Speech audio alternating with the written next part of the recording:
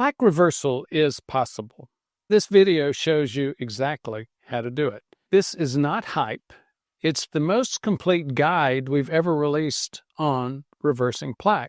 In this video, we'll show you practical strategies that work. But let's back up a minute. You may be thinking, wait a minute, I looked at it. This is a 6-hour video? I don't have time for this. I understand. I know. This is what a compilation video is. So we've taken our very best content about plaque reversal. We've compiled it in one masterclass. Think of it as a masterclass. And no, you don't need to try to get through the whole class all in one sitting. In fact, just save it. You can put it in a watch list. You can put it in a rewatch. You can do what I do. Just click on the part that says share, then click on the link. Get a copy of the link and save it in your notes. Now, there are chapters in this compilation. Each chapter is like a video. You can jump ahead, review that video. You can jump back. You can pause, rewatch, save it for later. Some people can save this as a podcast or even audiobook and listen to it that way. My name is Ford Brewer. I taught preventive medicine at Johns Hopkins. I taught the other doctors there. I do know what I'm talking about. This is what a clogged artery looks like. Unfortunately, most people are not aware that their arteries look like this until they end up in the ER, emergency department, having a heart attack or a stroke. Even worse, many die from a sudden and lethal heart attack. Some sources say over 50% of heart attacks are sudden death. And that's definitely the worst way to find clogged arteries. So today, I want to talk to you about the best way to find out if you have clogged arteries and how it helped my patients find theirs. Let's discuss how to find arterial plaque, also known as clogged arteries, and how to live a longer, healthier life so you can spend time with your family, keep doing your hobbies, and enjoying retirement. Now, the quick note, because when I say best, there's a big caveat. The best test is easy to find, easy to get done, easy to interpret, and affordable. I know, what might be affordable for one person might not be for another. The tests I'll show you today all have pros and cons, so keep that in mind. The first test is called a CT angiogram. Many consider the CT angiogram the best way.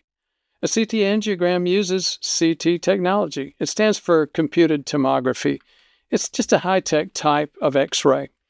During CT angiogram, a medical specialist will place a thin tube called an IV, which stands for intravenous, line into your arm. You'll be injected with a special dye called contrast. The contrast will flow through your vein and reach the heart, the coronary arteries, the arteries that supply your heart. This produces a good image of your arteries when combined with the CT machine and technology. In most places in the world, the radiologist and the cardiologist will look at those images and tell you if you have obstruction caused by arterial plaque. That's what we call clogged arteries. But there are multiple problems with this approach. One of them is that most cardiologists think like plumbers. They see clogged arteries and they recommend a stent. A stent is a piece of metal designed to open the artery and prevent heart attacks. Now, why does all this happen? Well, there's a fundamental problem in understanding what makes arterial plaque dangerous. Let's go down a quick bunny hole here. Stents don't prevent heart attacks. That's right. You heard me correctly. I said stents don't prevent heart attacks, and there's plenty of evidence that supports this. I'm not saying that stents don't work. They do. And they can unclog arteries, especially when you have an active heart attack. They can be life-saving at that point. Evidence also shows they can decrease chest pain associated with blood flow reduction. That's what we call angina. But if you don't have symptoms, or even if you do, stents give you a false sense of security that you can keep living a poor lifestyle. And that's just not right. It's not a plumbing problem. It's a lifestyle problem. The evidence is clear. 2/3 of heart attacks happen in people who don't even have a 50% blockage. What this means is even small amounts of arterial plaque can cause heart attacks. You don't need to have blockage to have a heart attack, just a small amount of plaque. And even if plaque is blocking the blood flow, up to 17% of people who get a stent can have a heart attack within the following year. So it's not just the blockage, it's something else. That's the problem behind cardiologists thinking like plumbers. They miss the root cause of heart attacks, and it's not cholesterol. It's not the plaque itself, it's metabolic disease. It's cardiovascular inflammation. More on that in my video. I'll leave a link in the end. Let's go back to the CT angiogram. In most countries, when you get a CT angiogram, the cardiologist sees blockage, recommends a stent, you get a stent, and if you don't change your lifestyle, you may still have a heart attack. Don't get me wrong. If you've been offered a stent and you want to do it for peace of mind and save some time for a lifestyle change, go for it. Just don't neglect the metabolic disease and the lifestyle change. Don't rely on stents or medications to prevent a heart attack or stroke. So what's the point of finding clogged arteries? Well, there's a benefit to doing it because you can identify your risk. In my practice, I don't focus on blockage alone like cardiologists do. I look at the type of arterial plaque that you might have. There are 3 types of plaque: soft plaque, calcified plaque, and mixed plaque. Each type of plaque results in a different level of risk. The most dangerous one, by far, is soft plaque. This is the plaque that you start building up as you age. You get exposed to junk food, lack of exercise, cigarettes, alcohol, or other diseases like high blood pressure, high triglycerides, and especially high glucose and insulin levels. Many of you will recognize that these last 4 are all due to insulin resistance, prediabetes. The inner layer of your artery wall gets inflamed. It means you start recruiting immune cells that are supposed to defend your artery. Instead, they start attacking what's inside there, the plaque. One thing that's inside there is cholesterol. But when dealing with inflammation, some cholesterol, when crossing through the artery wall, gets attacked and oxidized by the immune cells, inflaming the plaque. Inflammation is like goo or snot, liquid pus. In the intima, the layer of the artery wall, in contact with the bloodstream, you get a rupture. That gooey liquid filters into the bloodstream and it triggers a clot. And that is what causes heart attacks and stroke. If that clot's big enough and it goes to the heart, it's a heart attack. If it's big enough and it goes to the brain, it's a stroke. CTA or CT angiogram is one of the best ways to see this type of plaque. It's called low-density, non-calcified plaque.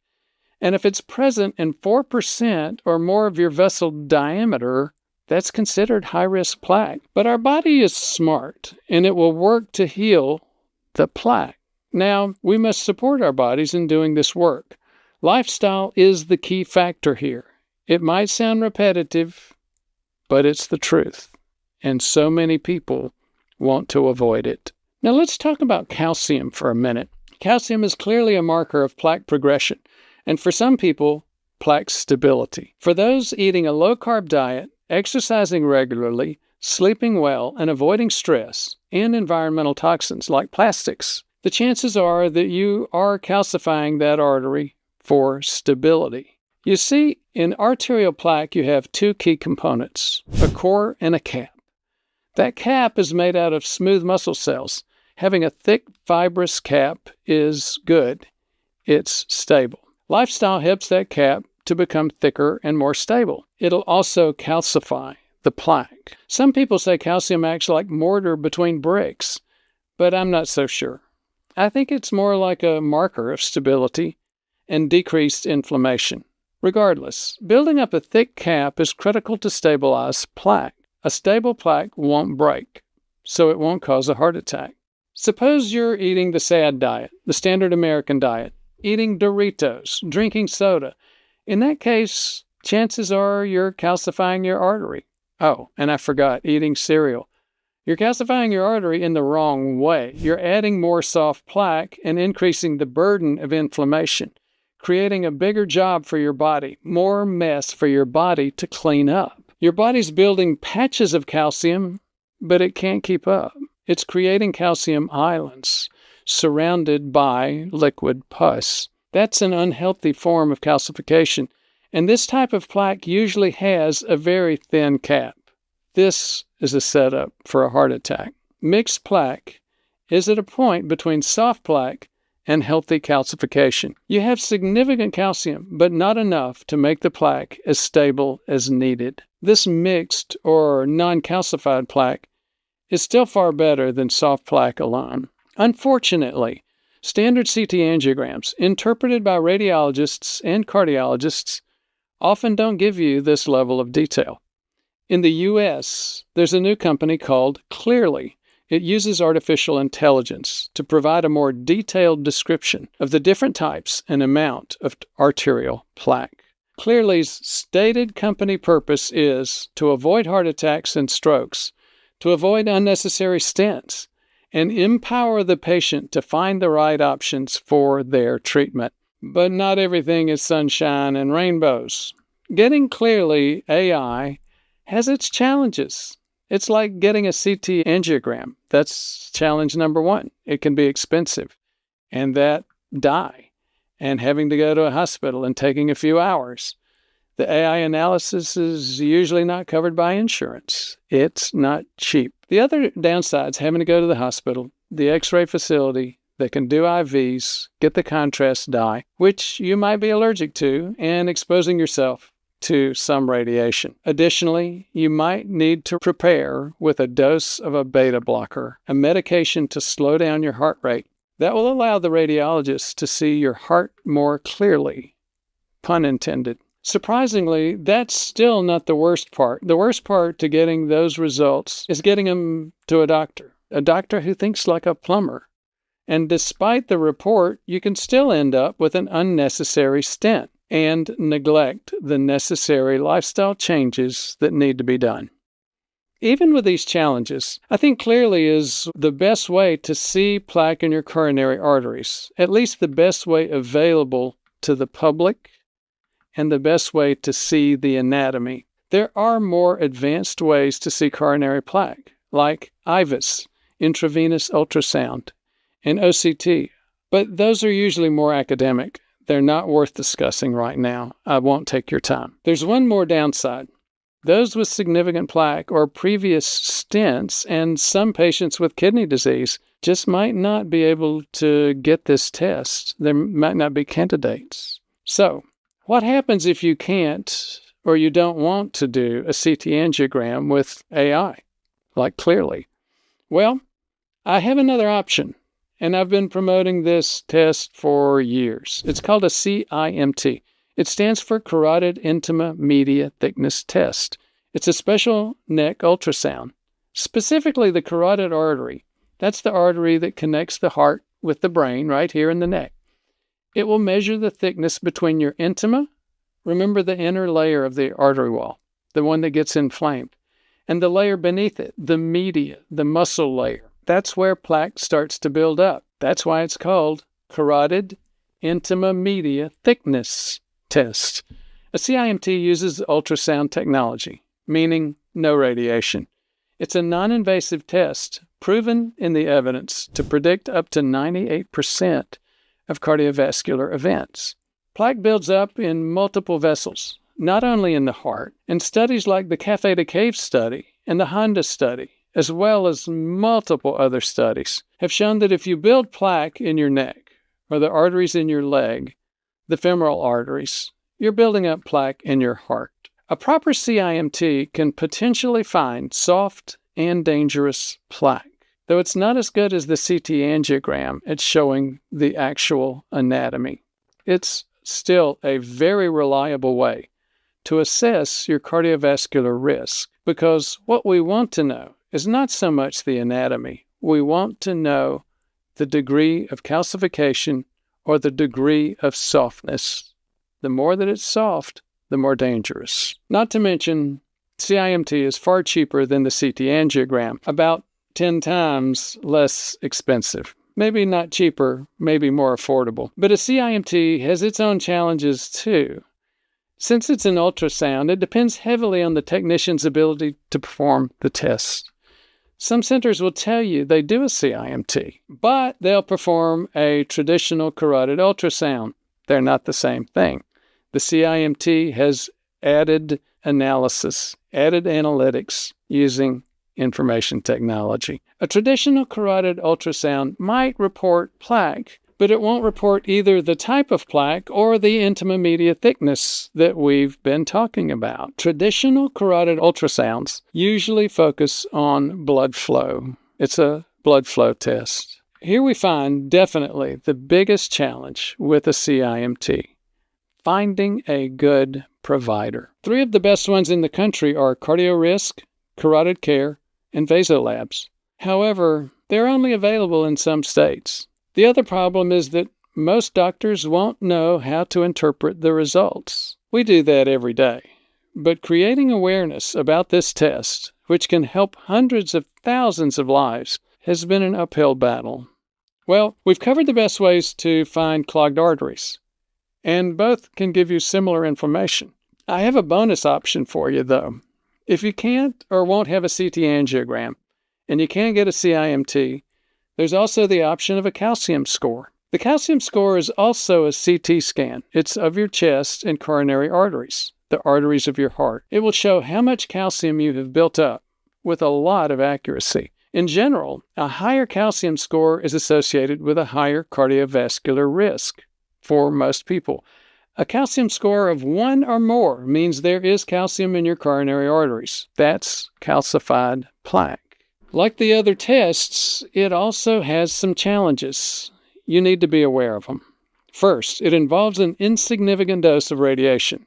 Not IV contrast, but radiation. That's actually the least of the problems. The big problem is that it won't show soft plaque. You see, calcium detected in a calcium score is like the tip of the iceberg. If you remember, calcified arteries develop from soft plaque. Calcified plaque is stable. Soft plaque is dangerous. If you have calcium in your arteries, it's very likely that you do have significant amounts of soft plaque.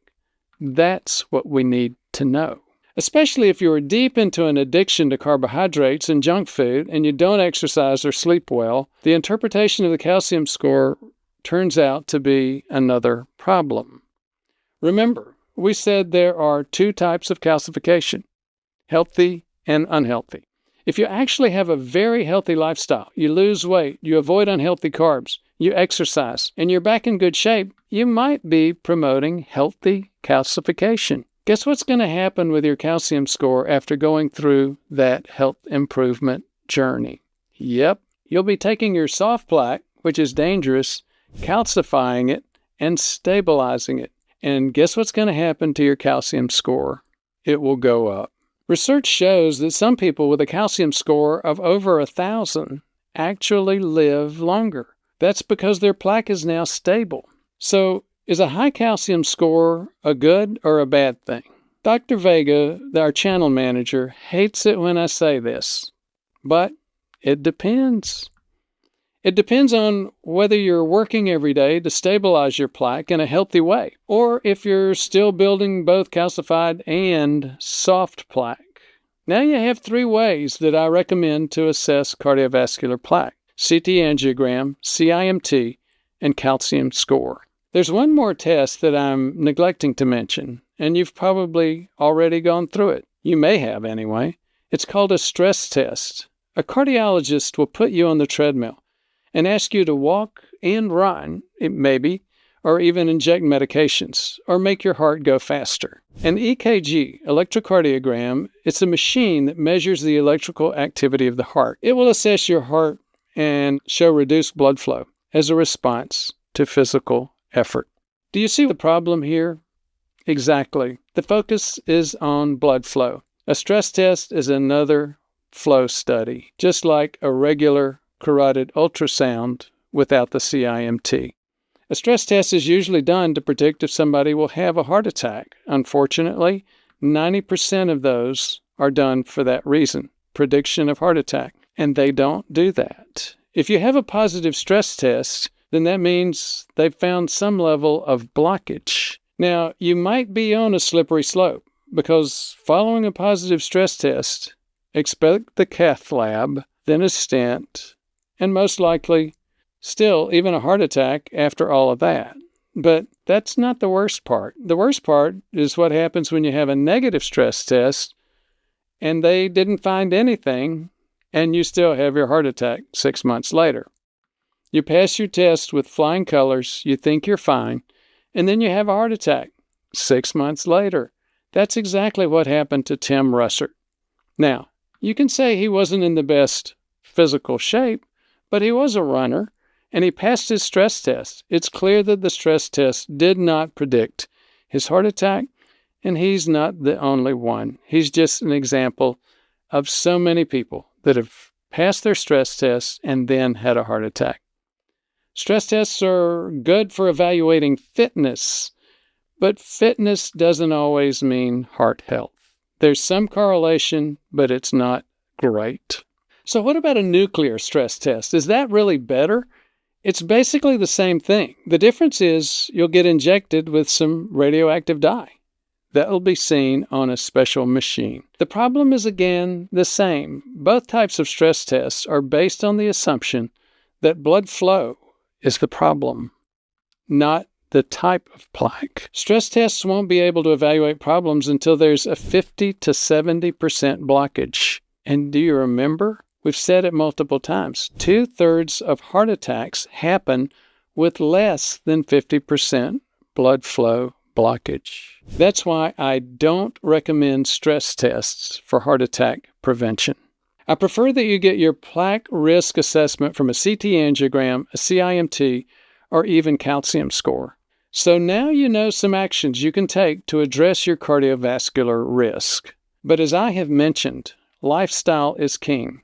Now that you know which tests actually detect dangerous plaque and why stress tests, the ones the doctors most often rely on, they usually miss the mark.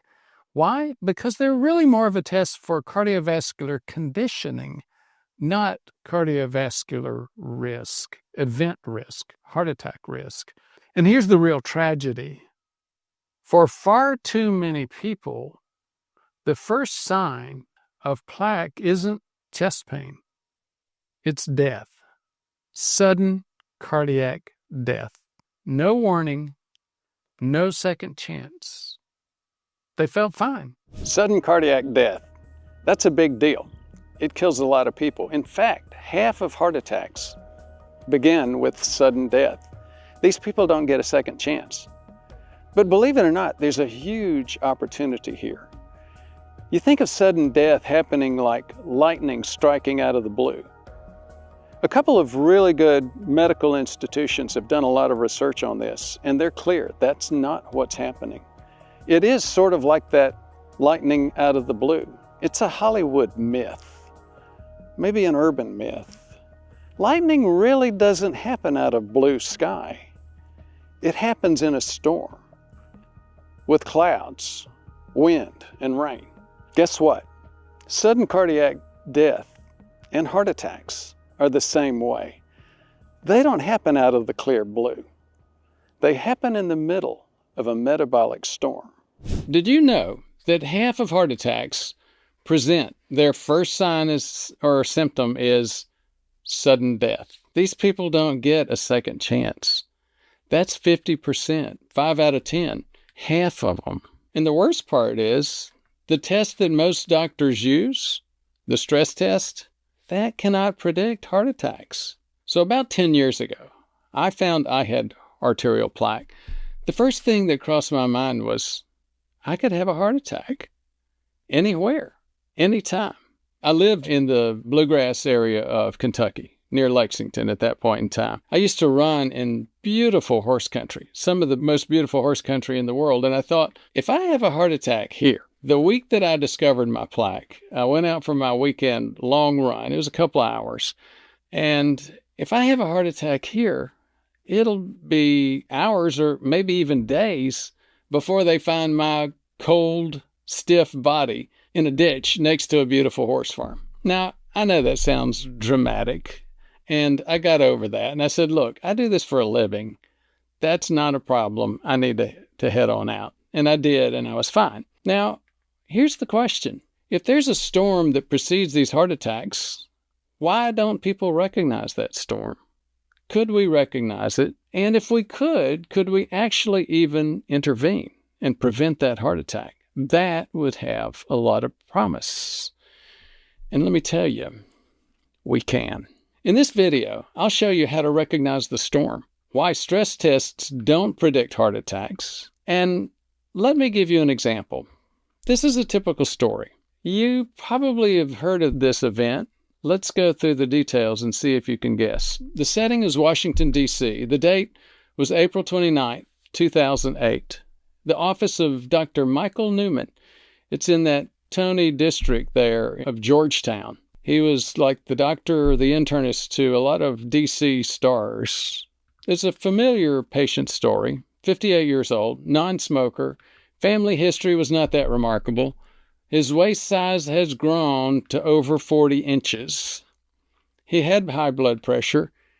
It had been controlled on an ACE inhibitor, but he was having more trouble with it.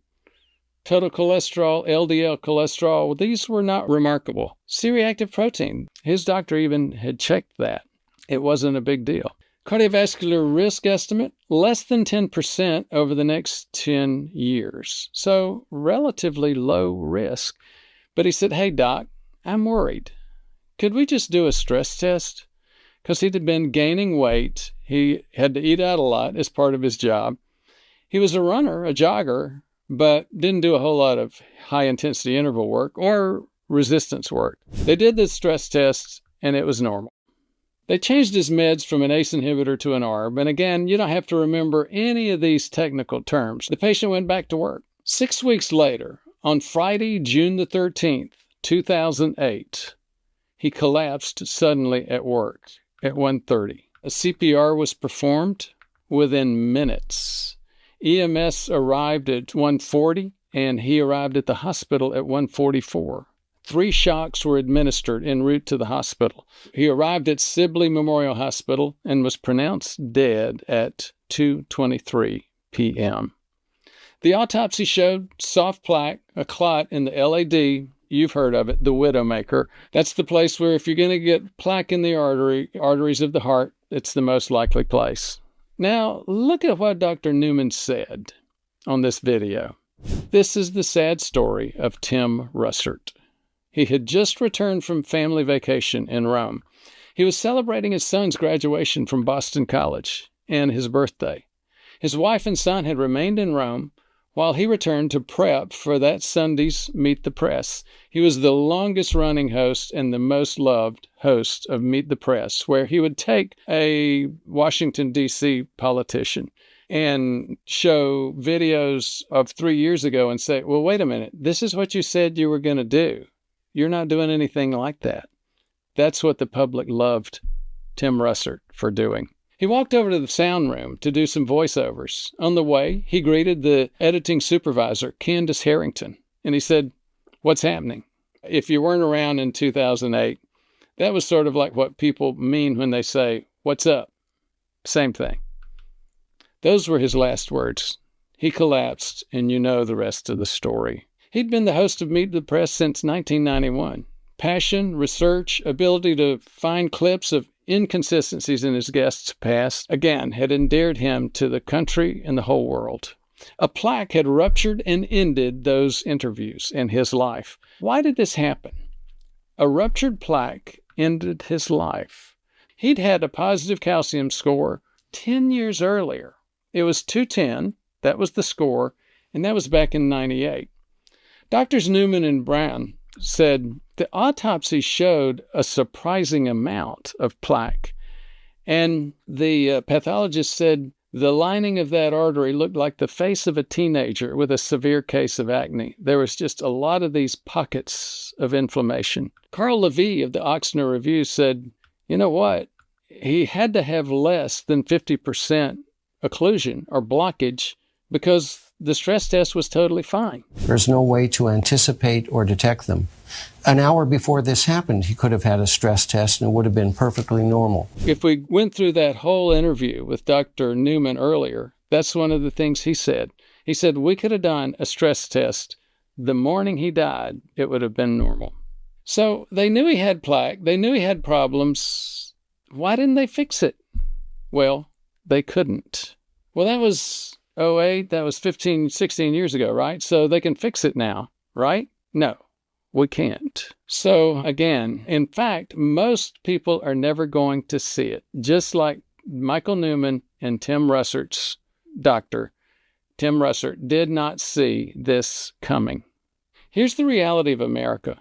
Half of Americans don't know that the number one cause of death is heart disease. Half of heart attacks end up in sudden death. 93% of Americans are metabolically unhealthy. They're not at optimum metabolic health, and therefore they're at risk. There is a better way to predict a heart attack, CIMT. CIMT finds plaque. Arterial plaque is a waxy substance that deposits in the artery. CIMT would pick up all of those pimples that they described in the arteries in the path report when they did the autopsy for Tim Russert. So again, it's a waxy substance. It deposits in the wall of the artery. When it gets inflamed, it can rupture, creating that look of pimples like the face of a teenager with acne. Now, if you go back and look at actually what happens during the heart attack, inflamed plaque can leak back into the flow of blood. If it does, it can cause a clot. It's the clot that causes the heart attack, not the plaque itself. That's when the plaque is inflamed and soft, full of immune cells and immune fluids, and the consistency of mucus or snot. And it's very similar to mucus or snot. It's full of immune cells and liquid. There are three types of plaque: soft, calcified, and mixed. Carotid arteries are the windows into our cardiovascular system. There was a study of over 10,000 people. It was called the Cafe to Cave study. It looked at what they thought were healthy subjects, and they followed them for 10 years. 40% were female, 35 to 65 years old. Carotid and femoral ultrasounds. So they did ultrasounds of the carotid artery right here and the femoral artery. 98.6% of those with plaque suffered a cardiac event within 10 years.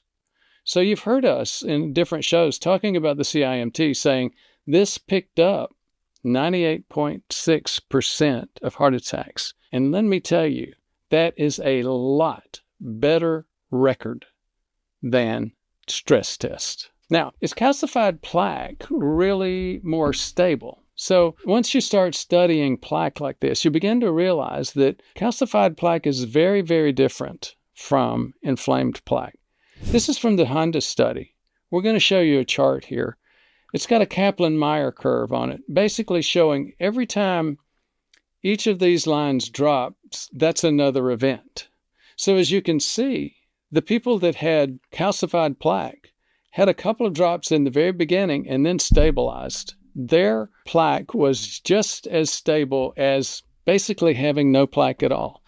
The people, on the other hand, that had uncalcified or soft plaque continued to have events. Now, what are the advantages of CIMT? Well, it's painless, it's non-invasive, there's no radiation, there's no needles, it's inexpensive, no disrobing, you don't have to take your clothes off.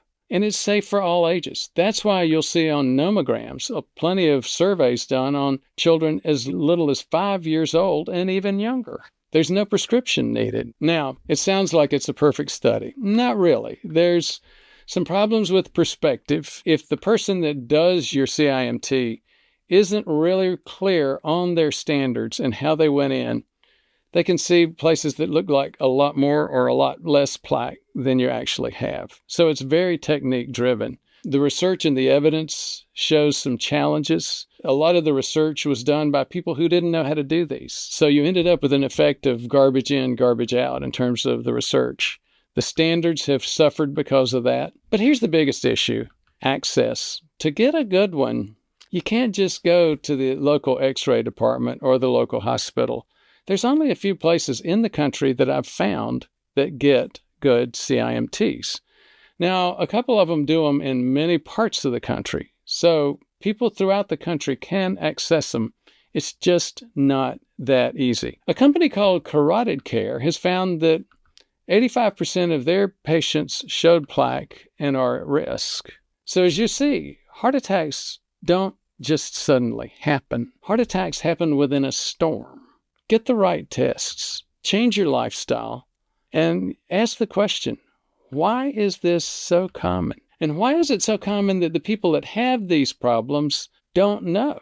You would think that we would all learn the common signs and symptoms of a pending heart attack that's getting ready to happen. We might, if there were any. You will hear people talk about, oh, this is a sign of a pending heart attack, or that's a sign. The bottom line is, if you're waiting for a sign to tell you about heart attack to prevent it, I hope you're feeling lucky. Because for most people, there are none. So then I guess you would ask, what are the doctors doing? Doctors are supposed to be helping us stay out of this mess. 3/4 of doctors don't know how to diagnose metabolic dysfunction, metabolic disease. We go into depth in that in a couple of other videos. A1C, it misses more than it catches. Even the ADA has said that. A1C can miss up to 70% of cases. You know, if you ask your doctor how he or she diagnoses diabetes, he or she will usually say A1C. And that's what they think. The vast majority of diabetes cases that have been diagnosed are actually diagnosed with fasting glucose. And it was usually done for a surgery or something else totally unrelated, and surprised both the patient and the doctors. So as you see, 75% of doctors just don't know how to test for diabetes and prediabetes, let alone diagnose it. So how do you diagnose it? Metabolic disease, insulin resistance, prediabetes, diabetes, oral glucose tolerance tests. And even with an oral glucose tolerance test, you do need to get the insulin response. What that turns out into is a Kraft insulin survey. Those of you who have watched a lot of YouTube have heard many of us discuss the Kraft insulin survey. We do that every day with our patients. I mean, we'll have patients coming in. Our recommended cadence for that test is once a year. And we do these all the time. And it's really clear. You'll still miss about 15% of cases if you don't do that insulin response. The bottom line is we see patients coming in all the time that have totally normal fasting glucose, totally normal A1C. And yes, the academicians want to talk about HOMA-IR, totally normal HOMA-IR, but still have diabetes, prediabetes. How is that? Well, again, it's not any one specific time period. It's how our body metabolizes glucose from start to finish. Now let's talk about cardiovascular inflammation. I've mentioned that a couple of times. What is it? You know, most doctors don't even understand cardiovascular inflammation. They understand that inflammation is an immune response. They talk about it. For example, there was a lot of attention paid to it with that lymphocyte storm or that immune cell storm. It's an exaggerated immune response. It can happen with lymphocytes, polymorphs, any of the different types of immune cells. And you don't need to remember any of those clinical names. It's just an exaggerated immune response. That can hurt the blood vessels in the crossfire. See, that immune response is directed towards plaque. Your body does not want to have plaque inside the walls of the vessel. Your body also doesn't want to get the lining burned with high glucose and high insulin. Those things will cause this inflammatory response. And that inflammatory response hurts those blood vessels. Chronic inflammation leads to soft plaque. Soft plaque leads to heart attacks, strokes. It's the number one cause of blindness. strokes, heart attacks, Alzheimer's, kidney failure, and for the men, even erectile dysfunction. So when you think about it, metabolic disease is the hurricane. It is the major underlying driving force. And cardiovascular inflammation is like one of the many tornadoes. We just had Hurricane Helene come through this part of the country. And yes, it was devastating. The major power came from that hurricane. But there were places where tornadoes just came down and beat up major sections. Again, metabolic disease is like the hurricane. Cardiovascular inflammation is like the tornado. Now, how do you figure that out? How do you know if you have that? Well, here's the thing. Please test. Don't guess. A1C misses 75% of this, and there are better tests. Oral glucose tolerance test with an insulin response, a lipid panel with fractionation, an inflammation panel.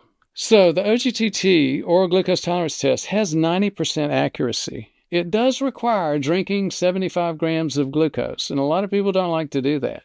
It requires a couple of finger sticks, too, or blood draws. So 3 or 4, in fact. What you do, you fast for at least 8 hours. Then you get a fasting blood sample, blood glucose, and insulin. You take the 75 grams of glucose. Then you get a 30-minute level, a 1-hour level, and a 2-hour level. There are at-home test options. If at all possible, would like to get an insulin response. Sometimes we see people whose blood sugars are staying fairly within range, but the insulin required is skyrocketing, going way out of the norm. So measuring insulin at the same time as glucose is a very, very helpful thing.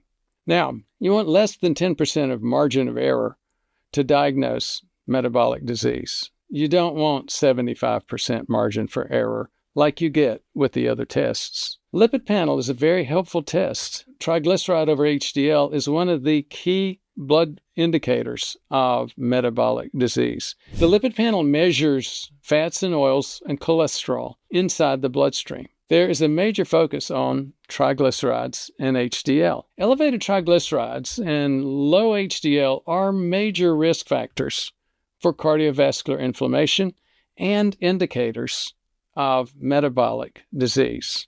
We also actually break that down into what we call a lipid fractionation. We look at the actual bell curves for that, quote, HDL, what used to be called the healthy cholesterol, and LDL, what used to be called the bad cholesterol.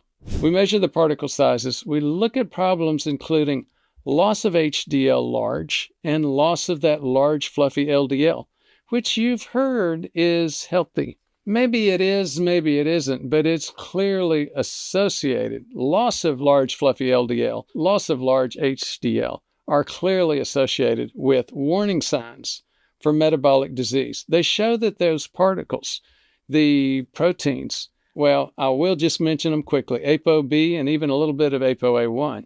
Those are those proteins, and you've heard of ApoB. Big increases in that are associated with what we call remnant cholesterol. Remnant cholesterol is a big cholesterol particle.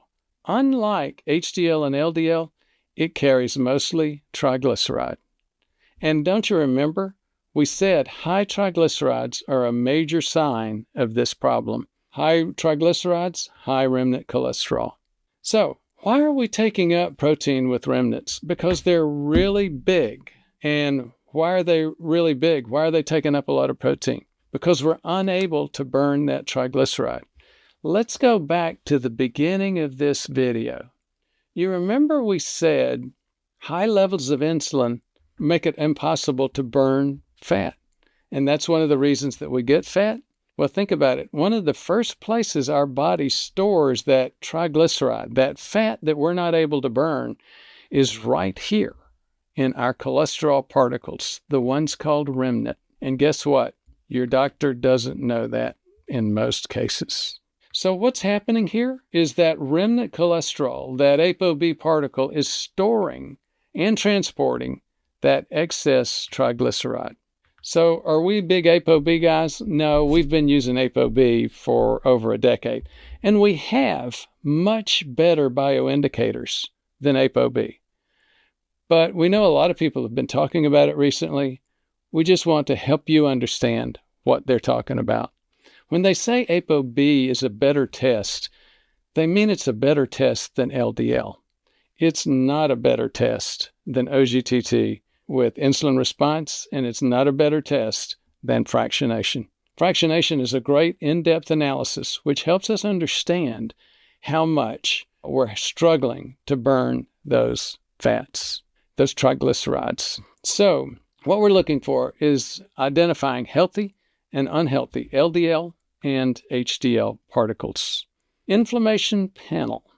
The best way to find cardiovascular inflammation. So there's several different ways. The first thing that you need to remember is it's not just one test. There are a few people. You may remember we mentioned that back with Michael Newman. He had actually even tested Tim Russert. But the only thing he tested was C-reactive protein.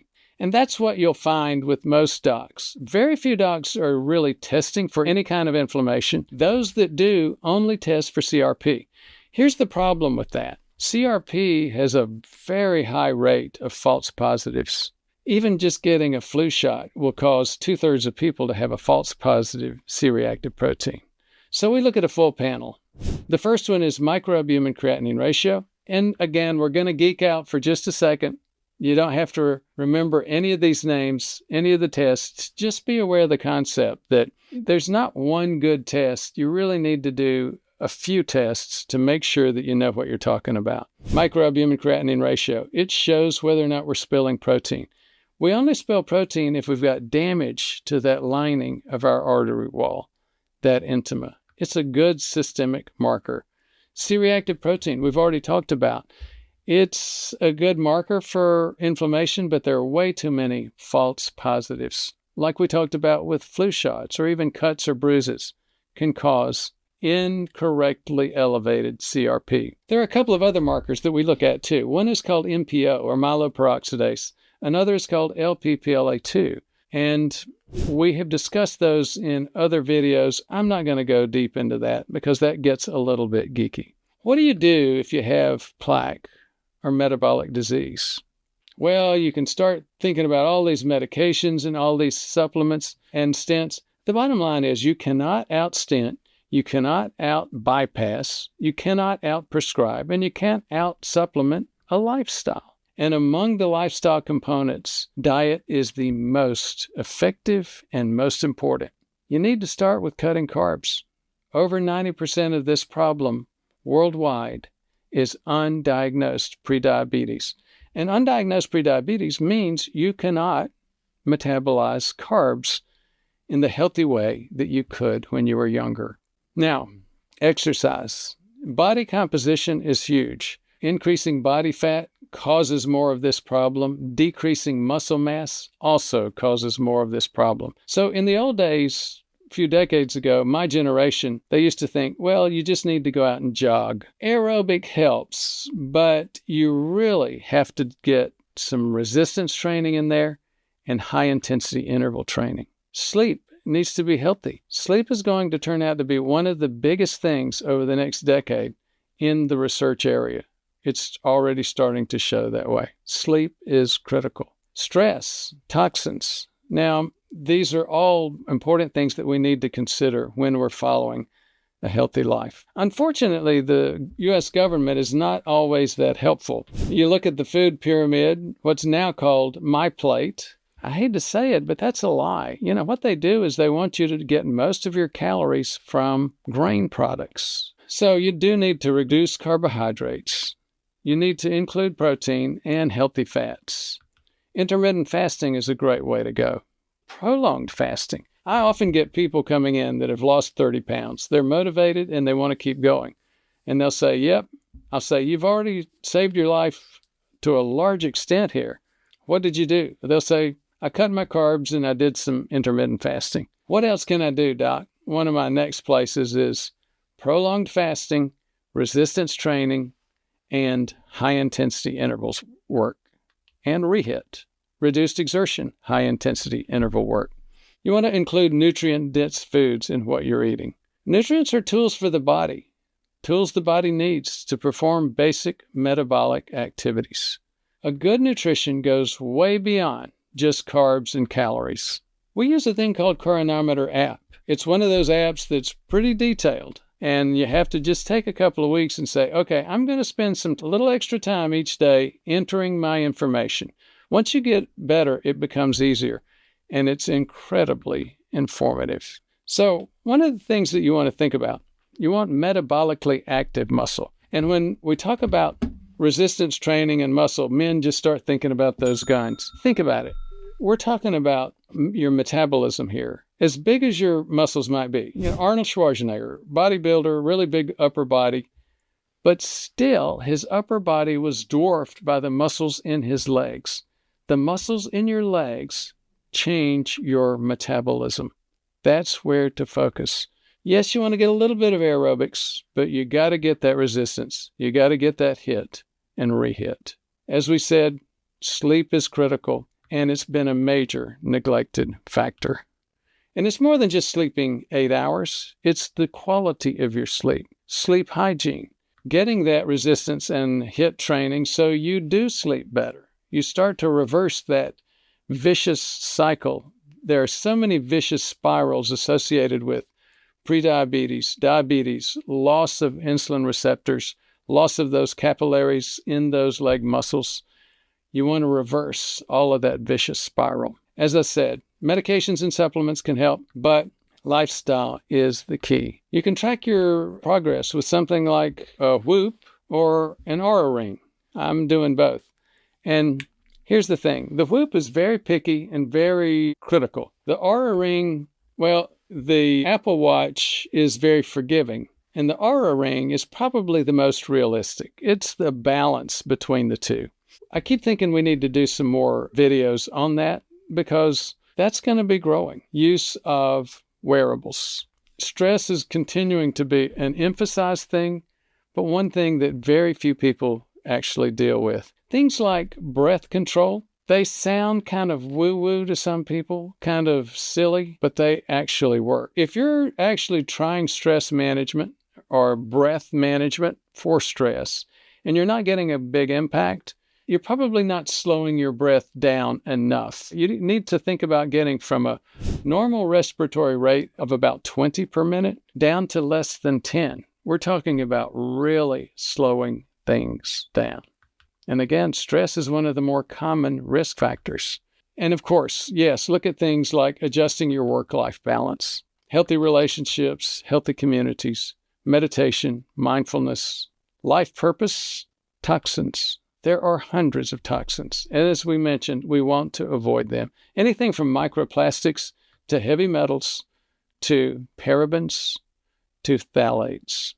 It's nearly impossible to avoid all of them, but just be aware and start making those initial steps.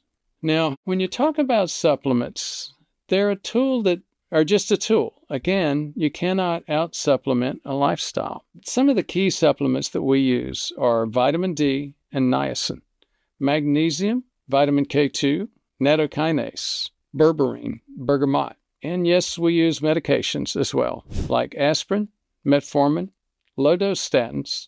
Never use high-dose or even mid-dose statins. And a lot of times our patients elect not to use statins or any other medication.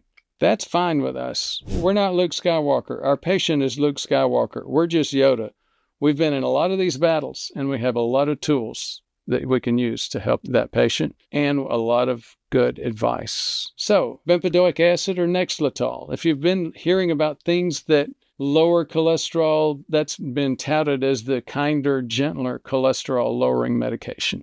We have some people that want to take that. We got a lot of lean mass hyperresponders, and we got a lot of patients with a thing called FH, familial hypercholesterolemia. Some of those, not most, but some of those elect to take one of the things called the PCSK9s. You may have heard of it, Repatha. And we got a lot of people who are on a weight loss journey. We do have a lot of folks that elect to use Ozempic or Mounjaro. And as you've heard, they have revolutionized weight management, but they have their own issues too. Just like any prescription medication, they are not harmless, and they need care in taking them. Those, by the way, are some of the best medicines that have come up now for management of diabetes. And we also use some things called SGLT2s. You may have heard of those, Jardiance and Farxiga. Those are things that, again, totally change the world of diabetes management. If you have to take insulin shots, that's a big deal. Those things are dangerous. The GLP-1s, like Ozempic and Mounjaro, and the SGLT2s, like Jardiance and Farxiga, are much, much better ways to go. Here's the bottom line. I've gone through a whole litany of list after list after list. And you know, if you're practicing good medicine, you do go through a lot of lists. But here's the thing. Metabolic disease is by far the number one cause of cardiovascular inflammation, cardiovascular plaque, and therefore the number one cause of heart attacks, strokes, number one cause of death, number one cause of permanent disability, number one cause of kidney disease, blindness, even erectile dysfunction for men, and Alzheimer's is being called type 3 diabetes. There are no signs. There are no symptoms. So get tested. Stop guessing. Stop trying to feel lucky. Here's the thing. You don't want to know if you're sick, but the bottom line is you really do. Once you know if you're sick, you can take that risk right off the table, and the risk of all of those bad things that I just listed. Lifestyle is the most important intervention. Medications and supplements can help in certain situations. So your journey starts here. Plaque doesn't need to block an artery to kill you. In fact, most heart attacks don't come from major plaque blockages. They come from small, soft plaques that rupture, like a hidden landmine. And that's why this matters so much. Because if you catch it early, if you understand the right tests, if you change course before the damage is done, you can stop this from happening. We've seen it over and over and over. And that's what we're about to walk through now, step by step. Let's talk about how to catch this silent killer before it strikes, and what you can do today to protect yourself or someone you love. Did you know that more heart attacks happen at age 65 for men and 72 for women than any other age? Yep. And yet most people don't know how to avoid these heart attacks. We're going to tell you how today. It all starts by asking one simple question. Do you have arterial plaque? Plaque in your arteries? Today, I'll show you how to find arterial plaque at home using only a blood pressure monitor. Okay, so are you ready? Let's get started. Picture this. You're starting to feel some slight chest pain anytime you exercise, and you're also starting to feel a little bit weak with low energy. You go to the doctor, and she runs some tests. She tells you, hey, you have high cholesterol, and that's dangerous because it'll get stuck in the arteries of your heart. So here, take this pill. Take a pill. You leave the room confused with a lot of questions like, why do I have cholesterol in my heart? And what did I do wrong? I'm taking better care of myself than I did when I was younger. So why am I sick? When your doc's talking about cholesterol, you should be thinking about plaque, arterial plaque. It's the real driver for heart attack and stroke risk. Maybe a little bit more, and in fact, a whole lot more than just cholesterol in your blood. But what is arterial plaque? Most people think plaque is a waxy, fatty substance inside the artery where the blood flows. That's wrong in a couple of key ways. Arterial plaque is a disgusting goop. It's like mucus or snot. And like mucus or snot, it's mostly inflammation, not cholesterol. This goop builds up in your arteries, and just like a pimple, if this inflammation ruptures, letting all that inflammation and liquid into the bloodstream, it causes a clot. It's a big clot, and it goes to the heart. That causes a heart attack. If it goes to the brain, that causes a stroke. Before starting any medication, I'd recommend testing for plaque. There are multiple ways to detect plaque, but only one can you do easily at home. The technique you will learn today is called ankle brachial index.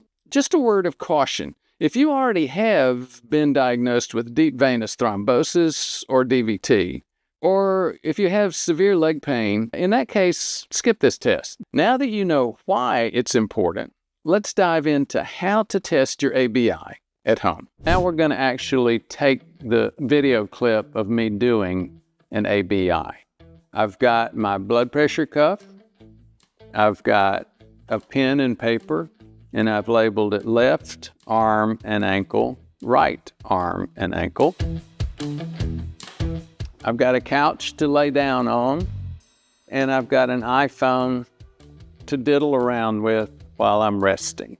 So Jesus wants to make sure that I rest first. My blood pressure is usually the same whether I'm standing or lying down, but I'm going to go ahead and rest because Jesus, the video director, wants me to do it.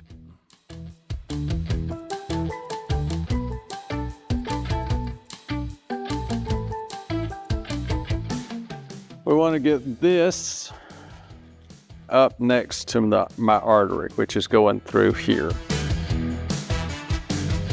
And so that needed to be undone. We want to pull it around smooth, firm, but not too tight, not really tight. Then we press the button.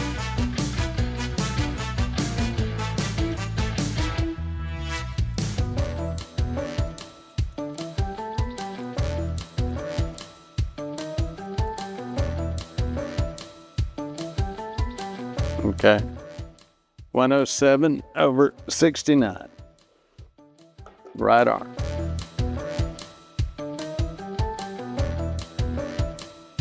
(107/69). Okay, take this off, put it on my right leg.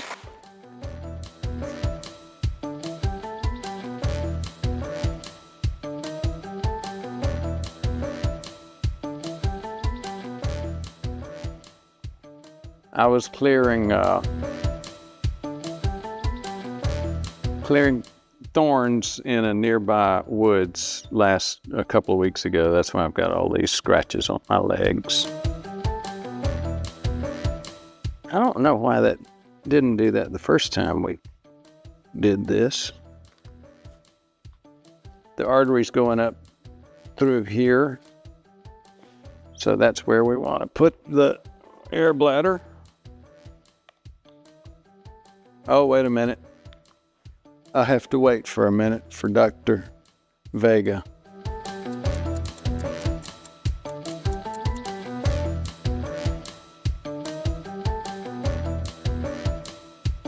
Jesus is requiring a lot of footage here. He's always requiring a lot.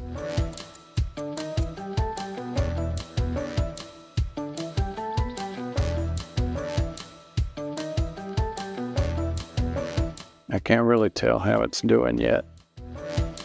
I know Jesus is nervous.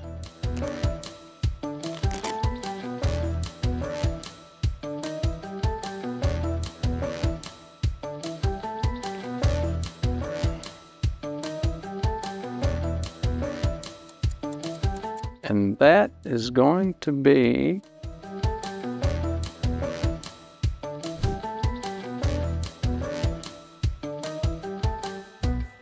that's it.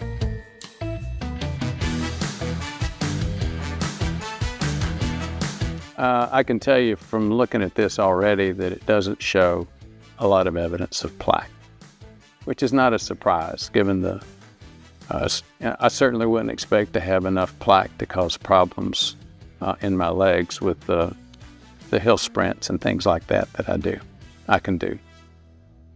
That's it. All right. That wasn't too difficult, was it? If you haven't done it, don't worry. Pause the video. I'll wait until you get your numbers. All right, let me show you how to calculate your results.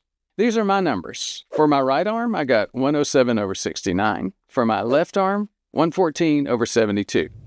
For my right ankle, 120/59. And for my left ankle, 126/74.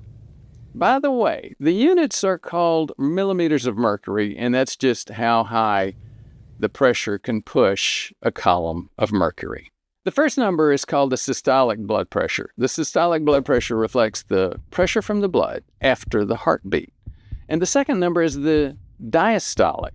It's when the heart is resting. So, this is how to calculate the index, the ankle brachial index. First, choose the highest systolic number from your ankles. In my case, that would be 126. Choose the highest systolic number from your arms. In my case, that would be 114. Now, you need to divide the numbers. 126 divided by 114, that would be 1.1. You might have noticed that's for my left leg, and you can do this for the other leg. For my right leg, that would be 120/114, resulting in 1.05. There are other methods to calculate this, but this is by far the simplest and easiest. Let's see what those results now mean. The ideal index would be between 1.0 and 1.4, meaning healthy arteries, at least based on blood pressure. 0.9 to 1.0 is also acceptable. However, if your numbers are 0.8 or less, you probably have plaque, and it's probably causing blood flow obstruction and maybe even higher blood pressure. Also, an index higher than 1.4 indicates hardening of your arteries. Again, another problem. So you don't want it too high or too low. Now, wait a minute. What does all this have to do with arms and ankles? Well, you have arteries almost everywhere in your body. Compared to arteries in other places, the arteries from your legs have bigger challenges.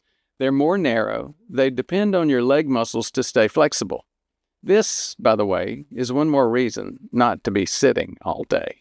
By measuring the blood pressure in your arms and comparing that with blood pressure in your ankles, we can find out if you have arterial plaque that's obstructing or hardening your arteries. That would be called peripheral artery disease, or PAD. PAD can be terrible.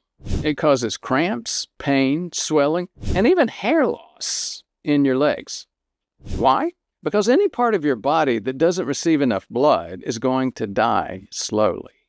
In PAD, the muscles, nerves, and even hair follicles are slowly dying due to loss of blood supply. And we know that people with PAD have a much higher risk of heart attacks and strokes.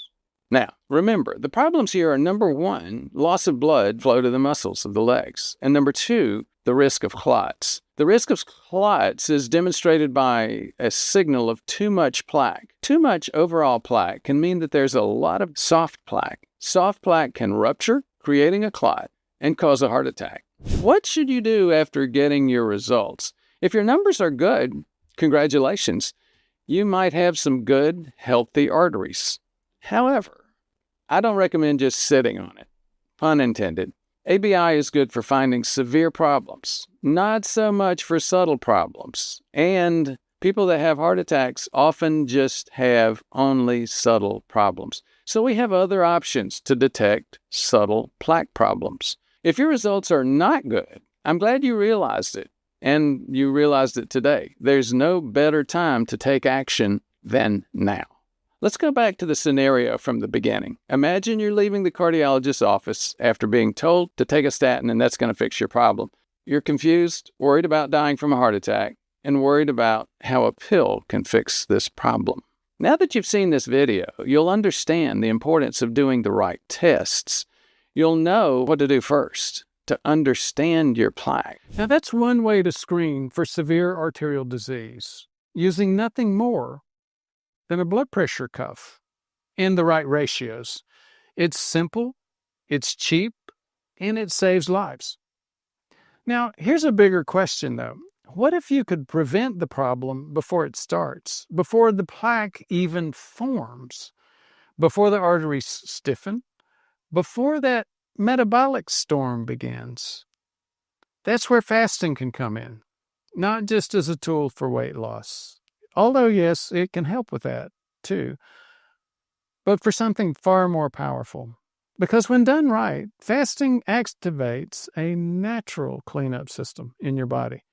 Now, in fact, I can tell you from seeing patients all the time, I get tons of patients that come in, they've lost like 30 pounds.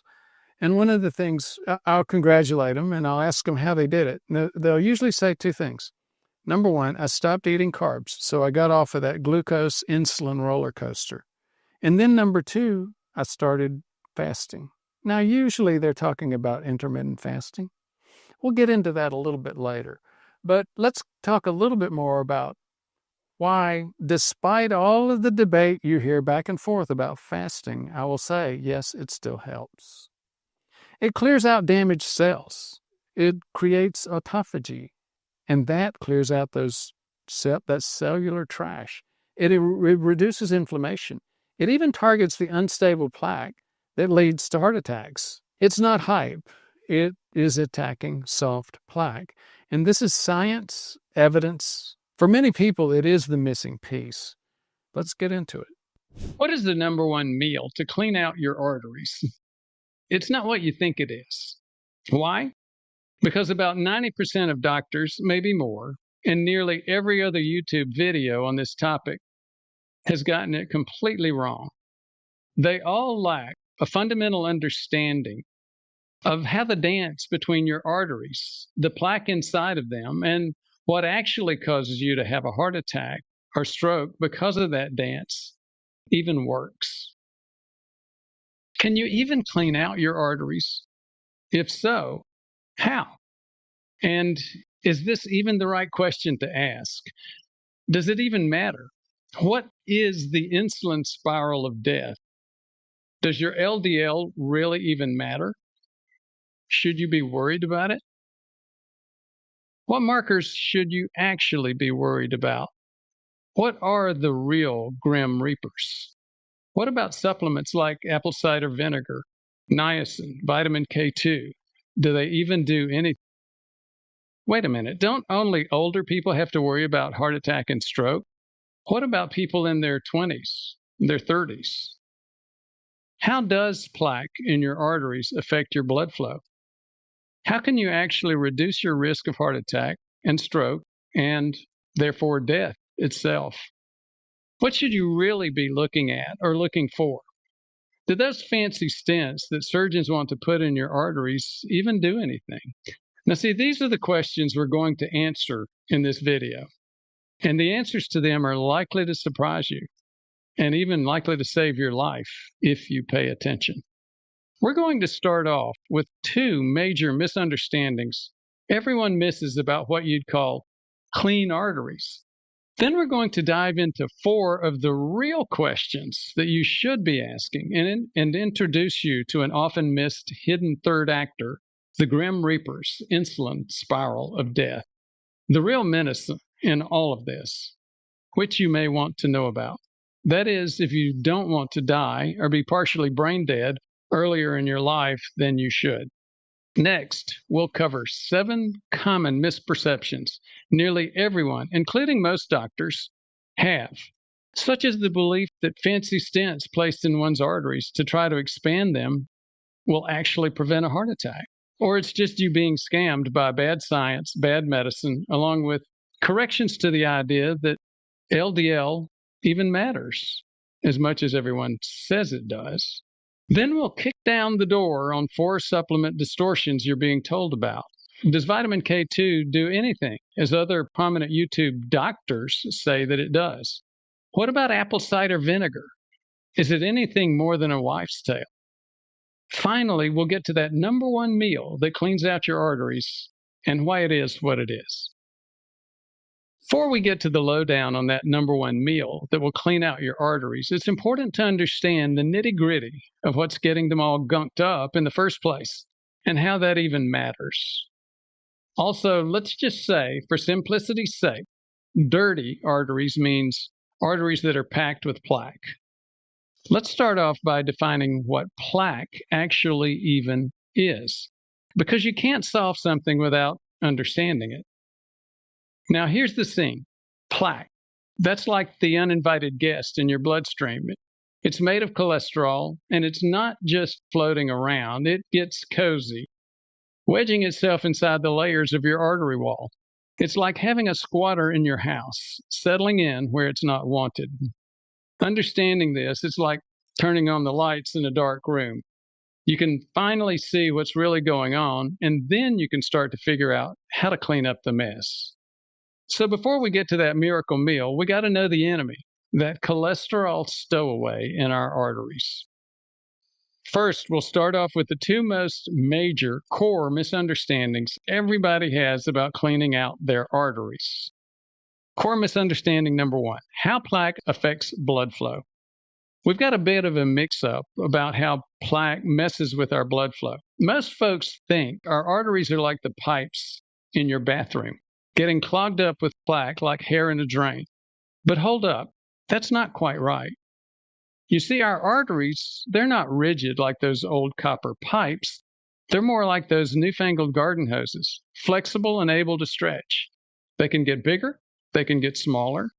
So this whole idea of plaque blocking things up like hair in a drain, that's not really how it goes down, pun intended. Our arteries, they're dynamic, they're living things. They don't just get clogged and stay that way. They react, they change, they adapt. Plaque in our arteries, it's a more complex game than just simple blockage. Misunderstanding number two, plaque doesn't get cleaned out, it gets stabilized. Plaque in your arteries, it's not like you can just scrub it out. What really happens is it gets stabilized. To get this, we need to understand the difference between hot plaque, that's the inflamed kind, and stable plaque. Let's break it down. There are two types of plaque. One's like a ticking time bomb, the soft plaque. That's the stuff that ups your risk for heart attack and strokes. Then there's the other type, the cool customer, almost like taking a chill pill. That's your stable plaque, almost risk-free. So the soft plaque, it's inflamed, it's risky. But stable plaque, that's like the healed version of the inflamed risk. It's chilled out, settled down, almost like it's put its wild days behind it. Now, why does all this matter? Let's take a little detour into academia. There was this guy, Honda, who snapped pictures of soft and calcified plaque. The giveaway? Calcium flecks. When soft plaque heals up, when the inflammation simmers down, it leaves these little calcium souvenirs. The folks with calcium in their plaque, they were like skating by without heart attacks or strokes. But those missing the calcium, not so lucky. So, knowing what kind of plaque you're dealing with is critical because it's the inflammation causing the heart attack, not the hard, chilled out plaque. Here's the play-by-play of a heart attack or a stroke. You've got this inflamed plaque, right? The inflammation gets too rowdy, erupts like a volcano, and spews pus out into your arteries. This goop, this pus, hits the bloodstream. It causes blood to form a clot. Now, if that clot is big enough and it hits the heart, that's a heart attack. If the clot is big enough and it goes to the brain, that's a stroke. Now, let's get to the three real questions that you should be asking in terms of what meal will clean out your arteries. Number one, how can I decrease my risk for heart attack and stroke? Number two, how can I find out if I have soft plaque? And number three, if I know that I have soft plaque, how can I stabilize it? Real question number one, how can I decrease my risk for heart attack and stroke? First off, you got to take a good hard look at what's going on. It's like peering under the hood of a 67 Camaro. You got to understand the mechanics to fix anything. It's not just about shedding a few pounds or beefing up those muscles. It's more about fine-tuning your carb intake to jive with what your body's craving and can burn. At our clinic, we don't play games. We don't guess around. We dive deep with lab tests to get the real picture of what's happening inside of you. It's like having a roadmap to your health. We do this oral glucose tolerance test. It's a bit like a carb challenge. We see how your body dances with those carbs, and then we measure your insulin response after downing 75 grams of glucose. Now, this is a solid way to check if your body's grooving right with glucose. Plus, we've got this lipid fractionation thing. It's the next level of checking out your cholesterol. It helps us understand exactly how you're dealing with carbs and how your carb metabolism impacts your cholesterol. Now for the heart stuff. We're talking soft plaque. We check out the enzymes, the inflammation markers in your blood to catch any trouble earlier. Myeloperoxidase, LPPLA2, C-reactive protein. These are the key players that we're watching. They're technical terms. We can help you with that. We don't overlook the small stuff like albumin in your urine because even a tiny bit can be a big red flag for arterial inflammation. The CIMT test is another ace up our sleeve. It's like a high-tech ultrasound in the neck that tells us if you're at risk by checking out the plaque in the artery in your neck. Well, now, wait a minute. Why the neck? Because what's happening there usually mirrors what's going on in your heart's arteries, as in 95% of the time. So the bottom line, to kick health risks to the curb, you got to pinpoint and tackle their roots. It's all about understanding how your body burns its fuel. We use solid lab tests to get the full picture, no second guessing. High blood sugar and insulin levels are like unwanted guests at a party. They can wreak havoc on your artery walls, trapping cholesterol and causing all sorts of trouble. Metabolism precedes damage, usually by several years. Let me repeat that. What's going on in your metabolism precedes damage in your tissues by years, even decades, sometimes by only months. So you've got to watch your metabolism. It turns out a big chunk of folks with heart issues have trouble with carb metabolism, and it often slips under the radar. This can start creeping up in your 30s or even your 20s, and it just gets more sneaky with age, leading to insulin resistance, prediabetes, and damage to your arteries. Studies like the big one from JAMA Network show that it's a common problem, especially as you clock more years. The CDC recently updated these numbers to show that, in their estimate, by the time you're 18, everyone your age and older has a 50% probability of having this problem. Other sources say maybe 80%. Then there's the insulin spiral of death. It sounds dramatic, but it's a real thing. It begins with your body's receptors getting less sensitive to insulin over time, hiking up your blood sugar. Your brain's response, well, if my blood sugar's going up, we need to increase insulin. Crank up the insulin higher. And people don't know this, but high insulin messes with the body's ability to burn fat. Now we struggle burning both carbs and fat. What started off as a problem with one now quickly becomes a problem with both of our key fuels. This ramps up hunger. We can't burn either fuel, so we eat more. This leads to more body fat. Messed up hormone production, insulin resistance. It's a vicious spiral of death. Overeating, metabolic meltdown, and that's the insulin spiral of death. So what's the move?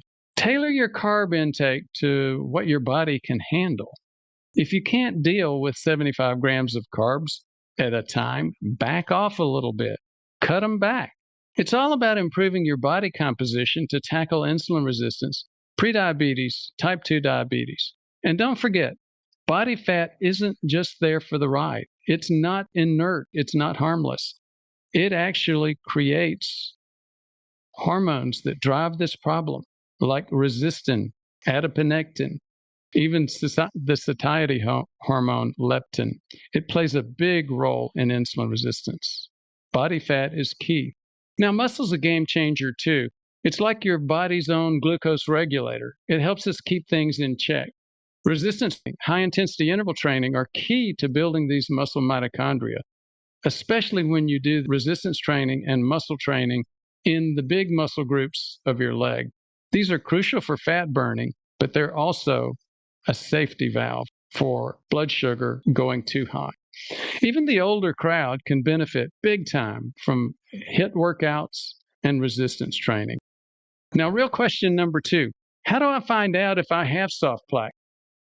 There's a thing called CIMT, Carotid Intima Media Thickness Test.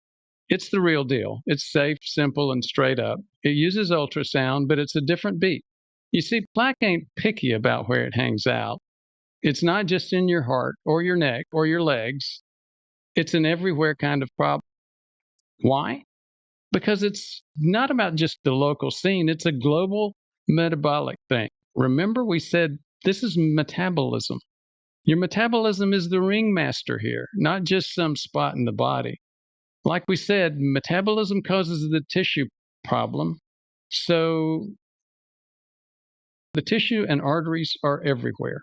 And everywhere tissue is supplied with blood by arteries, that's where this can happen. That's big news, bigger than you might think. Let's mosey on over to plaques and heart attacks. If they were just a local party in certain arteries, stents would be the sheriff in town, stopping heart attacks in their tracks. But let's get real. Stents don't stop heart attacks. Are you surprised? Let me repeat it. Stents don't stop heart attacks. It's the truth. Despite most stents being placed, 90% of stents placed to prevent heart attacks, they don't do it. They just don't cut it. You think I'm spinning yarns here? Check out the Courage trial, the Orbita trial, the ischemia trial. What happened next? Well, when it became clear that stents weren't preventing heart attacks, the cardiologists doubled down, then tripled down, putting in 3 times more stents than before these trials demonstrated that they don't work. They're putting in stents like they're going out of style. Now let's circle back to the CIMT. It's going to get some solid pros. It's safer, it's easier, it's got an eye for soft plaque, but it doesn't send you sliding down that slippery slope to the cath lab, thinking it's all just a plumbing problem that we can fix with a stent. But here's the flip side, the cons. Most docs, they haven't even heard of a CIMT. Why? Because the early studies were like putting garbage in and expecting gold out. They were hung up on the idea of arterial age based on some shaky assumptions about plaque. Those early studies weren't up to snuff, so CIMT got shelved too soon. But let me tell you, the current top-notch studies, they're showing CIMT in a whole new light. It's a slow road, but CIMT should be making a comeback, just like a good underdog story. Now let's go back to real question number 3. If I know that I have soft plaque, how can I stabilize it? Well, first, we've got to figure out how much of that sneaky soft plaque we're dealing with. Once you've got a handle on what and how much of it is stirring up trouble, then it's time to put the brakes on whatever's causing the chaos. And that, my friends, brings us right back to the lab. You see, the heart of the matter, about 80% of the time, it's this sneaky critter called undiagnosed prediabetes or even diabetes. It's like a shadow lurking in the background. And most of the time, we're just overloading on carbs, more than our bodies can burn. It's like throwing a wild party in your arteries, and inflammation is the uninvited guest that just won't leave. It's burning up your artery walls like a bonfire. Now, it might not be easy. Nothing worth doing ever is. But it's simple when you break it down. Cut down on those excess carbs. It's like taking your foot off the gas when you're speeding down the highway. Then build up some muscle. It's your body's natural safety net for when that blood sugar starts climbing. It's like having your own personal bodyguard against that sugar rush. All righty, we have arrived at the 7 common misconceptions everybody gets confused by when it comes to your cardiovascular health and the major players in it: insulin, blood glucose, plaque, LDL, stents, and in the end, your risk of having a heart attack or stroke. It's getting us closer to that magic number 1 meal that will clean out your arteries. Common misperception number 1. Isn't LDL associated with cardiovascular risk? Common misconception number 2. People assume that they're in their 20s and 30s, they don't have plaque. Common misconception number 3. People assume if they don't eat sugar, they don't have plaque. Common misconception number 4. You can reverse the cholesterol in your plaque. Common misconception number 5. A stress test will predict a heart attack. Common misconception number 6. A stent will prevent a heart attack. Common misconception number 7. If a stent doesn't prevent a heart attack, a CABG or bypass will. Misconception number 1. Isn't LDL associated with cardiovascular risk? Sure, there's a strong link between LDL and heart risk. But here's where it gets interesting. Correlation isn't the same thing as causation. It's like maybe you wear your lucky underwear to a ball game and your team keeps winning. Does that mean your undies are the secret sauce to victory? Probably not. That's correlation. Causation, on the other hand, is more like eating a bunch of spicy tacos and ending up with a stomachache. That's a straight line. A leads to B. Now, what if it's metabolic disease or prediabetes pulling the strings, causing both rising LDL and heart attacks? And guess what? That's exactly what's happening. Imagine a world where 80% of metabolic disease is flying under the radar, undiagnosed. No wonder there's this widespread belief that LDL is the big bad wolf of cardiovascular disease. The lipidology crew, they're folks who've been knee-deep studying fats and heart attacks, lipids. They're so locked into the LDL narrative that they may be missing the forest for the trees. Now, here's a twist. They talk about this thing called LDL discordance. It's when LDL levels don't line up with the risk they assume that it should. It's like trying to piece together a puzzle, but the pieces don't all fit. They're so focused on finding the correlations, maybe they're mixing up the numbers and ending up with a different story. It's been known for quite a while that in some folks, when they cut carbs, their LDL, their so-called bad cholesterol, skyrockets. But it's not clear that these folks with sky-high LDL, because of carb restriction, are at any greater risk for heart problems. There's this term floating around, lean mass hyperresponder. It's about genetic differences. Some people drop carbs, and while other health markers improve, their LDL goes through the roof. Matthew Budoff, he's a cardiologist known for cardiology research, and Dave Feldman is an engineer who stumbled onto this mystery. They're digging into this with a study. They checked out these lean mass hyperresponders. There were 100 of them. They had an average LDL of 250. That's off the charts. That's 1 in 1,000. And yet, these 100 people didn't have more plaque than people with normal LDL levels. So what's the deal with that? Well, we're waiting to see, but here's the kicker. The same lifestyle factors leading to prediabetes or metabolic disease can also push up LDL and inflammation. Most people with climbing LDL aren't getting leaner. They're gaining weight because they're not burning carbs or fats efficiently or effectively. This excess fat gets stored not just under the skin or around organs. You've heard of peri-organ fat or abdominal fat, apple-shaped gut.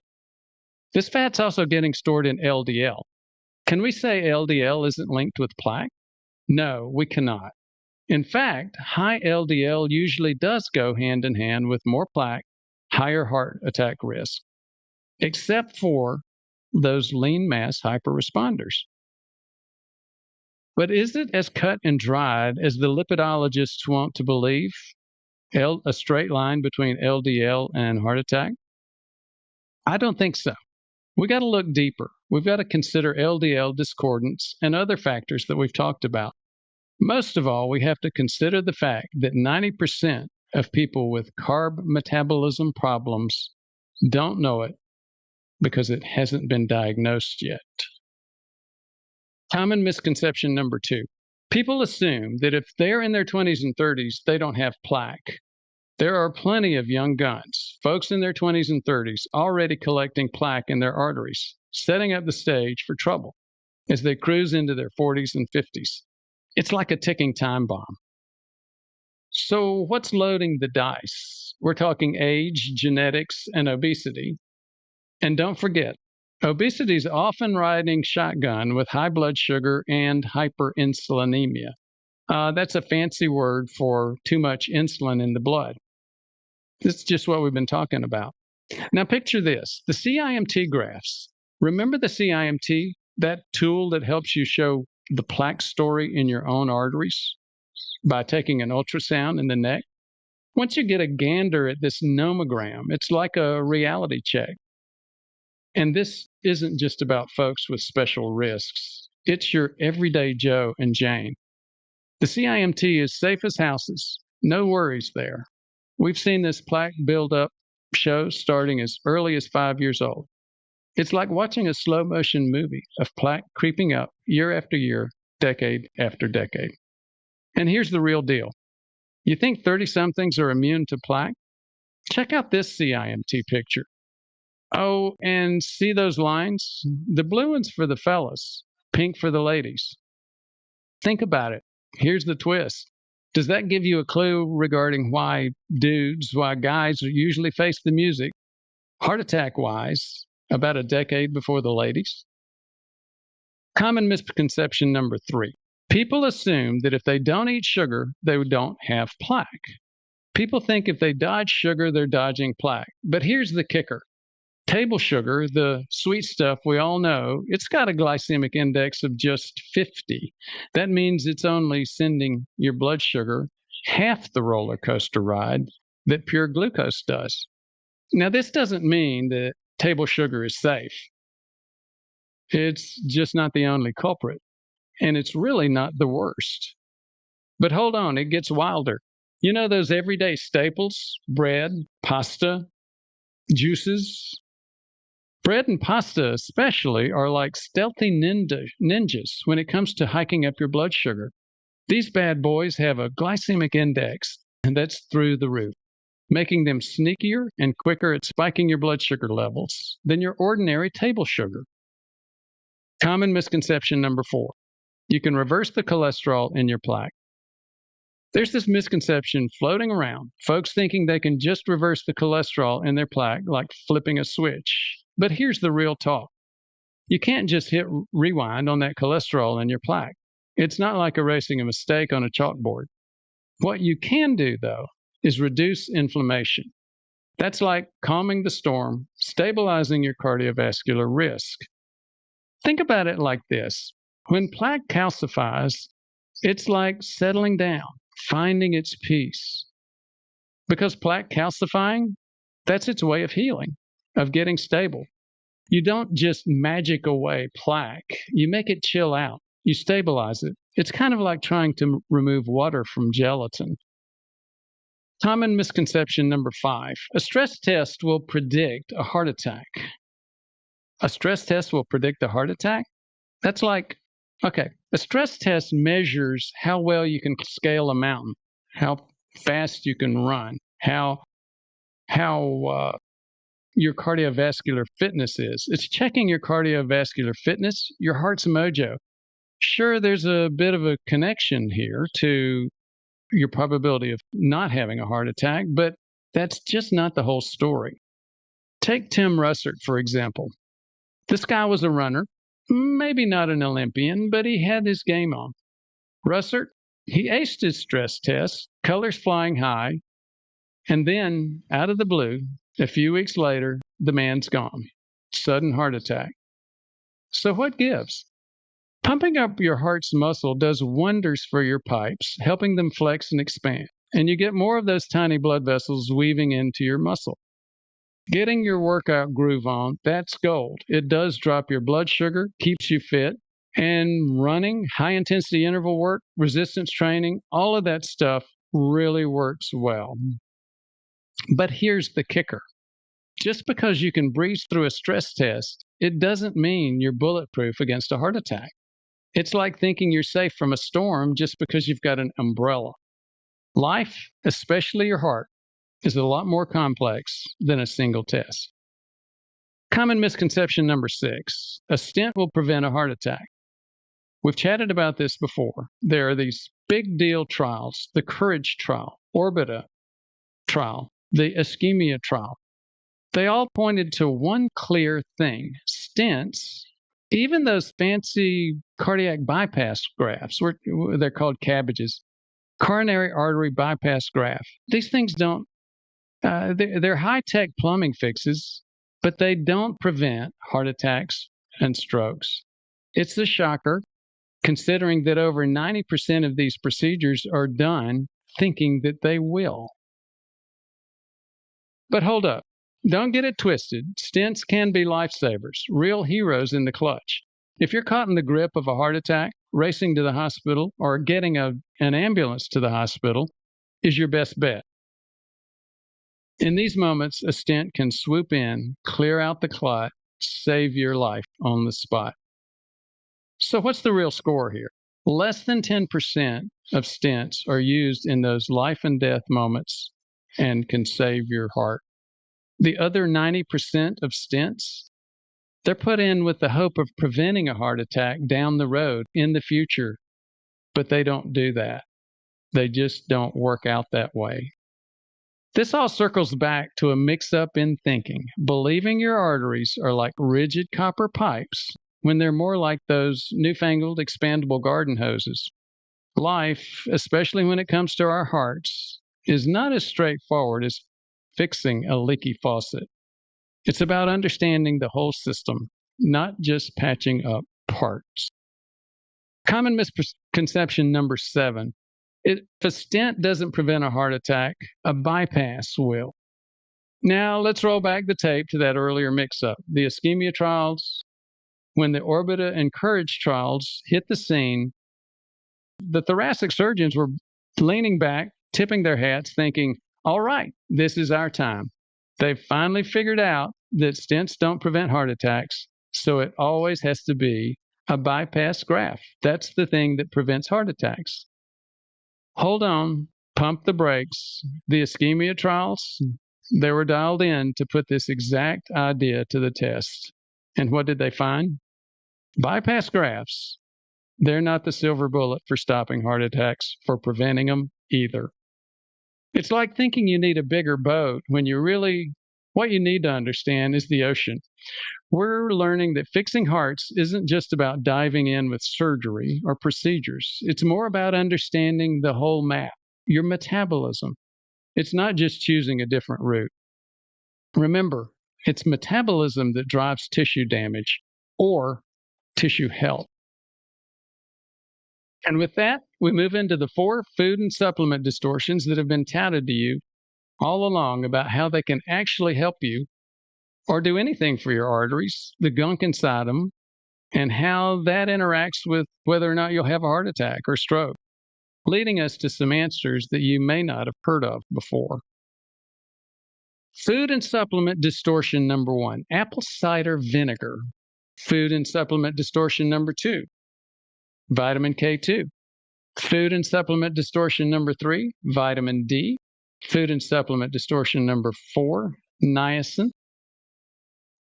Food and supplement distortion number 1, apple cider vinegar. Now, there's chat about it working through a satiety thing, apple cider vinegar. Slowing your stomach, keeping your stomach emptying slower to decrease the sugar impact in your blood, making you feel full, and maybe tweaking the stomach acid a little bit.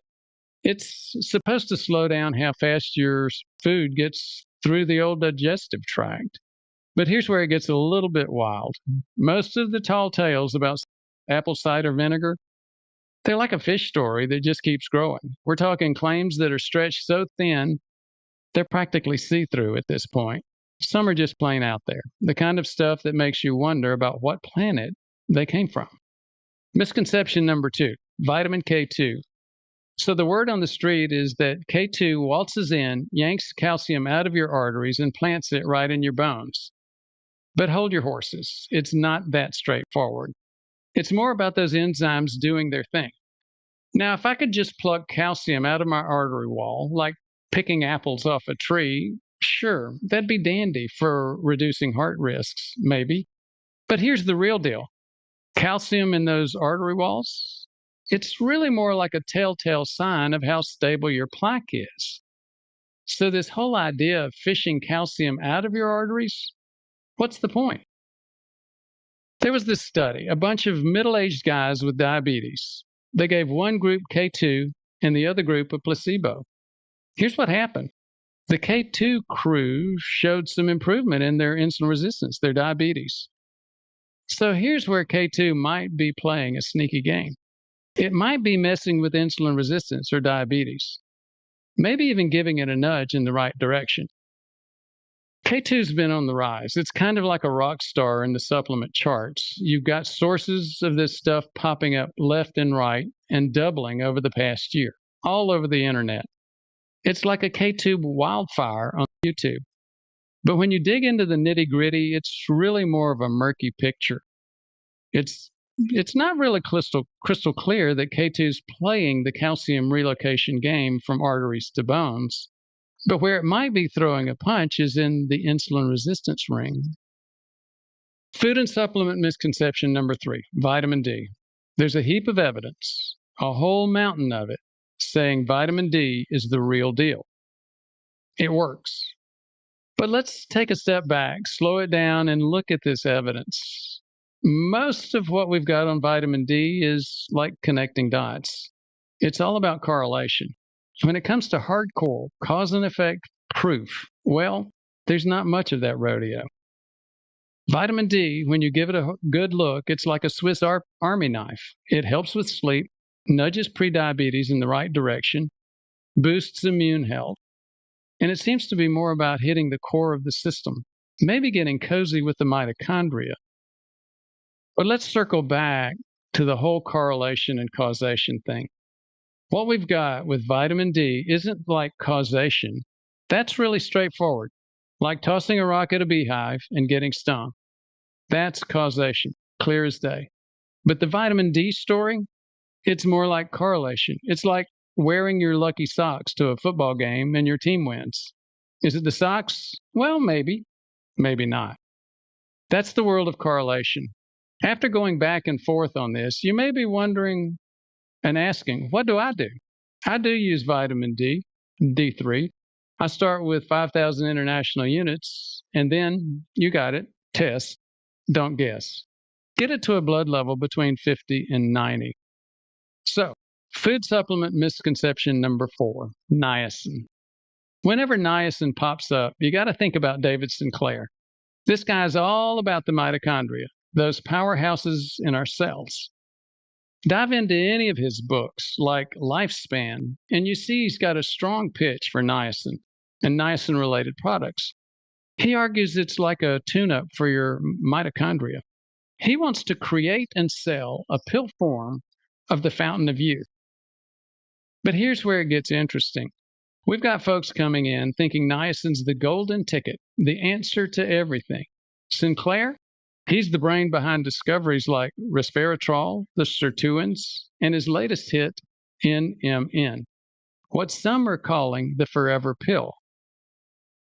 But let's not get ahead of ourselves. Sure, there's solid evidence backing niacin, but it's not exactly the miracle worker it's often made out to be. I wouldn't bet my whole life on just niacin, you know.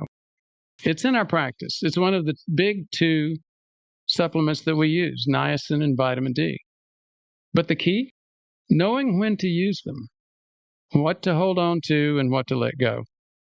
We see a lot more folks walking in all charged up about niacin, more than we actually recommend. It's like they're hearing a whisper about it and they come running. So, we've been through the misunderstandings, the real questions you should be asking, the most common misconceptions, and all those food and supplement distortions you've been deceived by. Which leaves you probably still asking the question, what foods, if any, have beneficial effects on your arteries? What is that number 1 meal to clean out your arteries? Now, when we're talking about what grub might be giving your arteries a high five, first things first, you got to tune into your body's rhythm. Like for some folks, downing 75 grams of carbs, glucose, that's like a large Coke at McDonald's. That sets their arteries ablaze for hours. And for others, a simple hamburger bun or a couple of slices of pizza can kick off a blood sugar storm, a hoedown that lasts way too long, stirring up inflammation in those artery walls. But let's get real. There ain't no magic Roto-Rooter food out there. No Roto-Rooter food. What we do have, though, are foods that don't throw gasoline on the fire. Ever heard that old saying? If you find yourself in a hole and you want to get out of that hole, stop digging. That's the deal with food and arteries. So you might not want to hear this, but yep, salads, broccoli, cauliflower, all that veggie stuff and rabbit food, they can be your artery's best friends. And protein, that's no trouble either. Fish, good to go. Red meat, all right. We're stepping into that whole carnivore versus plant-based showdown. I know. The plant-based diet fans might not want to hear this, but there's a growing pile of evidence saying that saturated fat isn't the artery arsonist that we thought it was. But here's the kicker. Remember how we talked about our own body fat being a backstage troublemaker in prediabetes?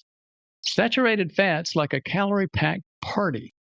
A lot of folks find it tough to keep their body fat in check if they're loading up on saturated fat. And what about this keto burn idea? You know, the one where you can eat like a king all you want, as long as the carbs just aren't on the menu?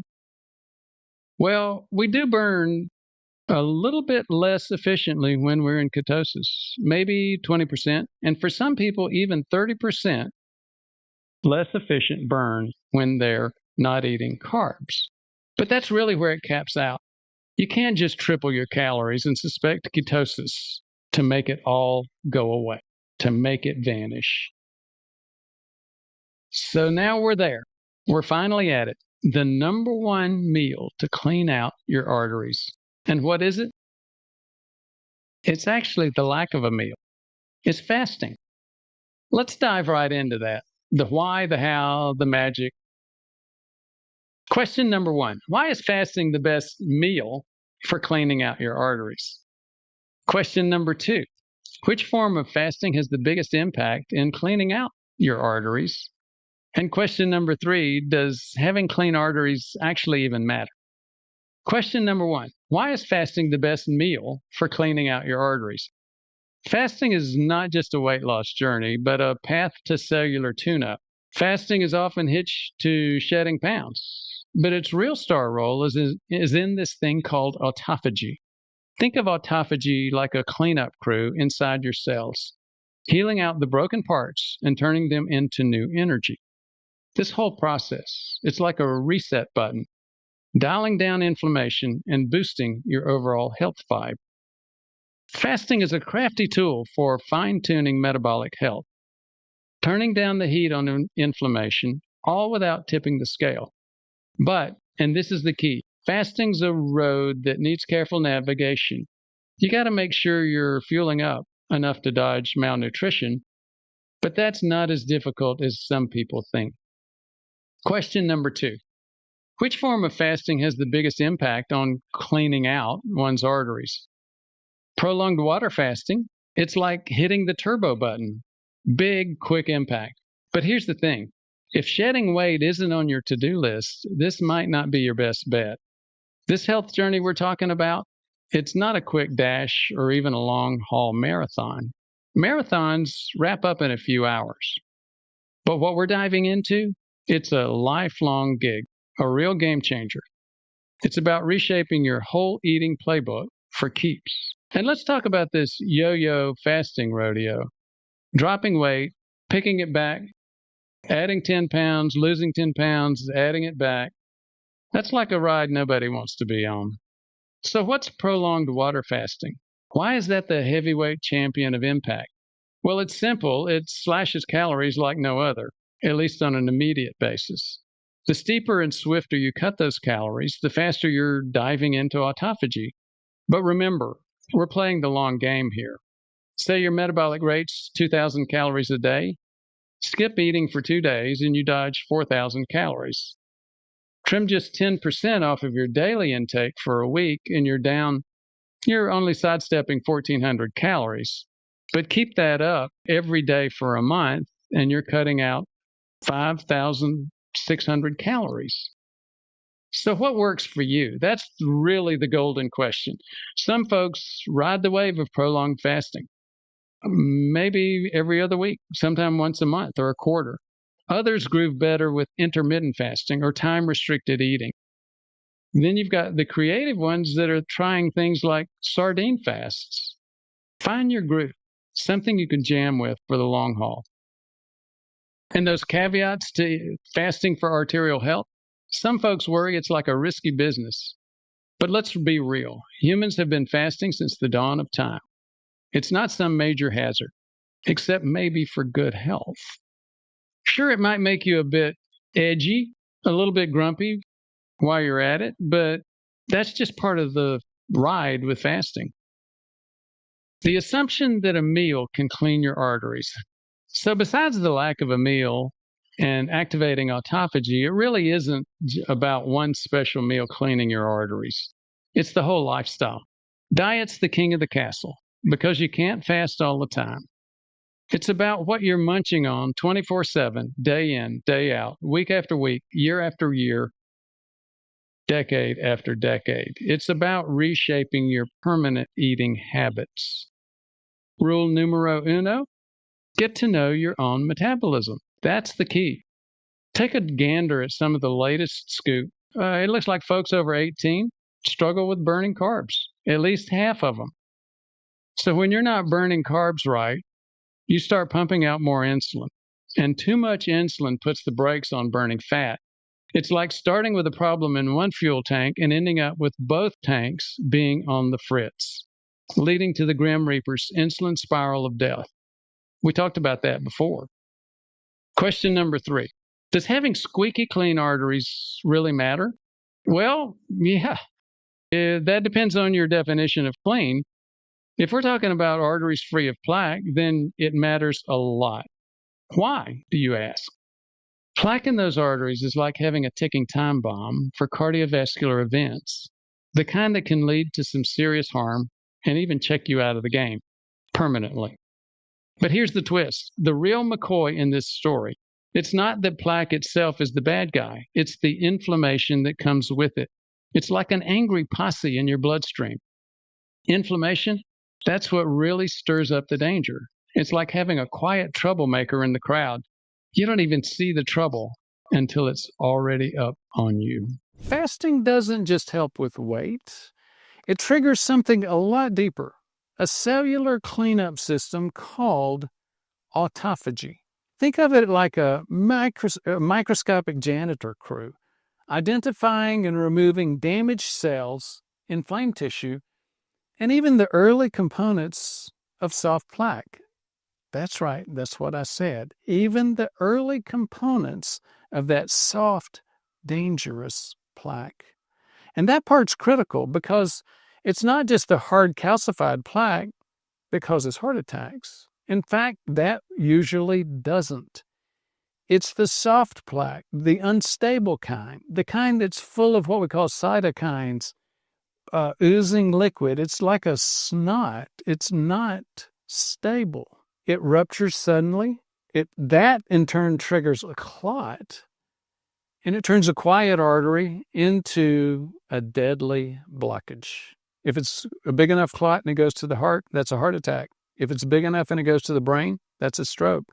If it's microscopic and it goes to the heart, that can cause, month after month, year after year, decade after decade, it can cause the heart microscopically to look like Swiss cheese and get into heart failure. That fasting and autophagy slows down inflammation and improves arterial health. That's the goal here, arterial health. Now, that's part of the story because when it comes to heart disease, there's still massive confusion, even among doctors, about what really drives all this risk anyway.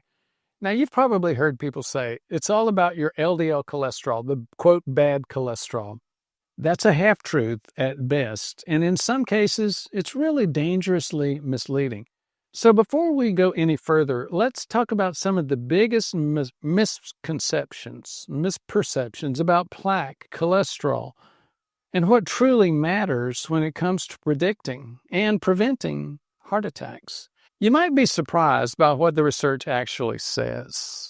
People are still watching, commenting, and talking about what's that one best meal to clear your arteries. Now, does that meal even exist? Maybe. But can one meal reduce your arterial plaque to 0? That's impossible. You just can't achieve that. But how about stabilizing plaque?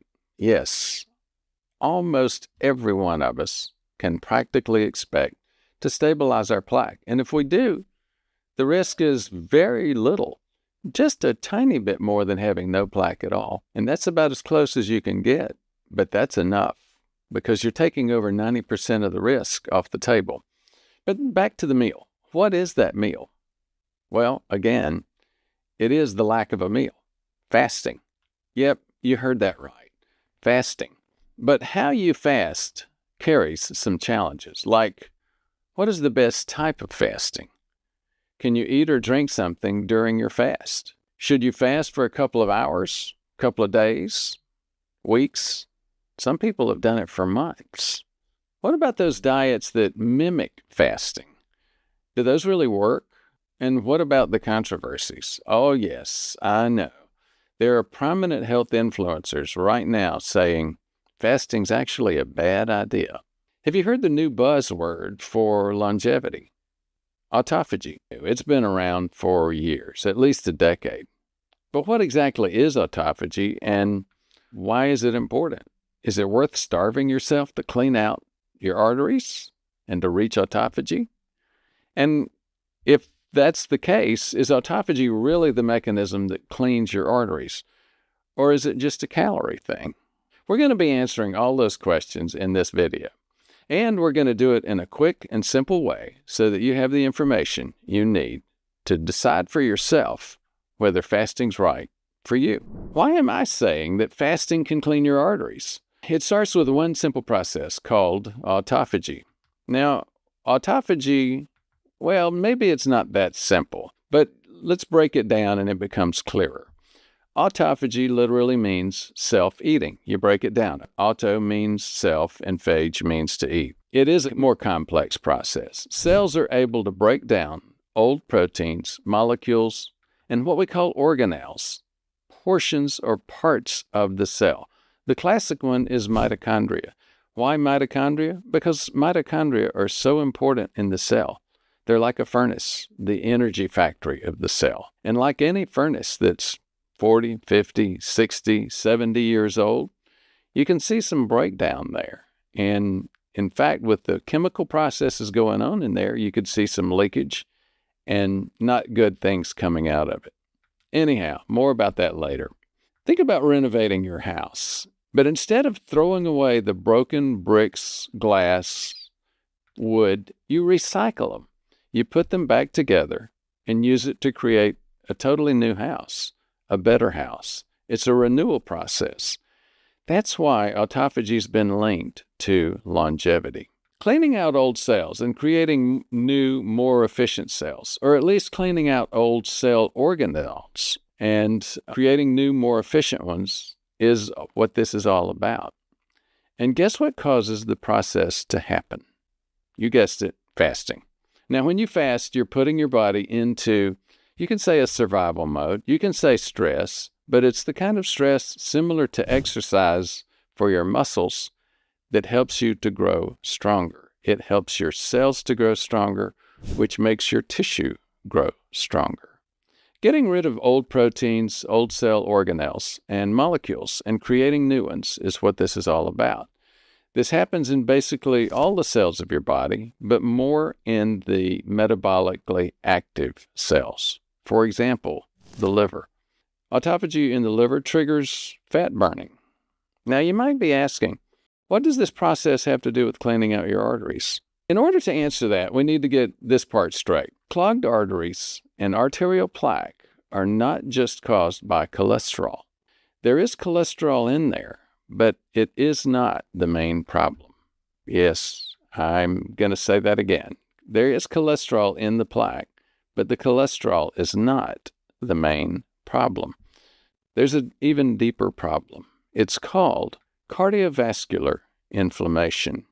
Cardiovascular inflammation's like having a fire inside the walls of your arteries, and it's actually friendly fire, meaning it's not coming from a foreign enemy, an outside threat. It's actually coming from your own body. Your immune cells, the ones that are supposed to protect you, are trying to do exactly that.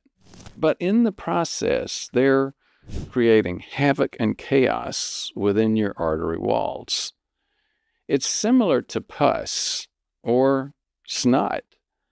It's filled with those immune cells, and we call it hot inflammatory plaque.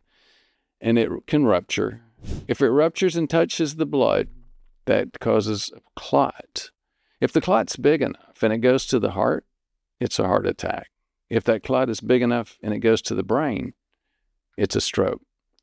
This is more of an event type of activity. That's also why you really cannot predict the timing of a heart attack. If it were a waxy buildup, you could predict it, but you can't. How does autophagy help with all of that? Well, there are two main ways. First, the autophagy process happens in all cells, including immune cells. So by triggering autophagy with fasting, those immune cells in your arteries start to calm down because they're now in the process of autophagy themselves. They're their mitochondria that are not working well. They're using them for energy. They become less and less active in terms of inflammation. The second way is depriving your body from a major cause of cardiovascular inflammation. Carbs, carbohydrates, yep, they are a major cause of cardiovascular inflammation. When you eat a lot of carbs, or even moderate amounts of processed carbs, you get increased blood glucose and increased insulin. Both, either one, can trigger inflammation within your vessels, causing more of that hot liquid in your artery walls. But by fasting, you keep your body from absorbing carbs, and you keep your pancreas from producing excess insulin. You stop putting wood on the fire. But here's the question. How long should I fast? What kind of fast should I do? Well, let's first talk about how long you should fast. And even a 5-hour fast does have positive impact. But the right balance is probably somewhere between 14 hours and 2 to 4 weeks. So as you can see, even fasting's not that simple. Even just the simple question of how long you should fast. We'll talk more about that, about how and when to fast. If you're still skeptical, you might be thinking, if autophagy is such a great thing for living longer, and fasting is great for that, why don't we just fast all day, every day? Well, that's just like a lot of things in life. You got to have balance. And like the old Rally commercial, you got to eat. Excess autophagy can lead to significant cell destruction without enough recycling. So it's not a magic strategy to just do all the time. Autophagy is more like a tool. And tools, one of the most important things to learn about tools, we talked about that back in the aspirin video. One of the most important things to learn about a tool is when not to use it. So let's talk about types of fasting and what are the best types to reach autophagy to clean arteries. With ADF, or alternate day fasting, you can eat unrestrictedly one day and fast the next. MADF, modified alternate day fasting, allows for different variations. For example, eating unrestricted one day and on the other day have some sort of fasting where you just eat less calories. Here's another version of MADF, modified alternate day fasting. On this one, you say, okay, water fast today, 1 meal a day on the second day, or OMAD. That is a very powerful type of pattern. I've got tons of patients that have come to me that are in the process or have already lost 30, 50, 80 and over 100 pounds using this method, 1 meal a day, every other day, with alternate days on fasting. Now, there's a lot of people like me, for example, I don't need to lose 100 pounds. Like we said, fasting is not so simple. You need to think through what you need and what the timing is that makes sense for you. Let's go back to the other end of the scale, time-restricted eating, TRE. It involves fasting from 12, usually 23, 22 hours each day. Here's another option, prolonged fasting. It can be done with water only. A water fast, you can do it with other things like a sardine fast, like Dr. Boz likes to do. Or Walter Longo has a fasting mimicking diet.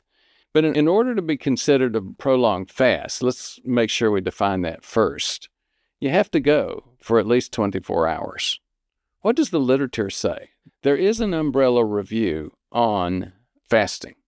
It showed that any type of intermittent fasting will have clear benefits in multiple bioindicators. Intermittent fasting has been shown in the umbrella review and therefore plenty of studies that it decreases waist circumference, body fat, LDL cholesterol, if you have concern about that. It decreases triglycerides, fasting insulin, blood pressure, and it increases HDL cholesterol and fat-free mass. All of these are significant positive markers. They'll lead to arterial plaque reversal or at least stabilization, which is what you need. Because of ethical considerations, research in prolonged fasting is hard to find. But I have a couple of examples for you. Here's the first one. A recent paper reports a 64-year-old male with significant heart disease, heart failure, diabetes, and obesity. He underwent a 50-day water fast. He lost 50 pounds, and his hemoglobin A1C went from 10.3 to 8.3. I have to tell you, that was really my biggest surprise when we looked at this study. I would have expected it to go far, far lower. Unfortunately, we don't have more information about changes in his arterial plaque. In this case, we have a big warning to anyone who starts considering prolonged fasting, clearly that the type of prolonged fasting that he did. If you don't recover electrolytes, if you don't keep electrolytes, if you don't supply your body with electrolytes, you have a lot of risk with fasting. You know, there's some recent information coming out about dry fasting.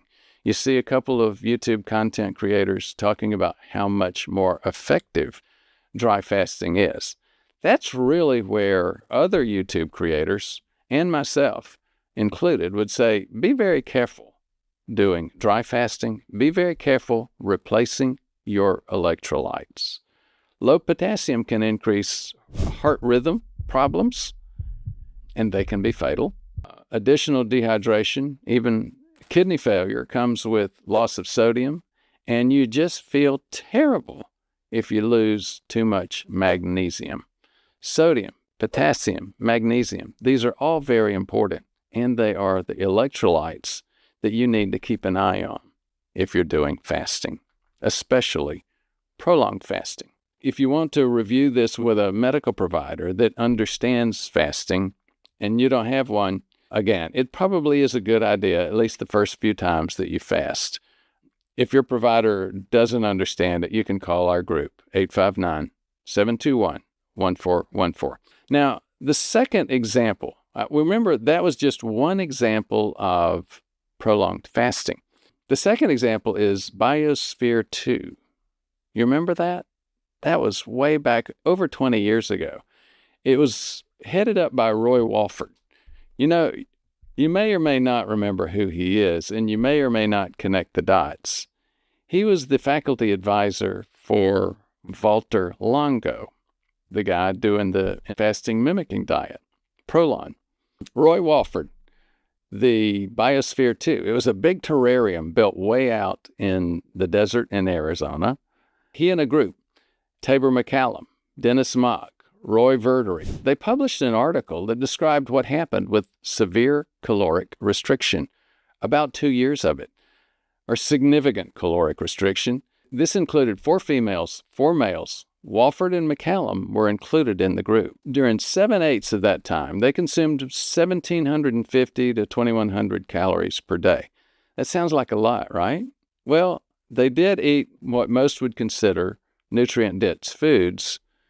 They were all plant-based because they were in that terrarium without animals.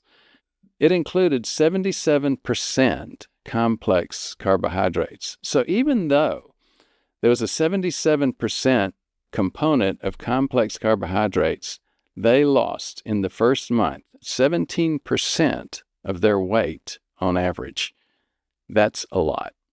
They had a decrease in blood pressure, a decrease in blood cell count, a decrease in insulin, a decrease in thyroid hormones, and decrease in lipids, cholesterols. I even have a third example.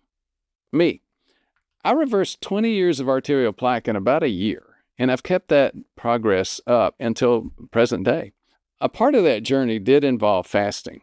About 6 months ago, I did another fast. It was a 5-day water fast. I lost 10 pounds in 5 days. I didn't do a lot of exercise because I'm not that seasoned at prolonged fasting. You really need to be very, very experienced at prolonged fasting if you do any more than just walking. Yes, I did plenty of walking, but that's about it. Doing exercise in the midst of a prolonged fast can really amp up the stress. So let's go back to mine. I lost 10 pounds, 5-day water fast, and then I started refeeding. Now, my goal was not to lose weight. I had a weight of about 160, circumference of my belly of 33 at my belly button. I just wanted to improve my metabolism. I lost 10 pounds. Obviously, most of that's going to come from water weight, glycogen in the liver, and glycogen in the muscles. What happened after I refed? Within 2 weeks of refeeding, I had started my exercises again. And these are aggressive exercises for a 67-year-old. A 60-pound rigorous sled pull, a 4-mile run with HIIT on it, and the HIIT is about 8 different hill sprints, a lot of resistance training. And so, again, within 2 weeks, I was back up to the 160 and then 162.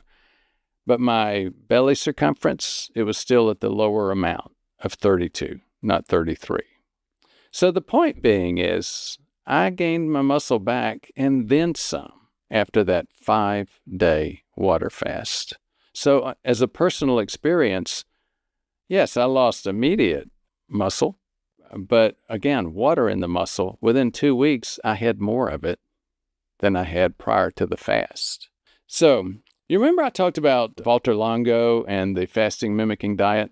Let's go back to that for a minute. The fasting mimicking diet that Walter Longo talks about is low calories. So the first of the 5 days, you're like 1,200 calories. Then days 2 through 5, you're 700 to 800 calories. This is moderate to low protein, low fat, very low fat, and high carb, complex plant-based carbs. This is a plant-based diet. It's supposed to mimic the effects of prolonged fasting. When you look at it and you're somebody like me, I monitored my blood sugar when I did those. I did, about a half dozen of these. And then I started monitoring my blood sugar and found that when I would do those soups, like the tomato soup, my blood sugar would go up to like 170, 180. I don't think that was necessarily that caused that much injury. I'd just go out and take a walk. But let's go back and talk about the studies. Studies in adult males and females, humans, that concluded a fasting mimicking diet was at least as good as the Mediterranean diet to decrease insulin resistance and slightly better to keep or even gain muscle. So again, more examples of decreasing calories during a fasting episode and maintaining or even gaining muscle. I mentioned my blood sugars going up. That's when I heard Dr. Boz talking about a sardine fast. So I started doing kipper fasts as opposed to Prolon. So kippers gave me more oil and more protein, and they didn't spike my blood sugars. Now, Let's go back. Let's talk about something else, fasting and cardiovascular health. In an abstract presented at an American Heart Association summit this year, it states that intermittent fasting increases the risk of cardiovascular death by 91%. Wait a minute. Didn't you hear sort of like the scratched record kind of thing? Let me repeat this. In an abstract presented at the American Heart Association summit this year, it stated that intermittent fasting can increase the risk of cardiovascular death by 91%. Well, you see my eyes rolling and you see the nonverbals here. The reality is that these types of publications are often full of flaws. You remember we've discussed multiple times Dr. John Ioannidis at Stanford. He published one of the articles that's the most downloaded article in PLOS, the Public Library of Science. It's titled, "Most Studies Are Wrong." And he goes into a whole lot of really good analysis, pointing out that you really should be careful what you read in terms of science. The peer review process to publish a paper like the one we just mentioned, stating that intermittent fasting increases the risk of cardiovascular death. It was a paper at a summit. The peer review process is just not very strict. Speaking of peer review, it's better for publications, but you know from multiple videos that we've done, you've got to be careful of publications as well. The peer review process is better to get into published journals, and it's better for some journals than others. But, we've talked about even some of the top journals in medicine, like the New England Journal, have let some stuff go through that they should regret. So again, think through anything that you read in terms of, quote, science. And let's go back to an item that I brought up earlier, muscle loss. Peter Attia, Rhonda Patrick, they said recently they don't skip breakfast anymore. I agree with that. And I agree with most of what both of them say, not all. Breakfast is important. If you're going to do intermittent fasting, you're better to skip dinner, not breakfast. I could go down that bunny hole of talking about breakfast and the social components of it and the social components of dinner, the value of the two. Let's move on. We've only got so much time on this video.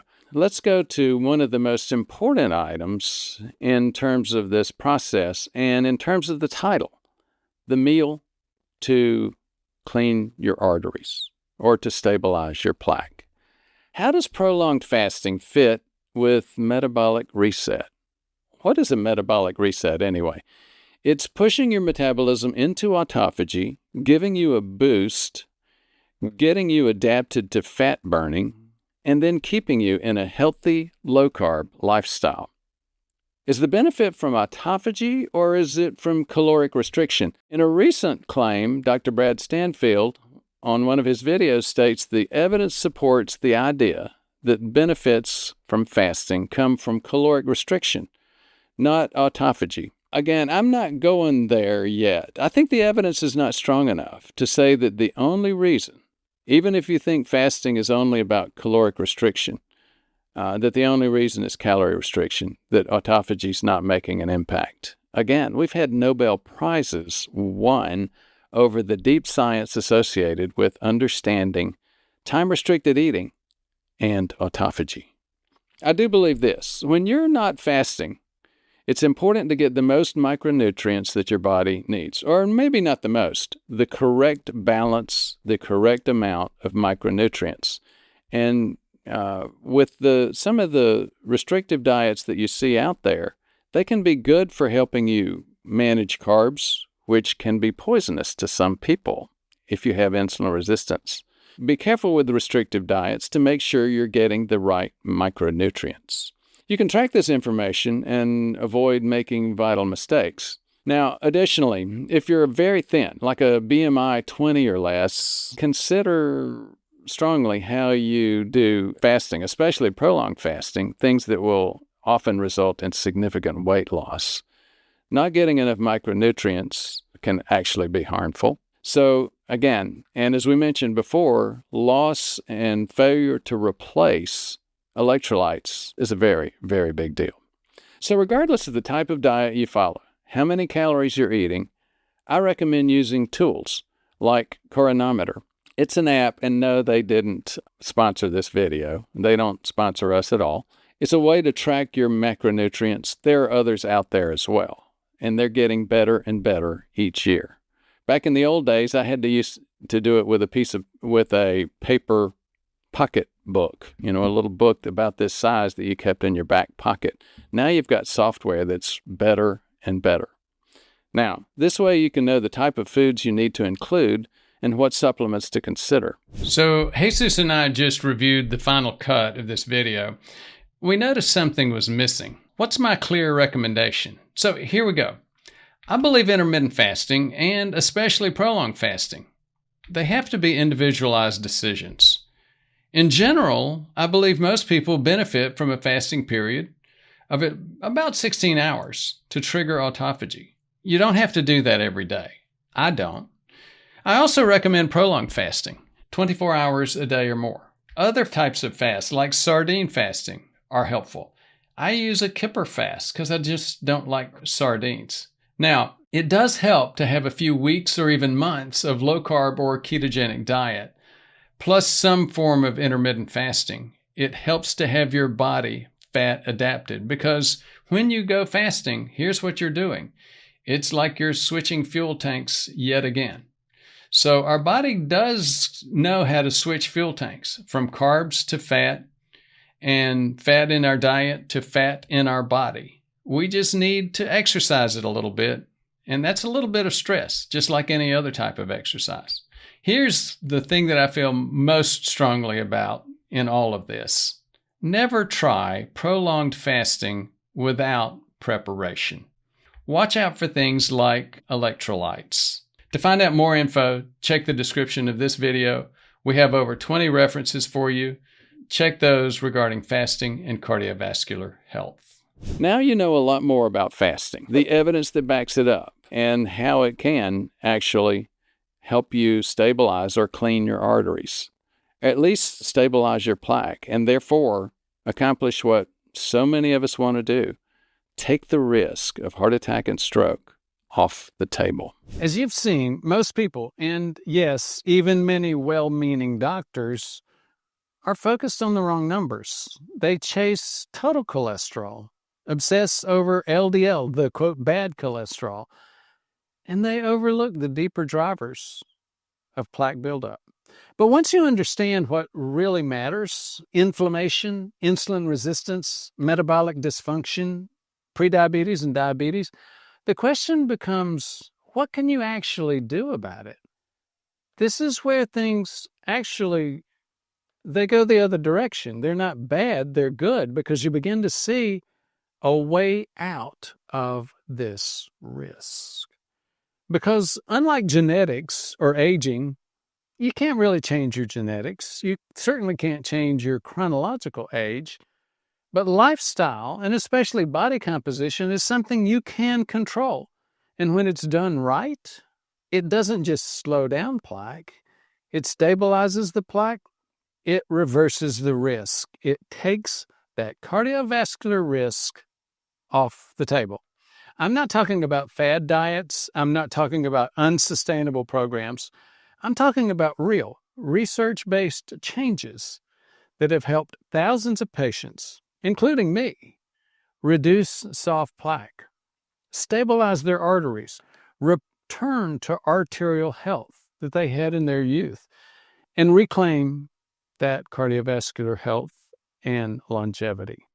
Now let's get a little bit deeper. I was able to reverse about 20 years worth of plaque, so I can tell you it can be done. But one of the questions is, how do you do that? How do you actually unclog arteries? We're going to discuss all the aspects you need to address this. The first one is the big one. We're sitting here in the kitchen, obviously, but we're going to be talking about arteries. Like a drain in the kitchen, if it gets clogged, it can wreak havoc. If arteries get clogged, they can wreak havoc. They can kill you. And just like a drain in the kitchen, arteries get clogged by what you put in them. And we have so many people get so worried about the different aspects and warnings about food and diet We decided to try to make it a lot simpler today. If it's on this side of the table, don't eat it. It will clog your arteries. If it's on this side of the table, you can eat it. It's safe. This is cereal, complex carbohydrates that have just been ground up, ultra-processed carbohydrates. Anything that comes from a flour is ultra-processed grains, and it's super-duper high-intensity carbohydrates. And the reason that's a problem is that most of us cannot fully and healthily metabolize those kind of carbohydrates. For example, even with cereals, the guys that sell these poisons recommend a dose of about this much, a cup to a cup and a half. And that's small. Your typical person, and 84% of this country eats cereal on a regular basis, and they eat more like twice this much. 30 grams of ultra-processed carbs. It can wreak havoc on your arteries in a full day. This is 60 to 80 grams of ultra-processed carbs. So again, please stay away from this side of the table. Now, when you get to talking about this side of the table, again, there will be a lot of things that come up, and that's why people get so confused. Let's look at this, for example, from the beginning. Who can hate on avocados? They're great, right? A wonderful source of healthy fats. Well, a lot of people do hate avocados. They just don't like them. And I'm telling you, I didn't like them either. But here's what I did. There's such an important part of a healthy diet. I just ate it and ate it and ate it until I started liking it. That's what I did with herring and sardines and some of that kind of stuff. That's actually what I did with cruciferous vegetables. These can also be a very, very healthy part of a diet. Now, I know people will say, oh, wait a minute. They make me bloat. They've got lectins. They've got oxalates. And all of those things are true. But you know what? These can still be a part of a healthy diet. And think about maybe just cooking these more fully, staying hydrated, and that will help with things like bloating. And I've had my own problems with oxalates. I had a major kidney stone that kept me sick for 6 weeks. I'm not going to bore you with that story. In fact, I'm going to go to something else that's very important in terms of a diet. This is salmon. We all get too many omega-6 fatty acids. We need to get more omega-3s, and people recognize that. And for years, everybody just saw salmon as the best, most practical way to do that. Until people started talking about salmon farming and microplastics and mercury. Those can all still be an issue for salmon, but I go back to the fact salmon is so much healthier. Even farm-raised salmon is healthier than Lucky Charms. I just have to tell you. And there's some other things too. If you're still into eating fish and you want to get omega-3s, you can try the mashed fish, mackerel, anchovies, sardines, herring. Now, if you won't take any kind of animal product, but you want to get omega-3s, yes, you can get them with something like this. You might not be able to see it very well, but these are seeds. These are flax seeds. And yes, there are going to be people that start hating on flax seeds that already do. Flax seeds have to be fresh. They have to be ground. It's a problem for your body to digest them. And even if it digests them, your body does struggle to turn the omega-3s in flax seeds into the specific kind of omega-3s that your body needs. So yeah, there are challenges. Every food on this side of the table. So speaking of every food, here's another one. And this sort of mixes up the two sides of the table.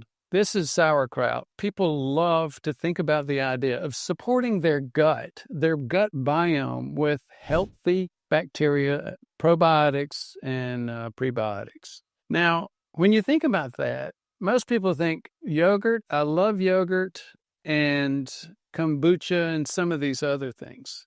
One of the reasons those are so popular is that most of them, they're sweet. The human taste loves sweets. And unfortunately, most of the yogurts and kombuchas that you'll find out there have too many sugars. They actually belong on this side of the table. Now, some of them are healthy.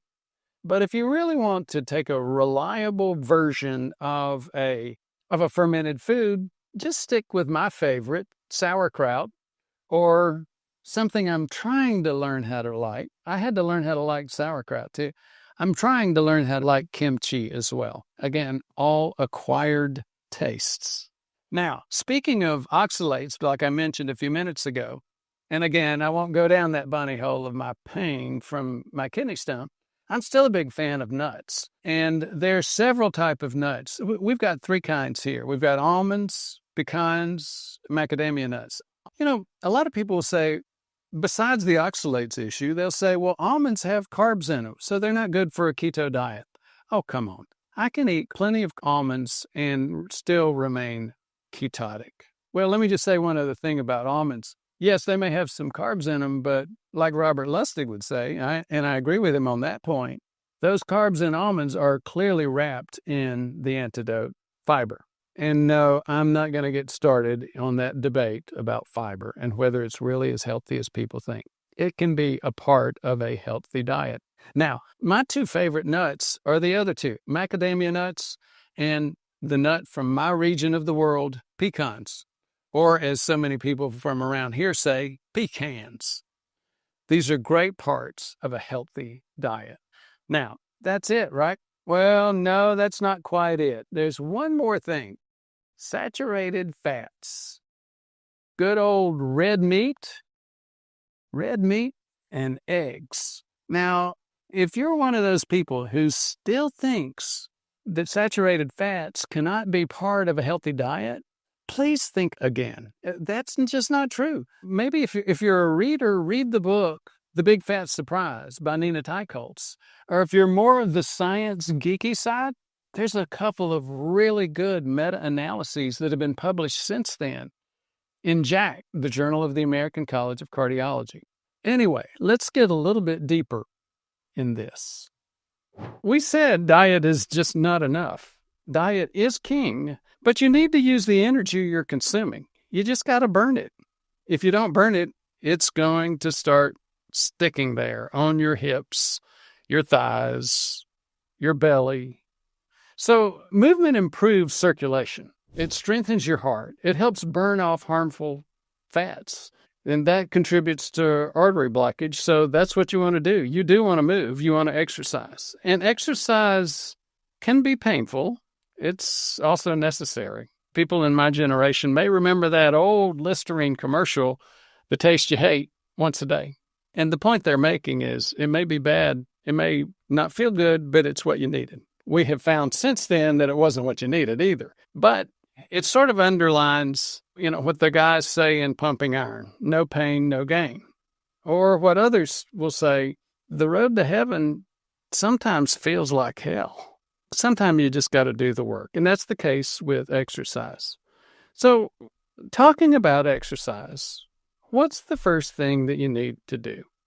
Well, it depends. It almost always depends. It depends on the context. Now, if you're new to exercise, it's totally different from somebody who's got a long history of exercise and is already in good shape. Let's say you're new to exercise and you haven't exercised much at all in a long time. You might be thinking, I hate exercise. Most people that haven't done it in a long time hate it. They think it's painful, and I don't really want to see benefits months from now. If I'm going to exercise, I want to see benefits immediately. Well, be careful about that, going down that road, because if you want to see exercise benefits immediately, you're probably going to try to go from 0 to 100. And not only is that not going to work, it can result in an injury. So here's what you should do. Start with small efforts, even walking. Walking is a great base to get started from. Some people go ahead and go from that to jogging or even sprinting. And sprinting is one of the big things that we want to do. In fact, the combination of walking and sprinting is a great long-term goal. But again, let's go back here. Let's rewind. Do that gradually. Don't get started immediately from doing nothing to sprinting. You just shouldn't exercise with difficult kind of things right out of the gate. Now, something else you need to remember is resistance training. I hate to say it, but the guys are right when they say, quote, no pain, no gain. But they're only right in certain contexts. The first context to remember is you don't want to start with pain. You don't want to start getting anywhere near pain for the first few months. Just start with something simple. Isometric exercise, just pushing against there like that, or squeezing something. Squeezing something gives you a better start on your grip strength. And grip strength has been shown multiple times to be a great indicator, bioindicator of longevity, healthy longevity. We don't know why. We don't know if the muscles here happen to stimulate your brain and your metabolism, or if it's the other way around. A good brain and a good metabolism stimulate those muscles. Or maybe there's a little bit of both. Nobody knows that. But what we do know is grip strength helps a lot. So again, even simple isometric exercises, and the aficionados here are going to say, and I'm going to get comments about it, isometrics are no good. Come on. I understand that. Isometrics are not the best for an advanced resistance muscle trainer bodybuilder. They don't use that. But that's not who we're talking about right now. We're talking about someone who's just getting started. And guess what? If you're in that position, starting is the most important part. Somebody who's not developed the routine of exercise is just should start doing the least possible as many times as possible. Again, what we call them, the iron heads, the people that are just into really working out, they're going to say, you need to do high weight, small reps, meaning as much weight as you can actually do for just 5 reps. I get that. There's clearly a place for that. And it's not with the beginner. I'd rather see you exercise 3 to 5 minutes, very simple, not getting a huge burn, 3 to even 5 times a day, than see you start off by going to a half hour or 1 hour thing at the gym once a week, even 3 or 4 times a week. I'd rather you take these things we call exercise snacks. Exercise snacks. You can end up feeling discouraged if you're just doing it once a week because you're not going to see that much difference. These 3 to 5 exercise snacks per day are really going to start improving your muscle tone. And that's a great place to start. As you progress, you'll see benefits. And then when you least expect it, your body's going to be saying, hey, let's push a little bit harder. Let's get some more exercise and let's make it a little bit harder. Exercise is great medicine for arteries. It promotes vasodilation and it reduces inflammation, improving chances of arterial plaque reversal. Now think about it. We're talking about short term here. Long term, it's even better because metabolically active muscles, meaning muscles that are strong, are your best internal safety valve against rising blood sugar because your muscles don't need an insulin receptor to pull sugar out of that blood where it can damage the artery and into the muscle where it's safe. So think about it, both short term with vasodilation and decreased inflammation and long term with that decrease in glucose. Both of these things will help you with muscles and your arteries. Now, let's talk about the seasoned athlete for a minute, or those of us who at least exercise regularly. I got a quick tip for you too. Aerobics and resistance training are both fine, and we need both. We need a base of aerobics. You don't need to turn the basics into jogging. Walking and rucking both are great, and other things as well. Resistance training's fine too. But one of the biggest gaps that we find, even in people who've been doing this for a while, they're seasoned, it's the intensity training.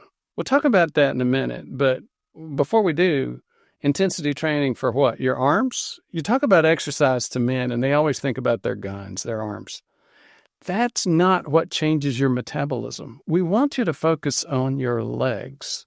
Resistance training, for example, is not something that should be for your arms. It should be targeting your legs. Look at the big bodybuilders. You know, the classic old Arnold Schwarzenegger. Huge arms, but his legs were far, far bigger than his arms. And the bodybuilders all say this. Oh, here comes a rookie or a newbie.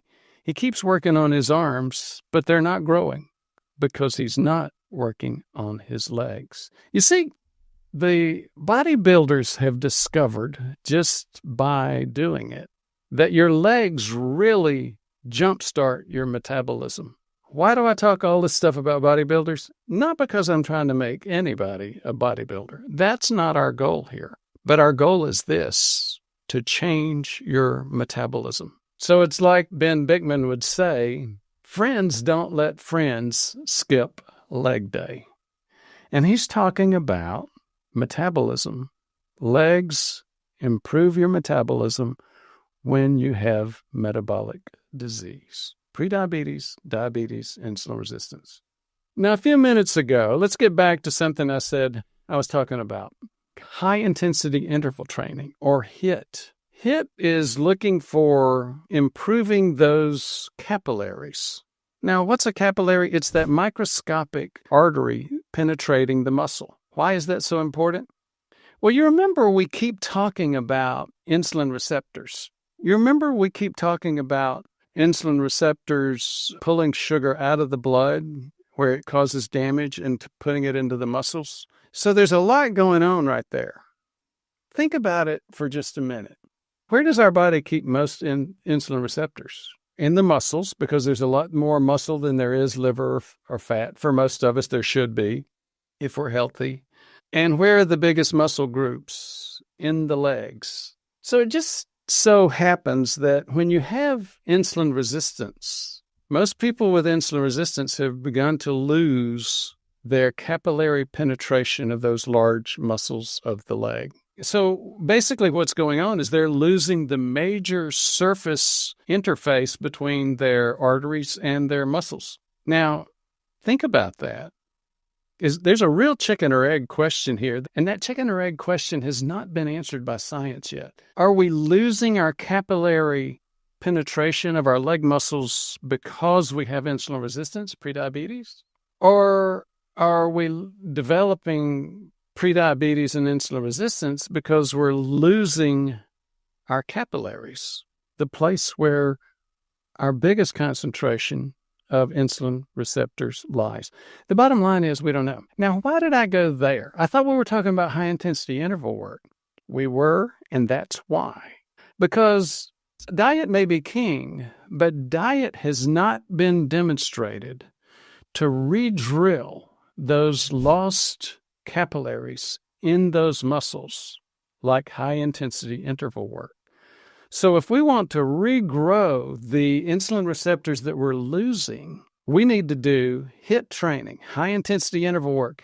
And people say, oh, that's so hard. I agree, because in order to do high-intensity interval work, you have to be going.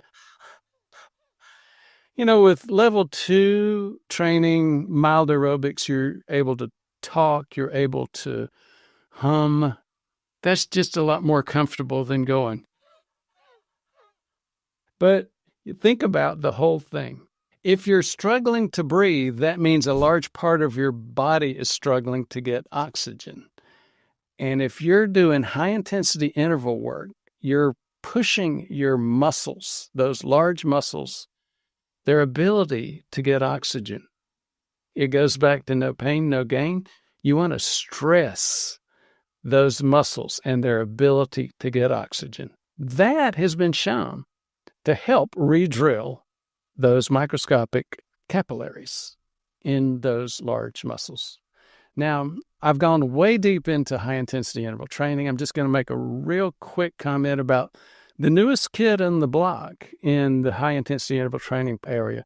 It's called REHIT, Reduced Exertion High-Intensity Interval Training. The standard HIIT program was like at least half an hour. It included going up to 80% or more of your max for a minute, and then coming down for a minute to a recovery phase, doing that 10 times, that's a lot, and you feel totally washed out. But with the new kid on the block, reduced exertion only has 2 intervals, not 10, and you can do it in 5 minutes, and only 20 seconds per high-intensity phase, not a full minute. You're getting great impact.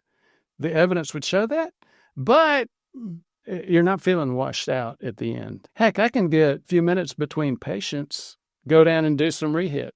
How do I do it? On an old Schwinn Airdyne, 30-year-old bike. I'm cheap.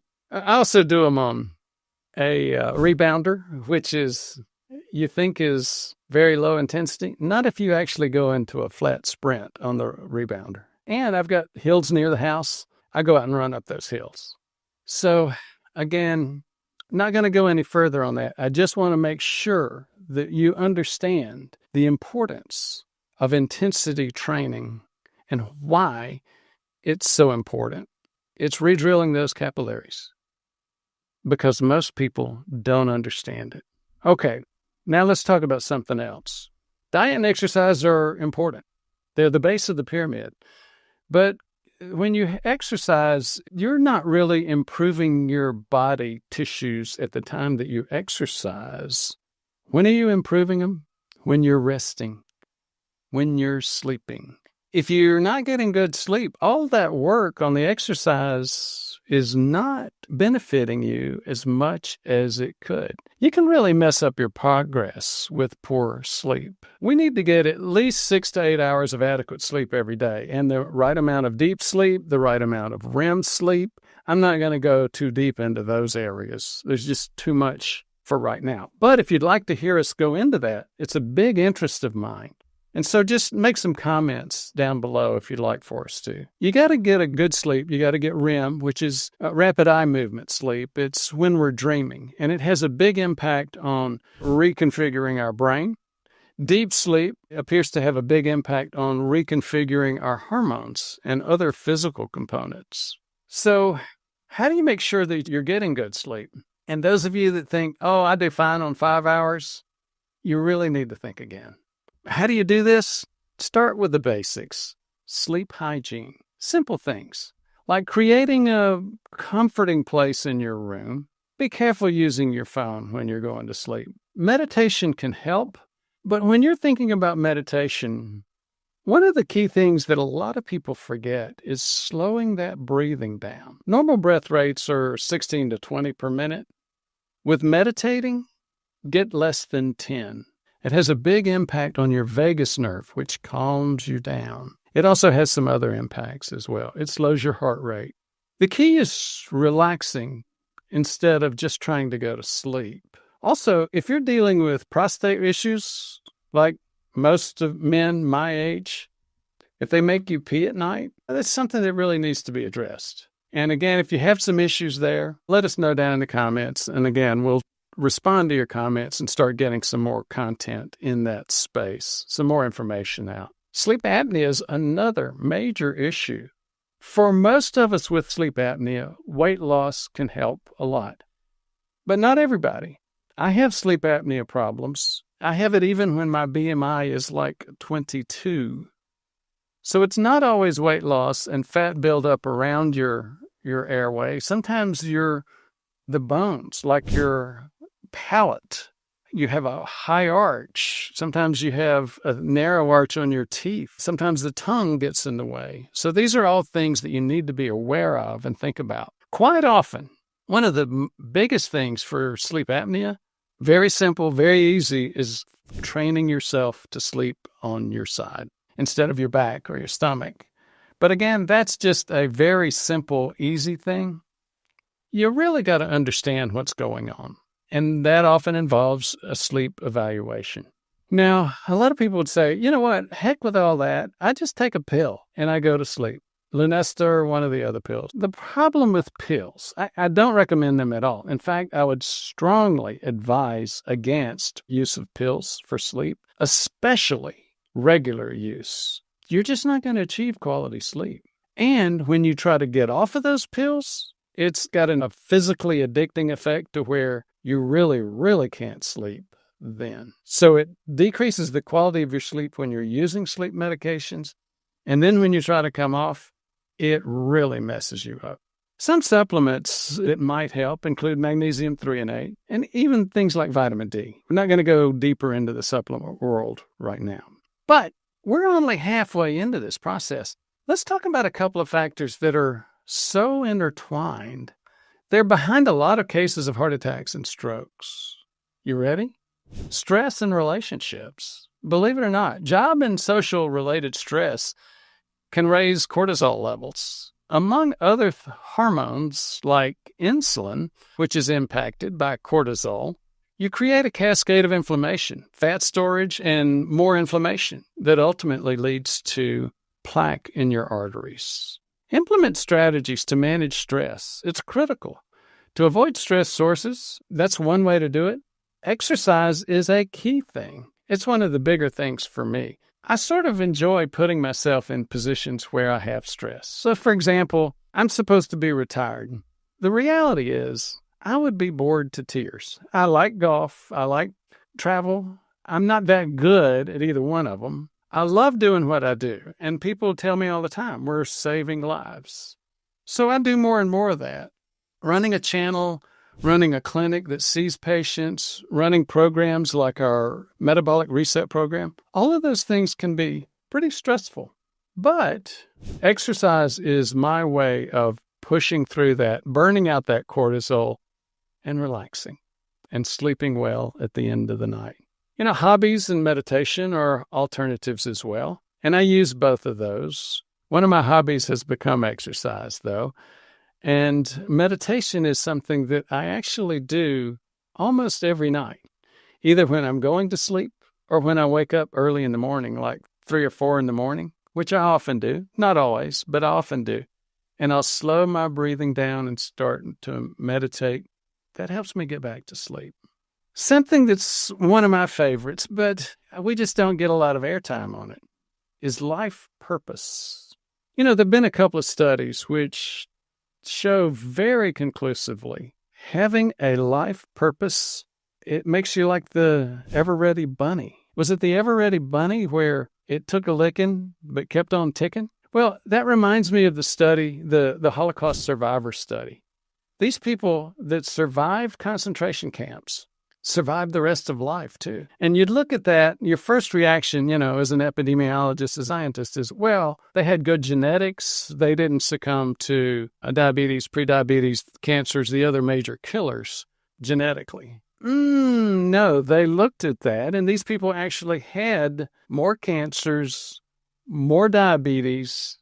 So how did these people survive so much longer than their peers, either in concentration camps or in life outside of concentration camps during peacetime? That's clearly what happens. The answer is we don't know, but we do know this. They have a life purpose, a strong life purpose. Now, you may push at that and say, well, Ford, you tell us all the time, don't look at just one study. I'm not. There was another study, the retiree health study in the U.S. It had a great gauge for grading retirees and their sense of purpose, how strong that sense of purpose was. Guess what? There was what we call a dose-response curve, and that's very powerful in terms of science and epidemiology, if you care about that stuff. Basically, it shows the higher your strength, the stronger your strength of purpose, the higher your strength of purpose, the longer and healthier your life. So again, having a sense of purpose is no joke. It's very, very powerful. And like I said, it's maybe my favorite thing out of all of this.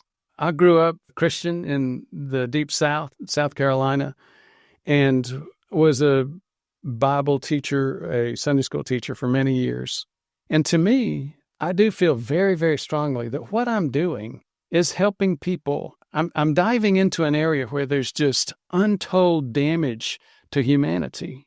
And every time I can make a difference, it just makes me feel like I'm fulfilling my purpose. That is my purpose in life, to continue to get this message out that there's something that's killing and disabling more of us than anything else, and there's something we can do about it. It's not just all doom and gloom.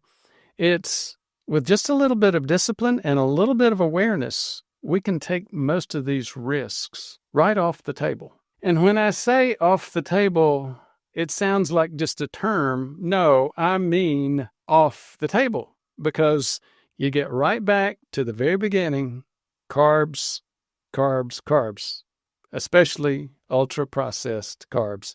Cereals, breads, pastas. You start by taking that off the table, you take all of the major risks, the biggest risks for heart attack, stroke, blindness, kidney disease, erectile dysfunction for men. So for men, which would you rather have? The ability to have good sex or pasta?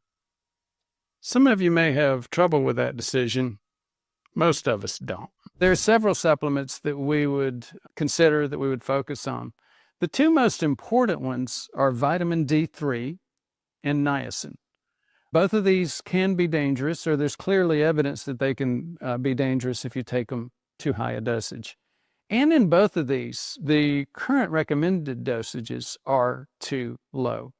With vitamin D3, the dosages that have been recommended are like 2,000 international units a day. Most people don't reach even 40, a serum level of 40 at that dosage. What I have seen in reviewing the evidence in the literature is that you should take 5,000. All of us can and should assume that we have some vitamin D3 deficiency, and it's a big deal, impacting our glucose metabolism as well as depression, other things. So just go ahead and start taking 5,000 international units of vitamin D3. Then titrate that to a blood level between 60 and 90. Again, the current labs would say up to 40, and then 40 is good. 40 is good to prevent rickets. It's not good to manage metabolic health. I'm very much aware that there's a lot of debate. Some YouTube content creators saying that, no, all this stuff about vitamin D increase is malarkey, is no good, it's not true, and that you can go as high as you want. Take 10,000, even 25,000 international units per day. I can tell you, I've reviewed the science, and I've seen multiple episodes where people were taking 10,000, 25,000 units per day. Their blood levels got 115 or higher. Their calcium levels went up. It injured their kidneys, and it died. So I recommend I will acknowledge there's some facts behind what some of the other YouTube creators discuss on this area, but I just recommend being a little bit safer. Keep your blood levels 60 to 90. Don't go above 90. That's what I do. That's vitamin D3. Niacin is the second really big supplement that we use for cleaning arterial plaques. There was one study that showed that niacin didn't help. And I remember I did a video where I picked up the recording of the principal investigator, and he said, it was my study, but it was a disaster, because people are going to think niacin doesn't work. And we know that it does. We have no doubt that niacin works. Unfortunately, he was right. The American side of the Atlantic picked up that study and said, niacin doesn't work, don't take it anymore. So you'll hear a lot of doctors say that. On the other side, though, the cardiology community and preventive community in Europe continued to use niacin. I recommend continuing to use niacin as well. Niacin is really the only thing that we know of that accomplishes four things. One, it improves Lp(a). Two, it improves HDL. Three, it improves triglycerides. And four, it improves LDL. These are all things, markers that we want to see happen in our metabolism. So we know that niacin is actually probably improving metabolism. Now, final comment about niacin. What are the dosages? I recommend starting at 250 milligrams, and you can go actually up to 2 grams. When you talk to people that actually use niacin for prevention, especially some cardiologists, for example, they'll say, nope, you got to get all the way to 2 grams or it's not going to do anything. That's not true. I mean, when you watch Lp(a) and some of these indicators that I discussed earlier, I've seen patients get better and drop their LP(a) from 150 down to 25 with just 250 milligrams of niacin. Vitamin K2. Now, that's one of our more popular topics, and one of the reasons is it has grown. For 3 years in a row, vitamin K2 sales doubled, then doubled again, then doubled again. There's a perception out there that vitamin K2 actually takes calcium out of the artery wall where it shouldn't be and puts it back into the bone where we want it. Although there's probably some truth to that, I think that it's a little bit more complicated than that. I think there are a few enzymes that are involved in helping put calcium back in the bone, and other enzymes that help take calcium out of artery walls, like MGLA, matrix GLA protein. Not going to get any more technical than that, but I think that there's evidence that links that to the things that we want to see, getting calcium out of the artery wall and into the bones. Now, a couple of other things to think about is those enzymes, when they're activated, seem to be linked to decreasing insulin resistance, metabolic disease. So there's something in there where there's a linkage between metabolic disease and this calcium movement using those enzymes, those proteins. Have we seen significant evidence with that specific linkage? Yes, I've actually seen studies where middle-aged men with insulin resistance were given vitamin K2, and it did improve it. There's more studies going on. It's just a research signal or a study signal. In other words, an early study showing improvement. Let's wait until we see a little bit more studies before we know exactly what's going on. But yes, I do take vitamin K2. Now, what do I take? It's unfortunate the way most vitamin K2 is provided, because it's provided quite often in pills with D3, and they give you 100 micrograms. 100 micrograms of K2 is just not going to do anything. Even the study that showed some improvement with metabolic disease, prediabetes with middle-aged men, it was 400 micrograms. So I recommend getting at least 400 micrograms of vitamin K2. How do I do that? I have natto powder and I take vitamin K2, both as supplements. The thing to remember about dosage for vitamin K2 versus vitamin D3 or niacin, deaths have been associated with the latter two. With niacin, with damage to the liver. With vitamin D3, damage to the kidneys. There have been no deaths associated with high doses of vitamin K2. And in fact, when you look at dosages, there's a thing called megadose K2. It's in milligrams. We're talking about like 50 to 150 milligrams, which is what, 50 to 150 times the dosage of these 100 to 400 microgram doses of K2.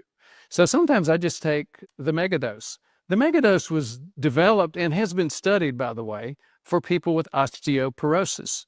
Again, helping repopulate their bones with calcium. So you know that these doses, 1 to 400 micrograms of K2, they're not going to do damage. And finally, berberine. Now, many people see berberine as a replacement for metformin. It's not, but it does have some similarities in terms of helping with metabolic disease. Some people talk about it decreasing LDL, and as you know, I don't focus on that very much. What's the dosage? 1 to 1.5 grams per day. And can it help with arterial plaque? Yes, there's some evidence that it does. So nattokinase. There was a study that showed actually even plaque reversal from a dosage of 10,800 units, fibrin units or fibrinolytic units of nattokinase. So I recommend doing at least 6,000 to 8,000 units per day. Now I get mine from natto powder. If you take natto, you can get that. You can also get K2 from the same thing. Lifestyle is king. You've seen how critical it is, not just for prevention, but for actual reversal of risk. And this is where things start to really move the needle. Let's get practical. If you're wondering what specific foods I actually recommend, The ones that don't just lower blood sugar or inflammation, but actually help stabilize plaque. You're not alone. This is one of the questions I get most often. And while there's no single magic food, food's not magic, but there's a pattern here. Certain foods consistently support better metabolic control.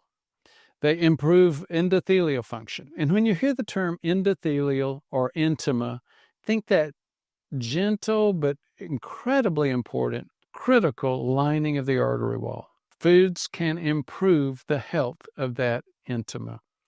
These foods can reduce the oxidative stress that makes plaque dangerous, that damages that intima lining of the artery wall.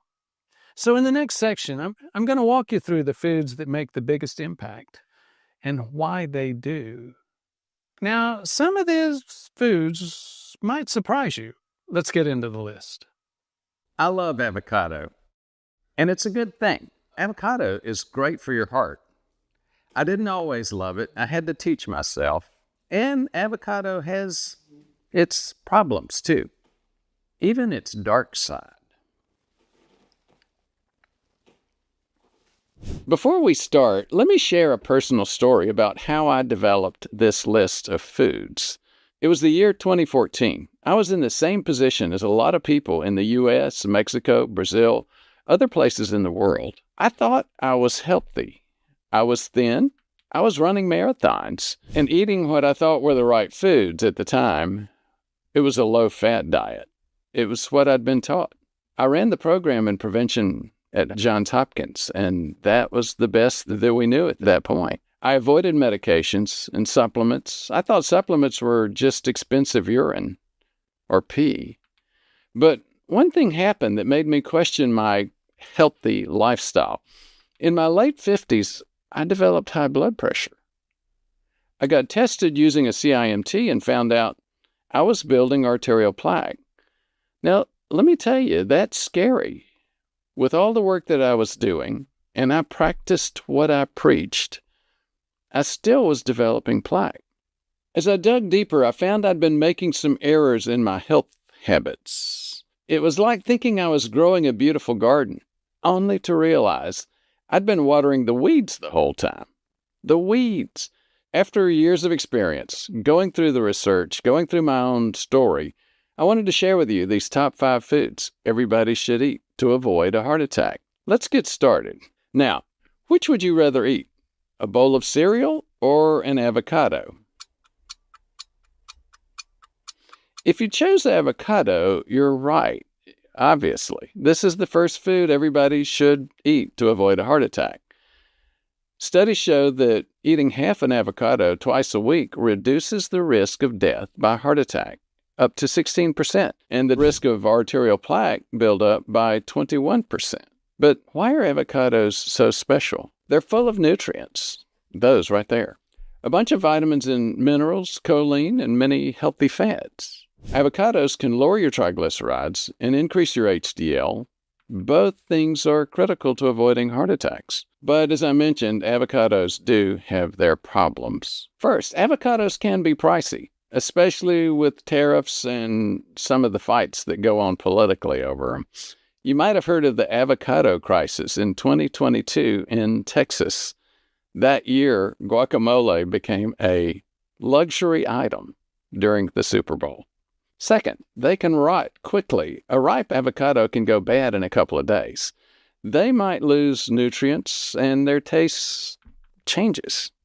And let's be honest, most people just don't like avocados to start with. They've got that waxy consistency.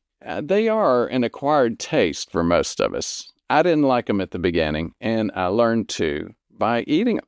Now, if you want fresh avocados, because they rot so quickly, that means multiple trips to the grocery store during the week. And then, in addition, there's a very dark side behind the avocado industry. It seems that exploitation is involved. Poor work conditions, inappropriate payment of workers, and even child labor. You know, where there's money, there is conflict and abuse. So, what to do about this? Well, first, the problem with freshness. So the industry realized freshness was a problem, and they came up with their own solution, a plastic vacuum pack. Now, that plastic vacuum pack will keep the avocado fresh for weeks, especially in the fridge. Now, have you ever heard the phrase, every solution creates a whole new problem or even set of problems? Well, here's the next problem with that solution. Have you heard of microplastics?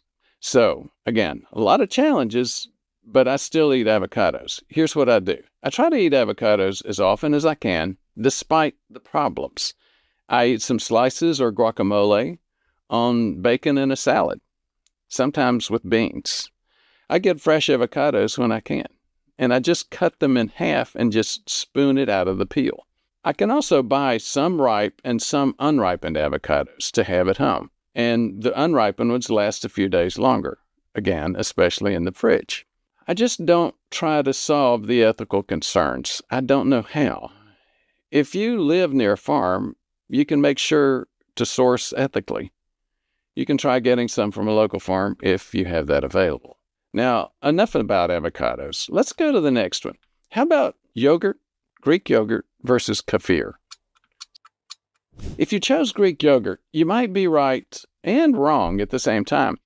In the past, I've made the same choice for years. It was my go-to breakfast. But let me explain. Most Greek yogurts are actually deceiving. Once you look at the labels, you find that most Greek yogurts, especially the, quote, healthy, low-fat yogurts, end quote, replace fat with sugar. That's the opposite of what we need, as well as other chemicals from food processes. Now, Greek yogurt can be really healthy. There's evidence it can improve biomarkers such as glucose, triglycerides, and cholesterol. So I'll go with both healthy Greek yogurt and healthy kefir, as well as other fermented foods like natto and kimchi. My favorite go-to is actually sauerkraut. You can find more discussions about natto and kimchi in some of our other videos. And if you're wondering about fermented foods to begin with, here's the thing. Fermentation is a process in which yeast and bacteria break down sugars. Fermented foods are those that have undergone this controlled microbial growth fermentation. Greek yogurt and kefir are fermented milk. They're using colonies of yeasts and bacteria to do the fermentation, in which the sugars are eaten by the bacteria and mostly the yeast. Kimchi is a Korean dish made out of fermented vegetables, mostly cabbage and radish.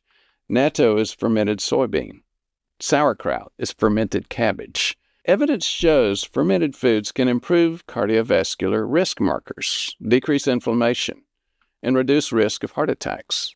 Well, what's so special about fermented foods? This neglected player that we haven't discussed yet, it's involved in heart attacks and strokes, and it's called the gut biome. You see, inside our intestines, we have about 1 trillion bacteria. So you're not eating for one, you're eating for 1 trillion. That bacteria, those microbes, are more important than you think. They help produce multiple vitamins, nutrients. They keep your body safe from harmful bacteria, and they help with fat metabolism and a thing called neurotransmitters. You remember we mentioned that beautiful garden earlier? That's the gut biome. We really are walking around with a garden inside. You need to take care of it. And anytime you eat processed junk, you're causing a fire, burning all the healthy bacteria and watering the weeds. We call that dysbiosis. Dysbiosis is the growth of unhealthy bacteria and other microorganisms. It's very common in people with prediabetes and diabetes, and it leads to inflammation, arterial plaque buildup, and heart attacks. That's why fermented foods are so good. For preventing heart attacks, you eat fermented foods, you feed the good bacteria, you promote anti-inflammatory effects, and produce healthy micronutrients. You're watering your garden and removing the weeds, and in the process, escaping a heart attack. But just like with avocados, there are problems with fermented foods as well. First, Similar to commercial Greek yogurt, some other fermented foods like kefir or kombucha might have a lot of sugar. Most of the time, they add the sugar back after the fermentation process. Why would they do that? Well, fermented foods also are an acquired taste. Most people don't grow up or naturally like them. They have sugar, but most of the sugar's already been consumed by the yeast, so they add that sugar back. The second problem is amines. Amines are compounds related to ammonia and related to proteins. Examples include histamine, tyramine. You might not have heard of putrescine or cadaverine, but yes, those are present as well. These last two are ones that give rotten food its unique smell, and sometimes you can smell that with fermented foods. When amines are consumed in excess, they can mix with nitrogen oxide and turn into nitrosamines. Nitrosamines have actually been linked to cancer. Some research suggests fermented foods might have high levels of amines. Really, that's only true for some fermented foods, like fermented fish, red meat, and some cheeses like mish, which is a salty Egyptian cheese, Parmesan, which is a very popular cheese, and other hard cheeses. Not so much in kefir, kimchi, or Greek yogurt. Now, there's another problem, salt. You might hear that a large amount of salt can actually increase your blood pressure. Well, there may be some truth to that. It's been the prevailing wisdom for decades, but newer research is indicating that actually salt may not be so much the problem as insulin. This means that the sodium in fermented foods like natto and kefir, sauerkraut, might not be as big a problem as you think. Another problem is bloating, gas, even diarrhea. In my opinion, this has more to do with that change in the gut biome. People who have dysbiosis. Remember that geeky term? People with unhealthy bacteria will experience this, but it's usually temporary and is part of replacing an unhealthy gut biome. If you think, gosh, this just sounds like too many problems. Again, slow down. Let me tell you what I do. I'm careful to read labels. If I buy kefir at the store, I avoid eating it or drinking it if it smells sour or rancid, or if it has some clumping or clear liquid in it. And this also applies if you make your own kefir. I often use nattokinase powder, and as I said before, I eat a lot of sauerkraut. And usually when I eat sauerkraut, I'll eat it with pecorino cheese, pecorino romano. It thickens that sauerkraut, put some butter on that, and I love it. Now, back to the amines. You remember those things? This can be a problem for some people with allergies to these foods, but allergies to amines are really not that common. I recommend introducing fermented foods slowly, in small portions, once or twice a week. Increasing it slowly avoids bloating or gas. Let me know in the comments if you have tried any of these foods, and if so, how you do it.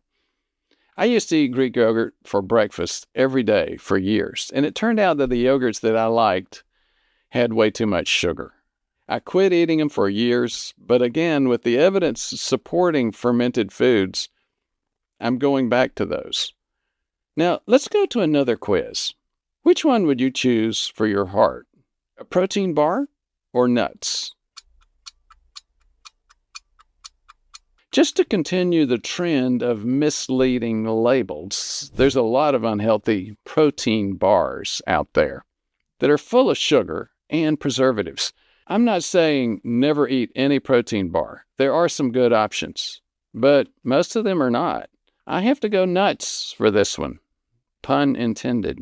Research has shown a decrease in heart attacks. The best options include almonds, hazelnuts, Brazil nuts, walnuts, pistachios, and even peanuts. My favorites, my go-to, are walnuts, almonds, and especially macadamia nuts, and most of all, pecans. I live in southeastern U.S., and pecans are grown here, so I can get and eat a lot of pecans. Macadamias and pecans are very, very good for a low-carb diet as well. So why are nuts in general so good for heart attack prevention? Well, they have plenty of beneficial components, from healthy fats, omega-3 fatty acids, fiber, plant sterols, choline, and even L-arginine. Now, that's an amino acid. It's well known to help produce nitric oxide, and therefore opening blood vessels, reducing blood pressure, and boosting vascular health. You may have guessed by now, there are some downsides to going completely nuts, at least all the time. Some people have described bloating, weight gain, even poisoning from selenium.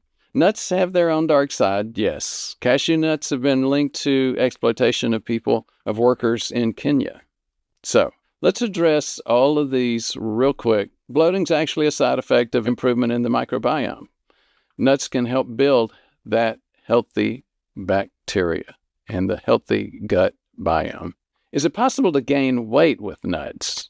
You've heard people say, oh, if I eat too many nuts, I'll gain weight. They're just fat bombs. Ask those people what else they eat. You usually don't hear that in someone who's on a low-carb or keto diet. Most people blame the fat in nuts and neglect to tell you they're eating a lot of sugar. Now, let's talk about selenium and cyanide. Selenium poisoning might actually be a thing. I don't recommend eating more than 2 Brazil nuts in a day. Cyanide poisoning, maybe not so much, but still at least limit your almonds to 10 to 15 a day. And again, selenium and cyanide will not be an issue for you. If you really love cashew nuts, try thinking about ethical sourcing. And again, I don't eat cashew nuts for that reason, because I can't figure out a way to ethically source cashews here. I get mostly walnuts from Amazon. I eat a lot of those. I prefer raw walnuts, but dry burnt ones are good too. I just don't get those very often. Avoid any sugar-coated walnuts or other types of processed nuts. Now, there's one more food that has even more omega-3 fatty acids. It's a food I've recommended for years, and it was one of the foods I've come to really appreciate once I made my change from low-fat to low-carb. So we have another decision to make. Real quick, don't think about it for very long. Apples or salmon? If you chose apples, let me tell you, years ago I would have chosen that as well. I liked them. They were nice and sweet. They had a nice crunch. And again, it took me a while to learn to love salmon. And we always used to hear an apple a day keeps the doctor away, right? So they had to be healthy, apples did. Well, there's a problem with that. Despite all their nutrients, apples have a lot of sugar. They're not packed with enough fiber to counteract that sugar. And I'm not saying don't eat apples. I eat maybe a slice or 2 a month. Just don't eat a lot of them. If you do eat apples, make sure that you either eat fiber or meat before the apple, measure your glucose levels, and just don't drink apple juice. And drinking apple juice is like almost pure fructose, and it's just like drinking non-diet sodas. The same thing applies to oranges and most fruits, unfortunately. But we're not comparing apples and oranges here. We're comparing apples and salmon. Salmon wins this one. Okay, I know salmon can be expensive. I recognize that. So that's why I give you a couple of alternatives in a few minutes that are just not that expensive. But why even consider salmon or other fish to begin with? Just eating fish has been shown to reduce cardiovascular death by about 5%. And that increases for every 5 grams you eat, especially for those fish with high omega-3 fatty acids. Omega-3 fatty acids are the healthiest fats. They include Geek Alert, EPA or eicosapentaenoic acid, DHA, docosahexaenoic acid. Again, I hate that one. And there's a third one, ALA. We've mentioned it before when we're talking about nuts. We'll mention it again a little bit later. These omega-3 fatty acids have been found to be very protective for cardiovascular health. Now, guess which fish has the most omega-3? If you guess something like tuna or swordfish, you may be right. Those are followed by salmon with 2.5 milligrams for every 100 grams. kippers or kippered herring almost as much as salmon, and sardines at 1.6. So, wait a minute. I said salmon at the beginning. What's the problem with tuna or swordfish? I used to love tuna or swordfish until we found out the biggest problem with fish products. These top predator fish like tuna and swordfish run high in mercury. And again, especially true for tuna and swordfish. Mercury poisoning can be a serious issue. Do you remember Alice in Wonderland? You remember that story, and you remember the Mad Hatter? That was a real thing. That story was written in England a couple of hundred years ago, at a time when hats were very, very popular, and especially a specific hat called a beaver felt hat. Those beaver felt hats were made using mercury. So hatters were often crazy. So, to go back to modern days, we have since discovered that mercury exposure can cause problems. Kids have low IQ, walking problems, problems talking, even personality problems and memory problems like the Mad Hatter.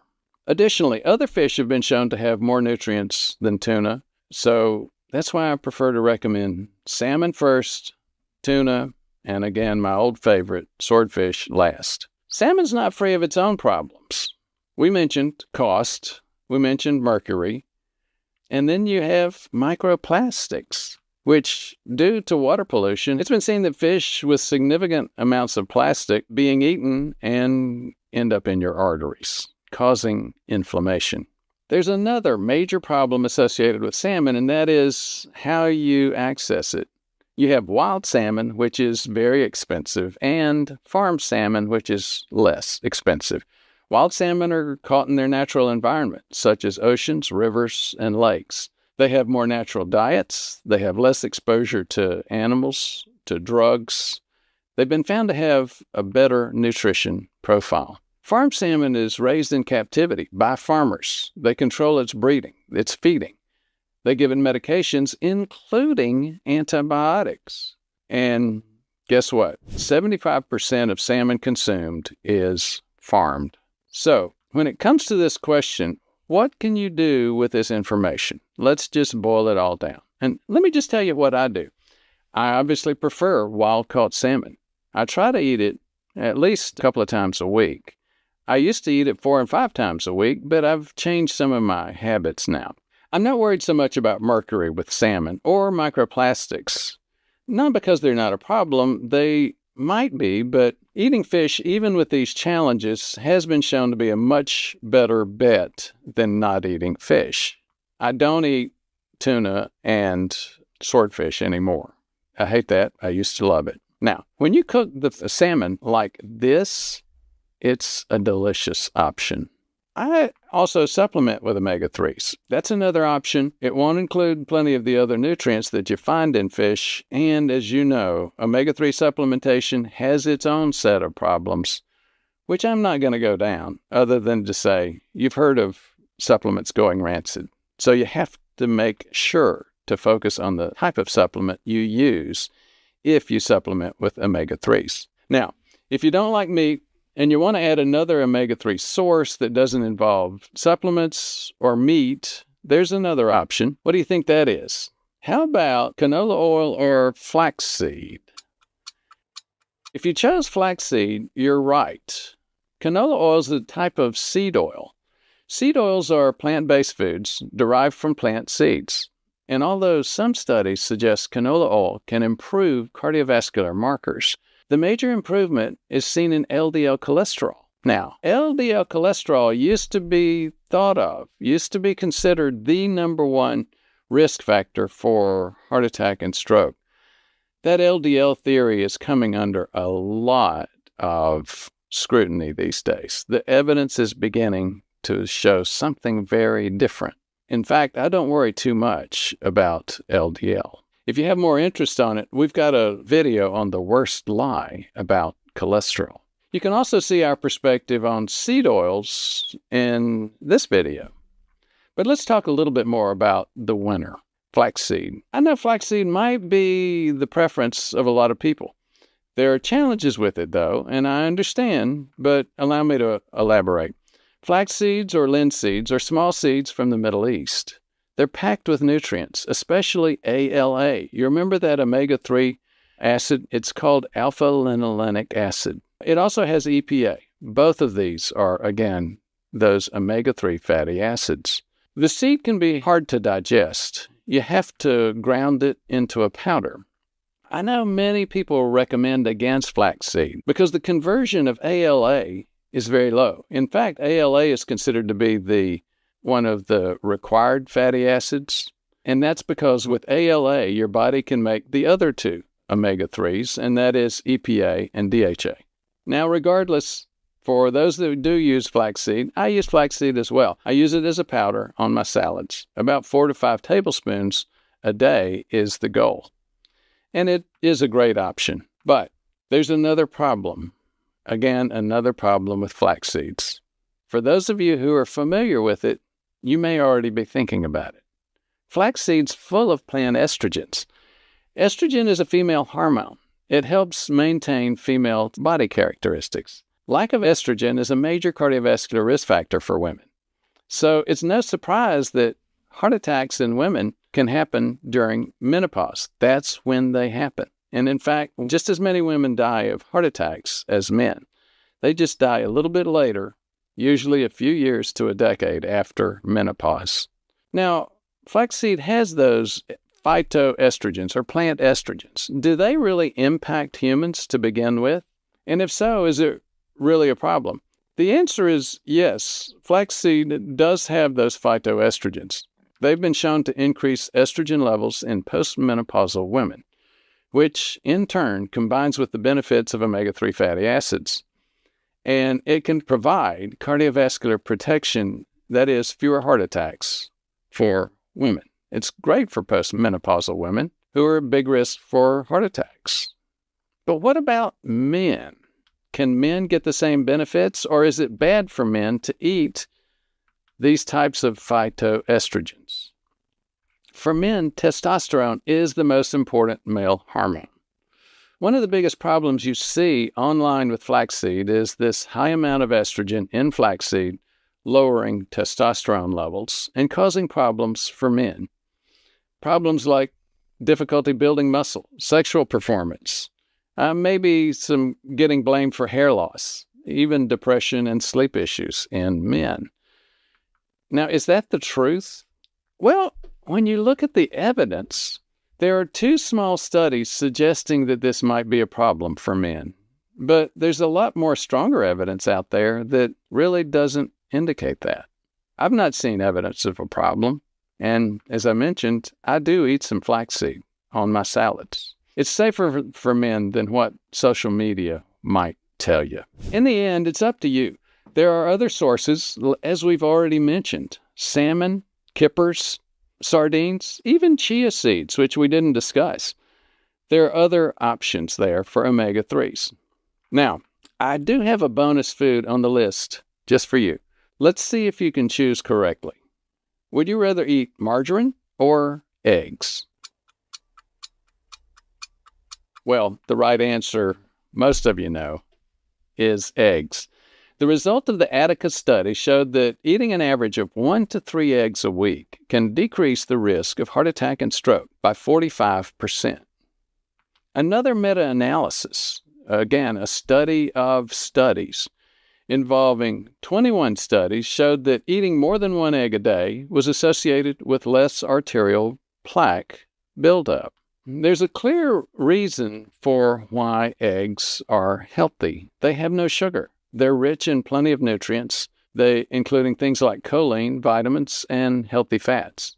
Now, there are studies that show other things. There's one meta-analysis showing an increased risk of heart attacks when eating eggs. But you got to dig deeper in any of these studies when you look at them. The problem with this study was that the authors assumed that higher LDL means more risk, and that was how they based their conclusion. As we've said before, LDL being the major risk for heart attack and stroke, that may have been the biggest cholesterol lie in history. Yes, scientific evidence has not shown that saturated fats, which many label as unhealthy fats, are actually harmful. That's why I think foods like free-range chicken eggs and unprocessed meats are great for metabolic health. Now, a paradigm shift is necessary to prove that eating red meat and eggs is not dangerous, as you've been told time and time again. Without going further on the vegan versus carnivore controversy, I do believe as long as you avoid sugar and processed and ultra-processed foods, you can achieve a healthy metabolism. Now, I've covered a whole lot. Let's recap real quick, and then we'll talk about why the list makes sense. The top 5 foods. First of all, let's run through the list. Everybody should eat these foods to avoid a heart attack. Avocados, fermented foods like healthy Greek yogurt, kefir, kimchi, natto, sauerkraut, nuts, fish like salmon, herring, kippers, sardines, back to nuts, macadamia nuts, almonds, pecans, and especially walnuts. Flaxseed, eggs as a bonus. But did you notice something about all these that they have in common? Yes, these foods are all high in fat and low in sugar. That's the major lesson that changed my life. See, my problem is, and what I discovered when I was creating that plaque was, my body cannot process carbs. That happens to all of us as we age. It happened to me in my mid to late 50s. I found out I had prediabetes. Not eating sugars and carbs is key for me. Right now in America, millions of Americans have been doing the exact opposite. Low fat, high carbs. The base of the food pyramid is grains. But the problem is, over half of American adults have prediabetes. Once you get into your 50s and 60s, that increases to 70 to 85%. Ultra-processed garbage food is high in sugar, low in healthy fats, high in unhealthy fats like trans fats, very low in nutrients, and it leads to the current diabetes and obesity epidemic. It actually stimulates the insulin that we want to decrease. It results in heart attacks. That's why heart attacks are the number 1 cause of death. There's another group of people who are living healthier lives, avoiding fats and still eating lots of carbs, sometimes even processed sugar, and thinking that because they're thin, they are healthy. That was me a couple of decades ago. The problem is, they still think that cholesterol is what causes heart attacks. But that's just not true. The problem is metabolic disease, or prediabetes and diabetes, or as the doctors call it, insulin resistance. Speaking of doctors, why haven't doctors helped us out with this problem? Well, I mentioned over half of adults in the U.S. have this problem, but 90% that have it don't know it. Unfortunately, it's because the doctors, the primary care doctors, family practitioners, internists, and cardiologists, 3/4 of them don't know how to diagnose insulin resistance. So again, that's where I was about a decade ago, eating a low-fat diet, healthier than most people by staying thin, but still developing arterial plaque. So the key message here, the current dietary recommendations are just wrong. Grains should not be the base of the food pyramid. Putting grain products like bread, cereal, and rice and pasta as the base of the food pyramid and demonizing fats is what got us to the point where we are now. Half of us are obese, pre-diabetic. The healthiest foods to avoid a heart attack share the opposite in composition. They're low in carbohydrates or sugars, high in healthy fats, not processed, and rich in omega-3 fatty acids.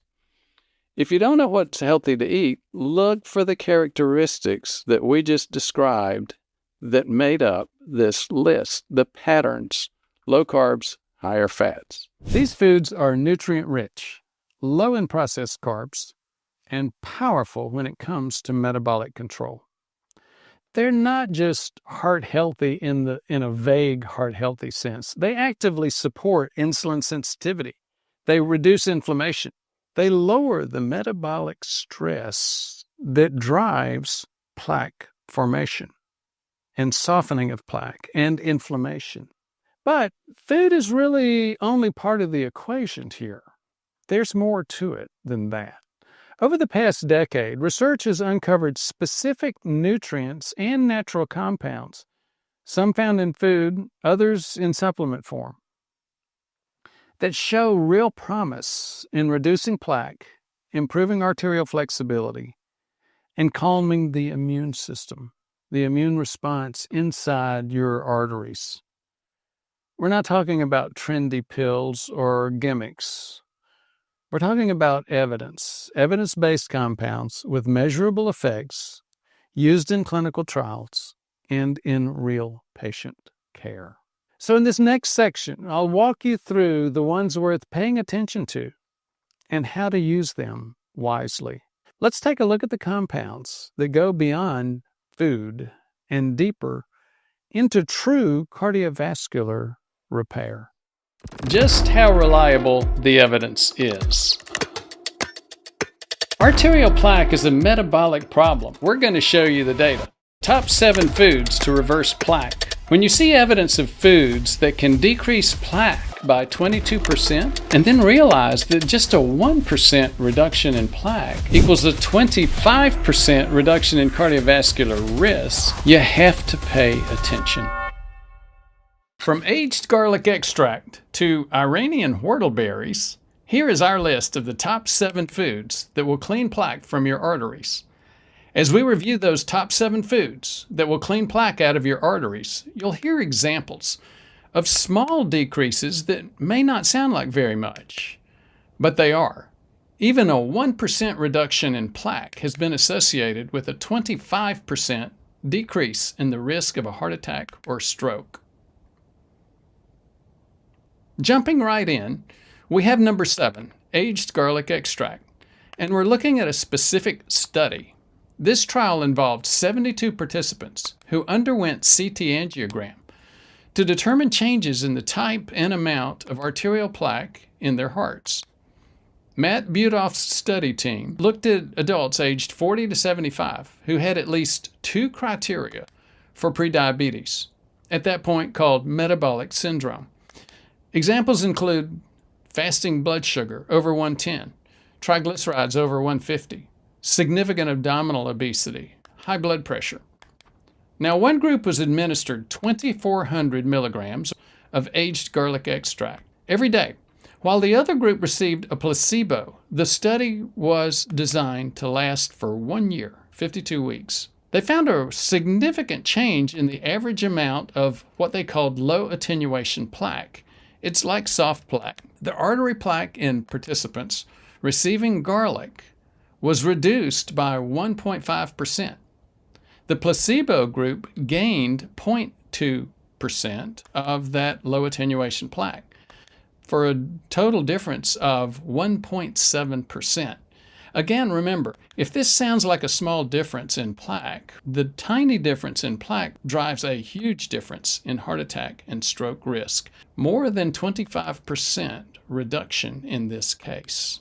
The fact that this study involved a specific product could indicate that it was partially funded for commercial gains, and therefore is partially biased. But then again, the pharmaceutical industry has been doing this forever. And if you wait for the perfect study, you're going to be waiting forever. You'll never try anything. This study's not the only investigation of garlic. It is a powerful signal in the literature that something really is there. The researchers compared the effect of garlic extract to the effects of statins without the side effects. I personally have been very busy in my professional and personal life for the past 18 months. In the hubbub of moving and some of the other things, I dropped some of my routine supplements. Garlic extract was one of them, so I've reordered it. Again, after reviewing this study. kimchi, number 6. Now, for this food, we're looking at one particular study. The study compares the effects of freshly made kimchi, which is only 1 day old, versus kimchi that's been fermented and is 10 days old. So it's really looking at a critical question in the evidence about preventive medicine. Does the fermentation in fermented foods really help as much as many of us think? Kimchi is a mixture of ginger, garlic, cabbage, Korean red bean paste, fish sauce, salt, and sugar. You place all this in a jar to let it sit. This causes fermentation. Allegedly beneficial bacteria then begin growing in it. So this study design contributes to that critical question. Does the fermentation make a difference? Is it the fermentation? Now, this study involved 22 overweight individuals divided into 2 groups to test the effects of fresh and fermented kimchi. They followed a crossover design. This means each participant experienced both conditions. So all participants experienced eating 10-day-old kimchi and 1-day-old kimchi for 4 weeks each in 2 separate phases. The experiment was split into 2 phases, each lasting 4 weeks, with a 2-week break-in between the time period when participants did not eat any kimchi at all. This 2-week break is known as a washout period. This washout period aims to ensure that the effects of the first phase don't influence the second phase. One group started by eating fermented kimchi for the first phase and then switched to the fresh kimchi for the second phase. The second group did exactly the opposite, and this increases the power of the study design. Now, dietitians planned the meals for the participants to maintain consistency throughout the study. Participants were instructed to eat 300 grams of kimchi every day, divided among their meals.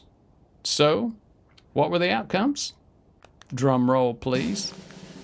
Regarding notable outcomes, the researchers found, on average, during the study phase, where participants ate fermented kimchi, the fermentation clearly appeared to help. Body fat decreased by 2.2% in the fermented kimchi group compared to 1% in the fresh kimchi group. Now, these decreases are big. Body fat releases hormones that make it a core contributor to metabolic disease, and that causes risky plaque to form. Average fasting insulin. These levels went down by an average of 11% in the fresh kimchi group and an average of 26% in the fermented kimchi group. So again, another big difference. The effects on insulin were still pronounced when the participants were challenged with a 75-gram glucose challenge. At the 30-minute mark, when we expect insulin to rise because of blood glucose going up, the fresh kimchi group's insulin levels actually increased by an average of 4.8%. That's not what we want to see. While the fermented kimchi group's insulin levels decreased by an average of 4.6%. At the 120-minute mark, the 2-hour mark, after being challenged with glucose, the fresh kimchi group's insulin levels did not change after 4 weeks of eating it. But the fermented kimchi group's insulin levels decreased by approximately 16.6%. Now, these are dramatic differences. And the differences in the participants' fasting and glucose-challenged insulin levels are of major importance. They directly point towards a decrease in insulin resistance, one of the key components of metabolic disease, the key driver of metabolic disease. Additionally, the more insulin you have, the harder it is for you to burn fat away, and the more likely plaque is to build up in your arteries. Triglycerides are important because higher levels of triglycerides lead to smaller, denser LDL particles. They're much easier to oxidize and therefore get stuck on your arterial wall and form plaque. Triglycerides decreased in both groups, likely because dietitians assigned diets in the study to eliminate noise in the results, and those diets were likely a bit healthier. However, triglycerides decreased by 40% from 118 to 71 in the fermented kimchi group, while they decreased by 28% from 116 to 83 in the fresh kimchi group. Now, let's step back and just let me talk about my notes, my focus on this study. This is some of the best evidence I've seen yet that any fermented food actually improves metabolic disease. Again, many of us have suspected it, but proof has just been very slow in coming. Despite how well designed this study was, though, there were only 22 subjects. When you only have 22 participants, you must consider genetic variability. But considering this study's design and powerful results, I'm going to add kimchi to my diet. Kimchi isn't a replacement for my lifestyle changes, especially body composition, body fat versus muscle, metabolically active muscle. But kimchi doesn't have negative side effects. We just don't really see any. And there may have been none. At least I've not seen any reported. So some people even think it's tasty. Now, I haven't liked it in the past, but you know what? In the very beginning, I didn't like salmon, kippers, or natto. And I've learned to like it, or at least tolerate it. And I plan to do the same with kimchi. Pardon the interruption, but I've got something important to tell you about the channel. Did you know that 70% of our viewers have not subscribed? Now, if that describes you, you're one of them, consider clicking the subscribe button and the notification bell. With your help, we can reach more people who need this life-saving information. The best part is it's free and easy. And by the way, if you're tired of your current cardiovascular prevention care and are looking for help, call us 859-721-1414. Become a patient and get the level of care that you deserve. Now let's get back to that video. Number 5, nattokinase. We're focusing on another specific study here, one that was done in China on something called nattokinase. It's a special chemical extracted from natto, a fermented soybean dish often eaten in Asia. It's derived from bacteria fermenting in the soybean. This study included a much larger sample size, 1,062 participants. The researchers compared the amount of plaque in subjects' carotid arteries, the arteries in the neck, before and after 1 year of consuming 10.8 grams, 10,800 milligrams of nattokinase daily. The researchers observed an average reduction of about 22% in plaque thickness in the carotid artery. They also measured the before and after levels of other biomarkers like LDL, HDL, triglyceride, and total cholesterol, all of which also saw impressive reductions. On average, there were 15% fewer triglycerides, 16% greater HDL cholesterol, and 17% less LDL.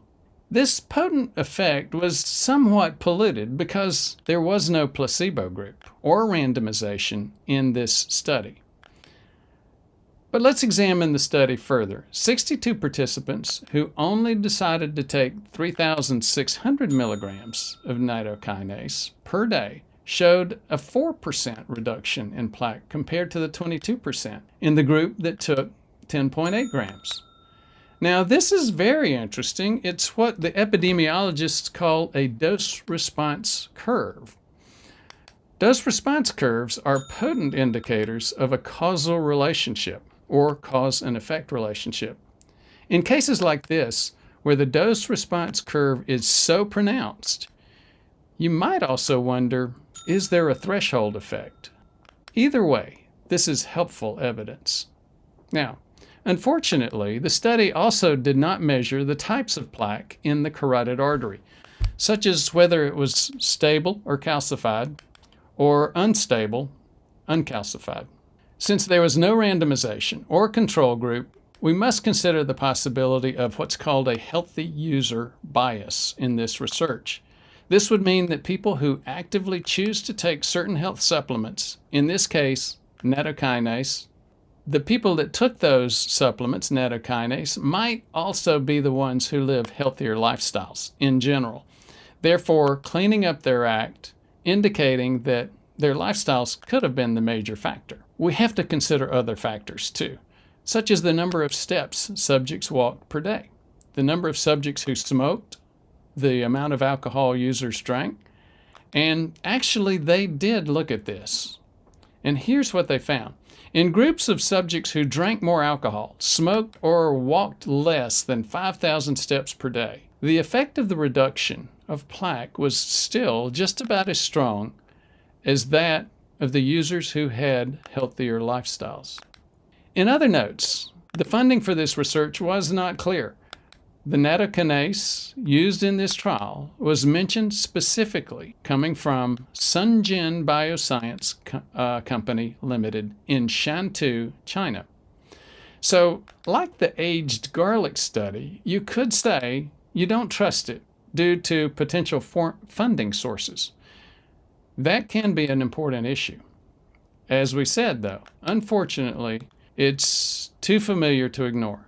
And without interested parties, there would often be no research evidence to consider. The things with the least financial confusion are also the strongest, and that's lifestyle. We'll talk more about that later. In this study, for example, the results seemed so strong that maybe they appeared too good to be true, which is also something to watch out for. If nattokinase or nattokinase can have this type of effect on its own, at the alleged dose of 10.8 grams, it would seem extremely important to have further follow-up research on this magical compound to verify if it does what it says it does. However, dramatic and yet potentially flawed, this study is not the only research signal about nattokinase. And there is another thing: the risk of eating natto or taking nattokinase. It appears to be non-existent. I used to use it in my coffee or smoothies in the morning. Then I got distracted again by personal changes in my life and forgot the garlic and the natto. I'm adding both of them back, again, based on the science reviews for this video.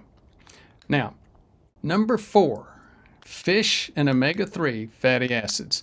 Okay, it's time to jump into number 4. Fish, specifically the beneficial omega-3 fatty acid kind of fish. We're talking tuna, herring, mackerel, and salmon, all of which have extremely high ratios of omega-3s to omega-6 fatty acids. You already know omega-3s were healthy, but did you know just how healthy they were? The study we're referencing here is one of the most potent forms of research, a meta-analysis. It's research that compiles all of the research done to date together, and using a lot of study logic and statistical work, it determines if there really is a beneficial effect, at least based on all the studies they could find that fit. Now, for this meta-analysis, researchers scoured medical journals from 1947 to 2015 for research on omega-3 fatty acids and their effects on people's risk of heart attack and stroke. They included 34 different studies. The researchers found that an increased intake of omega-3s of about 1 gram a day resulted in an approximate 9% decrease in any cardiovascular event, such as heart attack, angina, stroke, etc. They found that this risk reduction was even greater in people who are at risk, such as those with high triglycerides. And since then, there's been more and more focus on high triglycerides specific to omega-3s. This study really covered most of what was known about omega-3s up until the time that it was done, about 2015. Now there's a whole new debate about omega-3s. Big Pharma raised this debate. They did what Big Pharma often does. They took a supplement known to have benefits, they modified it, and were going for improving it and securing a patent. Then they sought FDA prescription protection. This was done with the original statins as well as many other medications. And now in the omega-3 space, the drug they created was called icosapent ethyl, or Vascepa. It's a modified version of the EPA, eicosapentaenoic acid, in fish oil.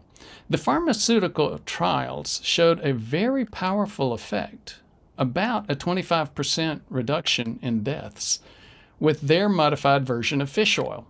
Still, they also gave participants 4 grams a day of their version. This is the most ever given in a fish oil trial, as all other research we found only gave up to about a gram per day. Now here's the debate.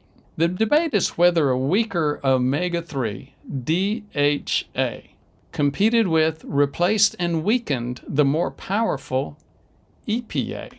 While I occasionally use the prescription source, sometimes in my patients, I often recommend and personally use the over-the-counter omega-3s. Berries are a big deal, diet-wise. We found an interesting study. It was done in Iran on whortleberries. Now, that's not exactly one of the berries I'm used to eating. Raspberries, blueberries, blackberries, and strawberries have been my thing.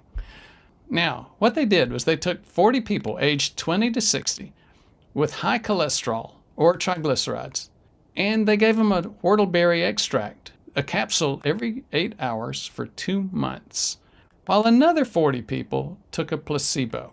That was the control group. The results showed that the whortleberry lowered total cholesterol by about 28%, triglycerides by 20%, LDL by 26%, and most importantly, raised HDL cholesterol by a whopping 37.5% without side effects. Now, the whortleberry used in this study was, quote, collected from the lands of the Ardabil province of Iran in October, and a botanist authenticated its identity and also mysteriously said a voucher specimen of the plant, number 1023, was deposited in the Central Herbarium of the Research Institute of Medicinal Plants. Does that sound like a regional play for the whortleberry business? It does to me. The researchers supposed that the high anthocyanin content of the extract was partially responsible for the dramatic changes in lipid metabolism. However, they also said the specific bioactives mediating the anti-dyslipidemic, in other words, the ability to decrease blood fats. The effects of the plants belonging to the Vaccinium genus, or whortleberries, are not yet characterized. Let me translate that. They don't know what happened, but they think that it did happen. That's their assertion.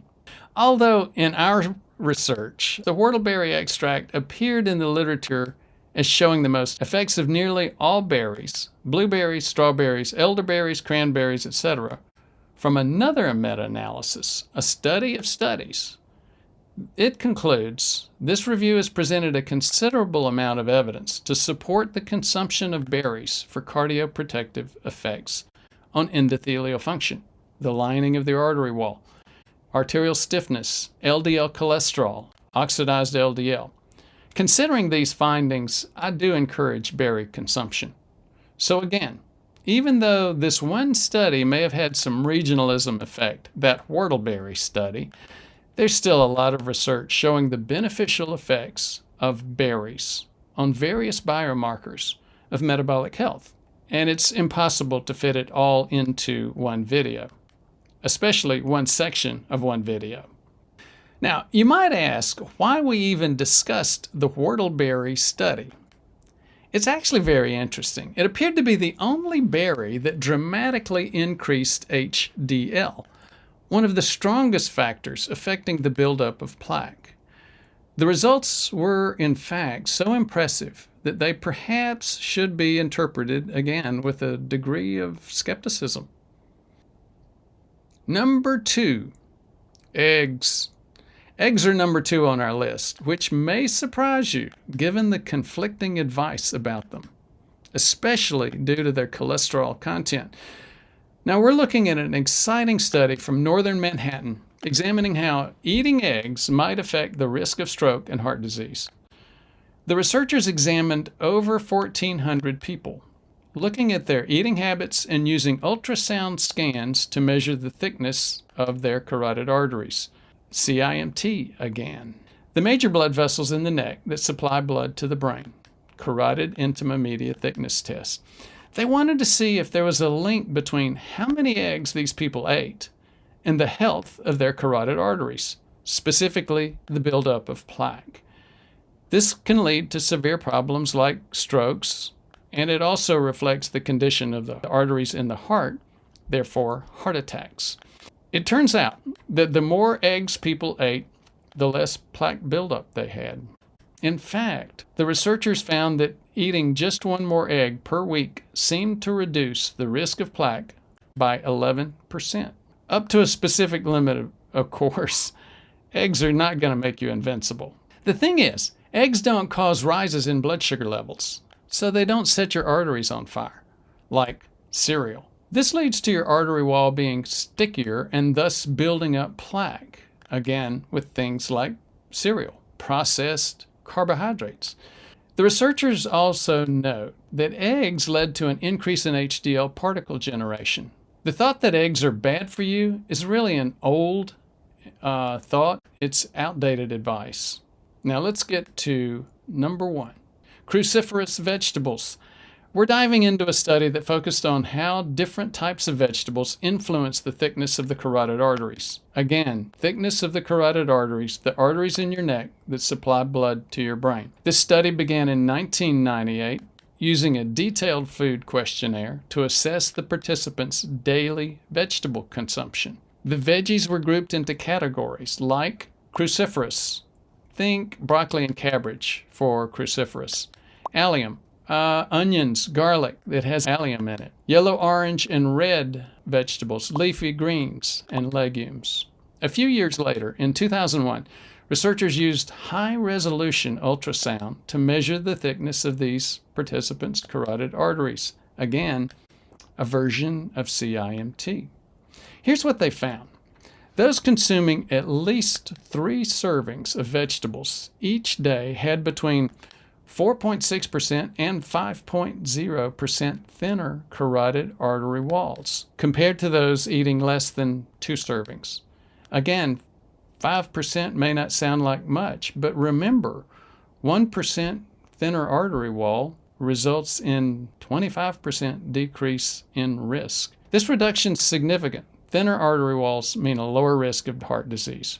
Cruciferous vegetables were particularly effective. To the carnivores in the crowd, sorry to have to tell you that. And to the vegans, I get your drift on it. Every 10 grams per day increase in these veggies was linked to a 0.006 millimeter or 0.8% reduction in the average carotid artery thickness, and a 0.007 millimeter or 0.8% reduction in the maximum thickness. Cruciferous vegetables, including cabbage, Brussels sprouts, cauliflower, and broccoli, contributed the most toward this beneficial effect. The researchers, again, were not sure. They didn't understand why cruciferous vegetables had this effect. Besides various compounds such as polyphenols, polyphenols can scavenge radicals that oxidize LDL particles and cause them to infiltrate the artery wall. Or other compounds such as isothiocyanates. They can block oxidative stress. Other factors that could play a role could simply be the amount of fiber contained in the vegetables, causing participants to eat fewer calories, or to help push that food further down into the lower gut where the bacteria are eating the food, not the human. The calories are going to the bacteria. The effect could also help keep blood sugar levels low by slowing down digestion. The research for this article helped remind me to get back up to speed with a few things in my diets and supplements. I'm adding kimchi back to my diet. I always hated kimchi, but you know what? I think I'm going to have to learn how to like it. And I added kyolic garlic back to my supplements and natto back to my coffee. Now this brings up a topic. If you're thinking, wait a minute, the title says food, but there are a couple of supplements, like aged garlic and natto. These are actually foods, but supplement companies created convenient supplement preparations. You see the same thing with omega-3 oils, fiber, and other supplements and foods. Be careful to watch dosages in these situations. And another warning, remember that you cannot out-supplement lifestyle. Lifestyle trumps supplements, prescription medications, stents, surgery, everything. And among the lifestyle components, diet is key. In other words, you can't outrun a diet problem. You can't out-stent a diet problem, and you clearly cannot out-supplement a diet problem. You just can't. It's not just BMI or your weight. The presence of metabolically active muscle is as critical as the absence of metabolically active fat, especially as we age past 65. Metabolically active muscle, especially in the legs, is our critical internal safety valve, pulling sugar out of the bloodstream where it can cause damage. It can damage the delicate wall of the artery. Resistant insulin receptors. Let me repeat that. Muscle bypasses resistant insulin receptors. Resistance training is important for muscle mass and metabolism, as measured by muscle biopsies where they actually found higher levels of mitochondria in people that did resistance training. Now let's talk about HIIT, because they found even more mitochondria in people that did HIIT training, high intensity interval training. I know that can be uncomfortable. I have more people skip the HIIT than any other type of exercise. But it's an even more powerful stimulant of muscle mitochondria. HIIT is the best way to reverse the loss of capillary surface, that interface with those large muscles in your legs that are going to protect you from prediabetes, resistant insulin receptors. So for many, it's just hard to think about HIIT. You may have a knee problem or a hip problem or a back injury. You may not have the time for a couple of half-hour HIIT sessions, or at least think you have the time for those half-hour HIIT sessions each week. Your most intense level of exercise might be walking. If this fits for you, think again about HIIT. There is a new thing called ReHIIT. It stands for Reduced Exertion High-Intensity Interval Training. It can be done by walkers for people with joint injuries. You can accomplish a ReHIIT session in as little as 5 minutes. Let me repeat that. You can accomplish a ReHIIT session in as little as 5 minutes, and these have been shown by science to be very helpful. Now here's a short version of ReHIIT.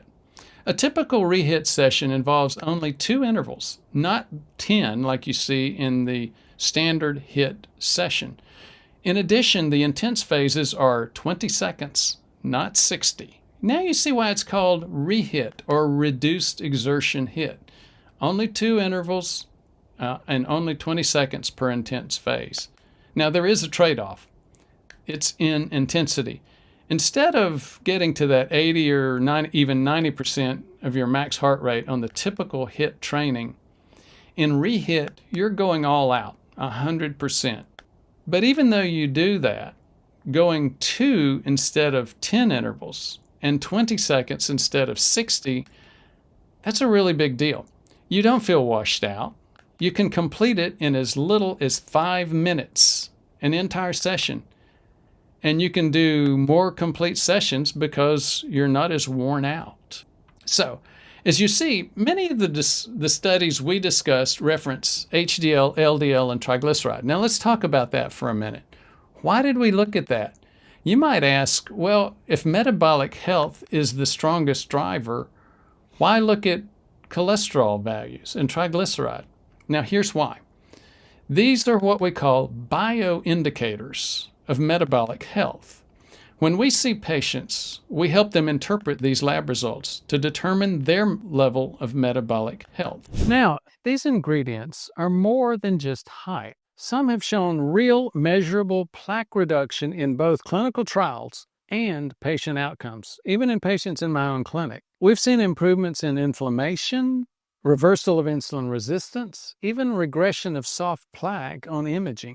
Let's go a little bit beyond science. Let's talk about something very personal. I didn't just research this next part. I lived it.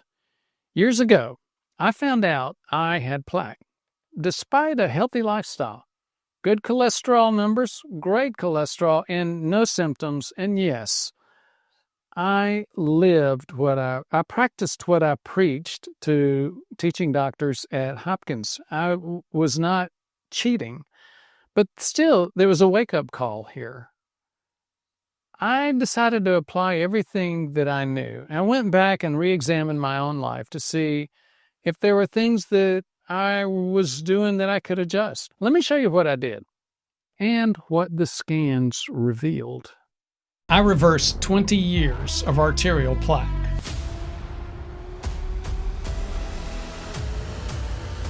For years, I was eating the wrong diet. When I actually got tested, I was emotionally annihilated. Despite my efforts, I still developed cardiovascular plaque. I truly believe that what I did can be done by many people. Not everyone can reverse plaque, but almost everybody can stabilize it and decrease your risk of a heart attack. Take the vast majority of that risk right off the table. This is what I did. This is my story of how I reversed my arterial plaque.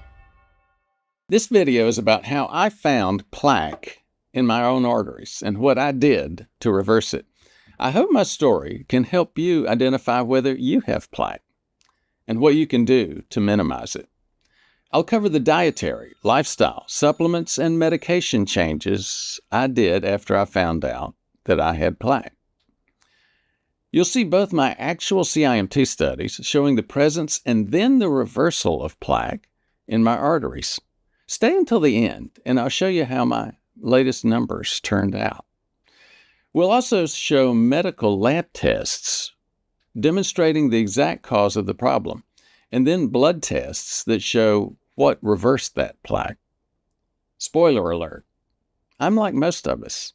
Aging took a toll on my insulin receptors. Remember, growing old is just not for sissies.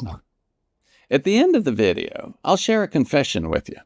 It's about an unpopular choice I've made to manage my plaque, and I've already caught a lot of grief. Here's what happened. At age 57, I thought I was healthy. I've been a prevention doc for over 40 years, about 4 decades. I ran the preventive medicine program at Johns Hopkins. So I taught the doctors at Johns Hopkins, and that's arguably the #1 preventive medicine program in the world. As far as prevention was concerned, I also practiced what I preached, and that was all about lifestyle and no medications. Low-fat dietary guidelines were the standard at that point in time. Nobody questioned it.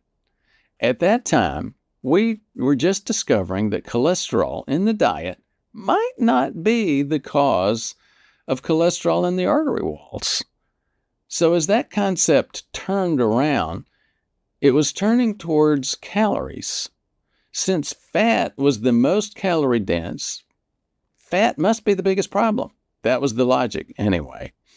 I believed it at that time, and for decades. Not anymore. But that's a different story for later. Back to those previous decades of my lifestyle.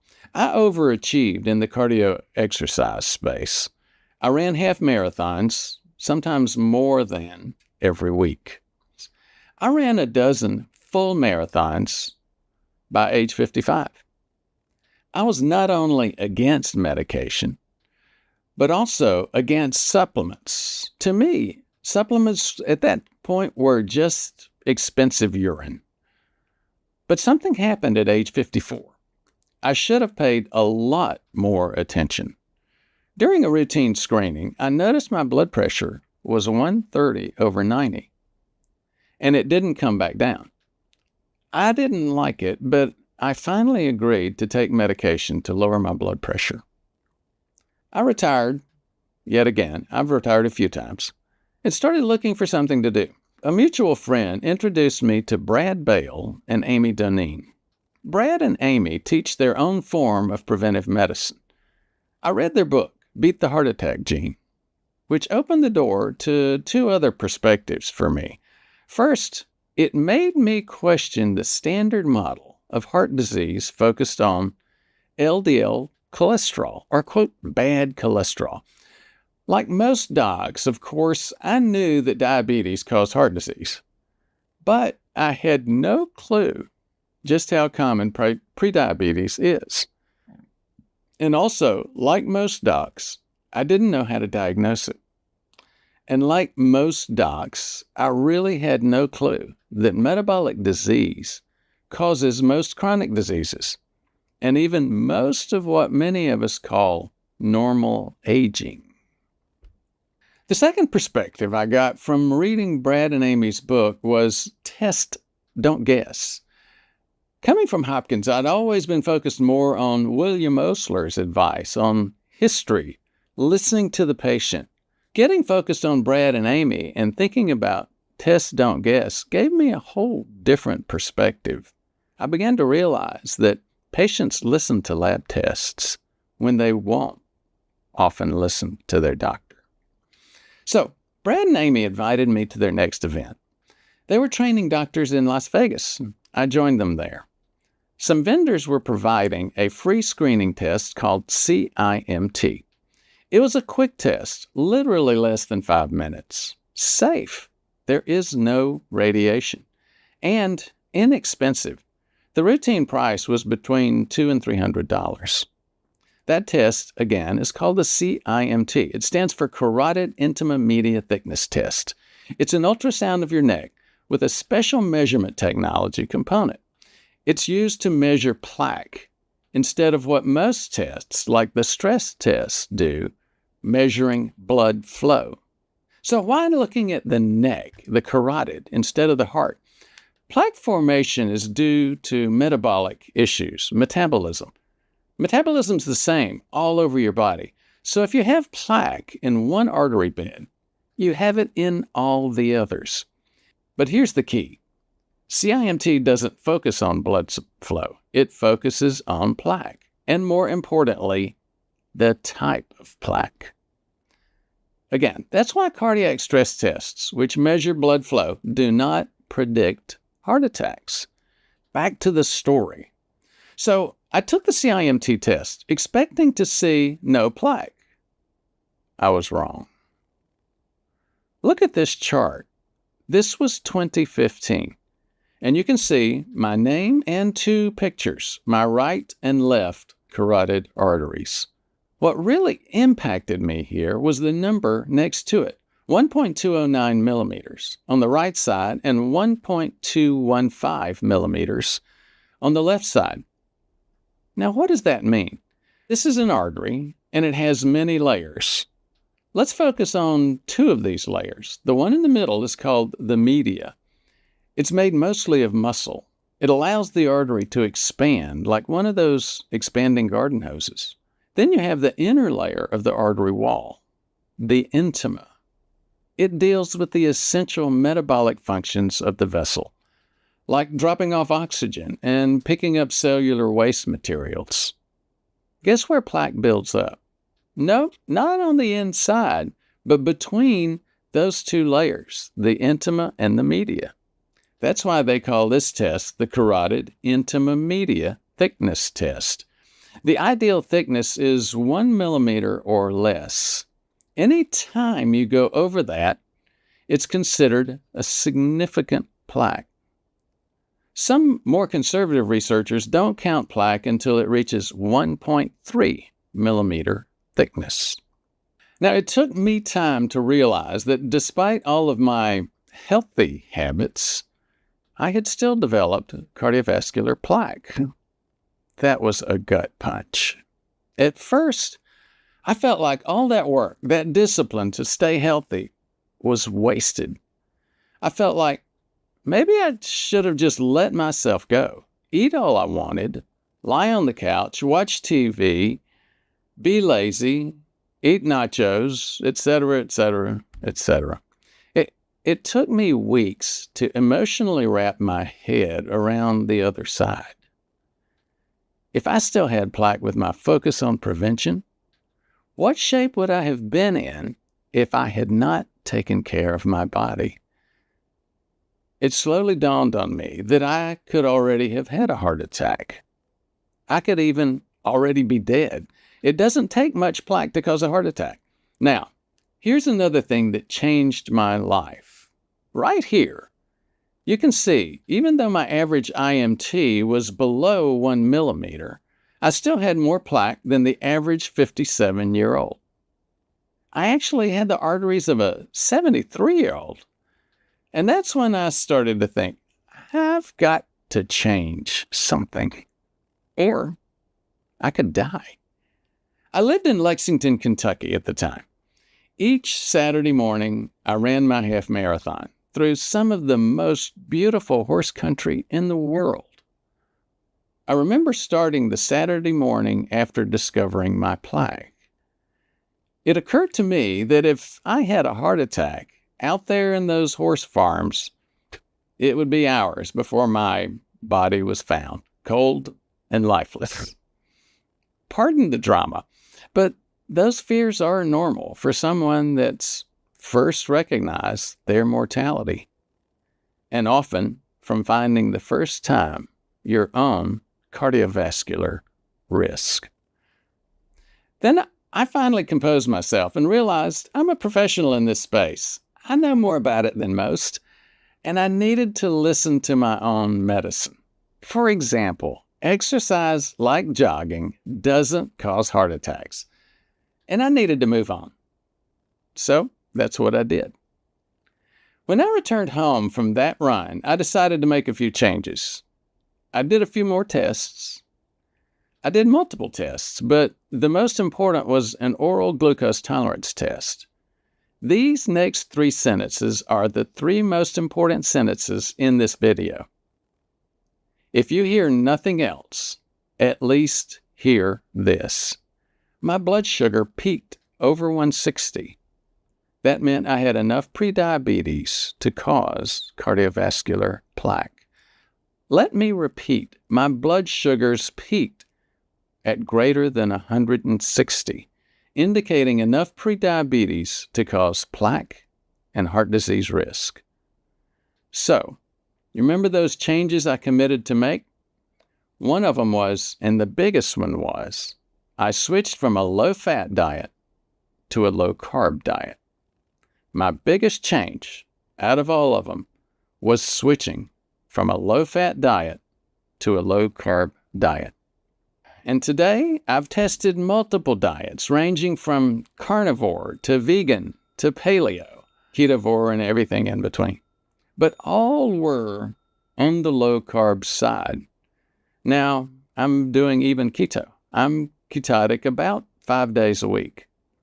I've been fat adapted for about 10 years.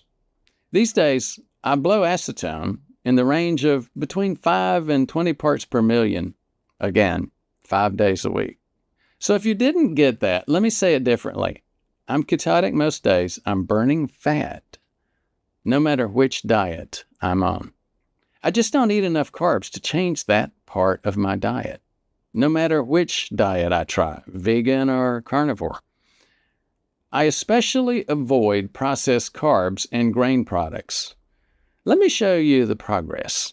This is the biggest progress I've ever made. In about 1 year, I was able to reduce my average CIMT from 0.88 to 0.67 millimeters. That was 1 year, reduced my average CIMT, intima media thickness, from 0.88 to 0.67 millimeters. Now, let me explain what that means. If you look at the image right here, it means that I was able to reverse my arterial age from 73 to 52 years. In 1 year, I was able to reverse about 20 years worth of arterial plaque deposition. Now, how did this happen? Let's go back and talk about what does, quote, plaque reversal actually mean. When you reverse plaque, you're not necessarily taking calcium out of the artery. It doesn't even mean taking cholesterol out of the artery, necessarily. Here's what you're doing. What you are doing is taking the inflammatory liquid, the swelling and pus, out of the plaque, So it's like you're deflating a balloon or a tire. It will decrease the size of the plaque and the size of the intima media thickness. Loss of inflammation makes plaque shrink. Calcium deposits are just biomarkers. They're biomarkers of decreasing inflammation. But not everything is sunshine and rainbows. I still had plaque. Take a look at another CIMT from 2019. You can read the description of the CIMT in different areas of the carotid artery here in the comments. My right carotid bulb says 1.3, again in millimeters, and the letter H. H stands for heterogeneous. Heterogeneous, this sounds geeky, but hang in there for a minute. It's essential. You'll see why. You've seen the word heterogeneous. Heterogeneous means mixed, just like homogeneous means consistent. Heterogeneous plaque is a mixture of soft and calcified plaque. How calcified? Well, it's actually mostly calcified, as you can see in the white in the image right here. Soft, hardened, and mixed plaque is classified by the amount of calcium embedded in that plaque. New plaque is homogeneous, soft, and deadly. It can squeeze into the bloodstream, where the inflammatory goo causes clots. The clots cause the problem, not the plaque itself. The inflammatory liquid is basically pus. Soft plaques have a very thin cap near the intima. It doesn't even have to be big, just soft. As the body heals the plaque, it calcifies. This is an example of heterogeneous, partially calcified plaque. You can see it has some calcium, which is good. Calcium in this case helps with the healing and scarring process. It's a biomarker of plaque stability. Now, here, this is not the healthiest calcification. Calcium is all over the place. It's not organized, and it's surrounded by a lot of hot liquid, like islands of hot liquid and calcium. This plaque can still rupture if the cap is thin. This is calcified plaque. The calcium is well organized, and it has a thick cap. It won't break. It's stable. It won't cause a heart attack or a stroke. Removing inflammation or reversing plaque causes more stable plaque and less or no soft plaque. The best goal is to have no plaque at all. But most of us develop plaque as we age into insulin resistance. When we do, here's what to do.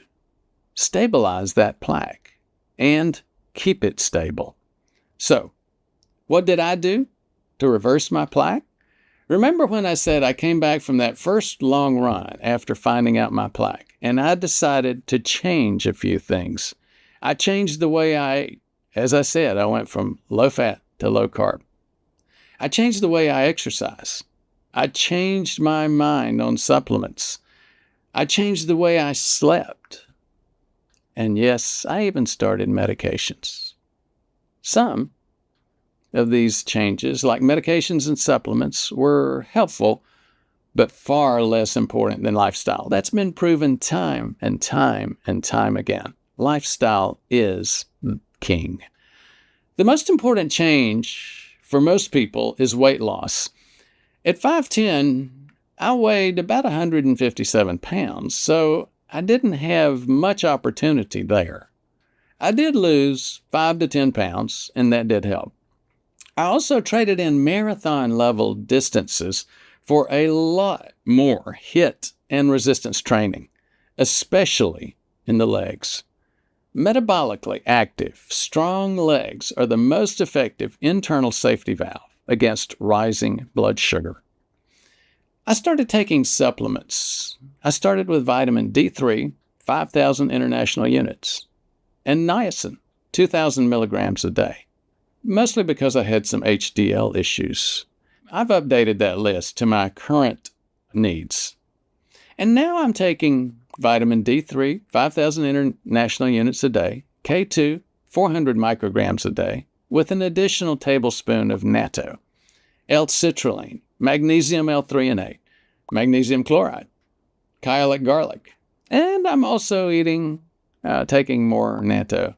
Let me tell you where I am now. This is my latest CIMT from December 2023. This CIMT is from CardioRisk.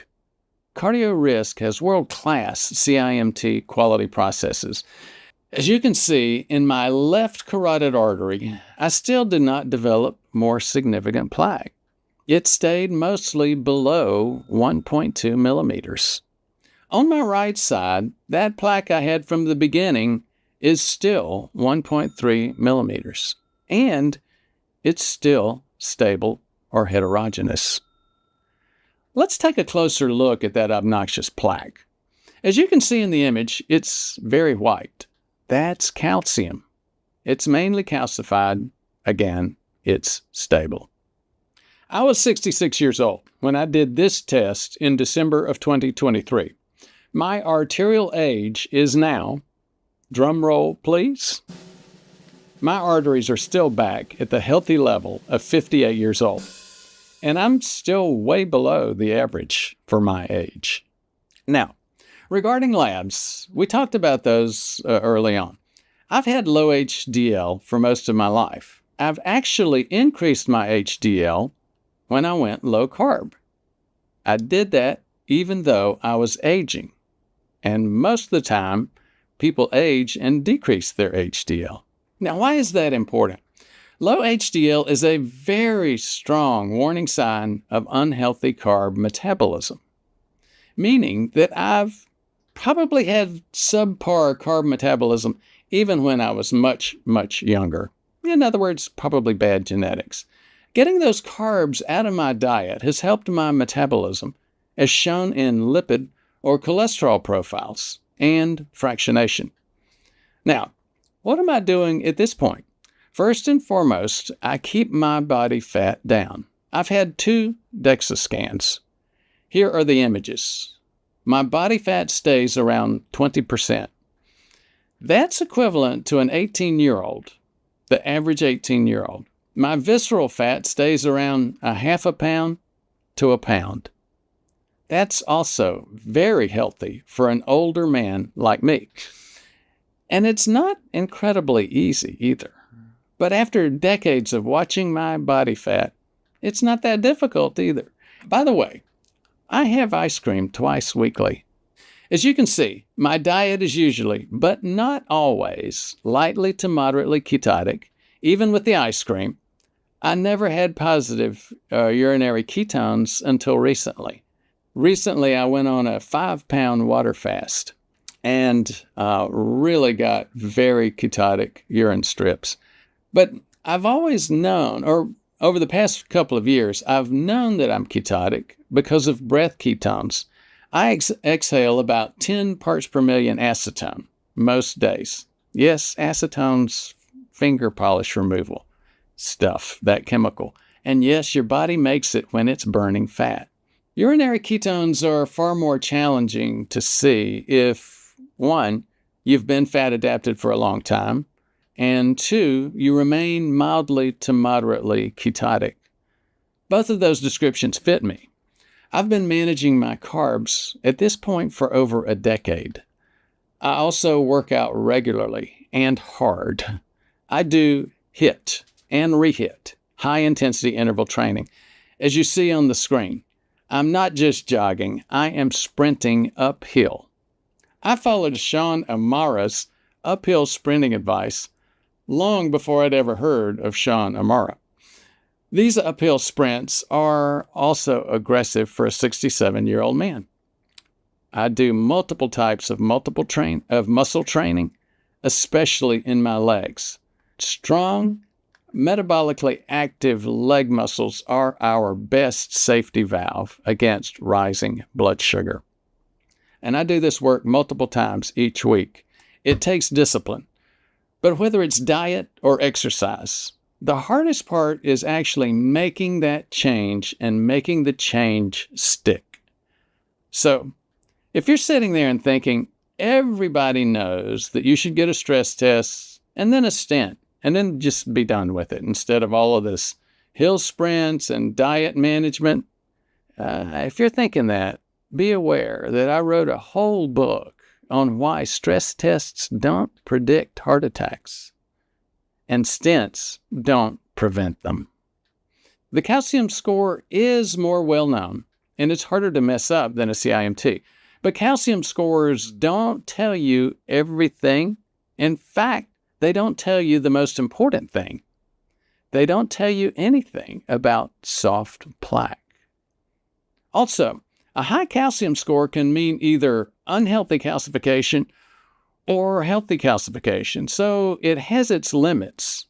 I do recommend it to find out if you have plaque for the first time. But even a score of 0 is no guarantee. There are plenty of people that have had heart attacks with 0 calcium scores. After watching this video, you may understand why. If not, we'll cover that in another video. Lastly, the new kid on the block, CT angiogram with AI, artificial intelligence. I'm a big fan. It can show both soft and calcified plaque with a lot of detail. However, it has some downsides. It's more expensive. It is invasive somewhat, and with the wrong interpretation, it can also put you through the process of getting an unnecessary stent or bypassed. I chose CIMT because, despite its challenges, it's the only quick, non-invasive, inexpensive way to identify soft plaque. Again, soft plaque is the key. You're right if you think the lack of radiation is an advantage too. It is. The other ones all have radiation. But I don't think the radiation from a CT angiogram, or clearly a calcium score, is significant if you're dealing with cardiovascular disease risk.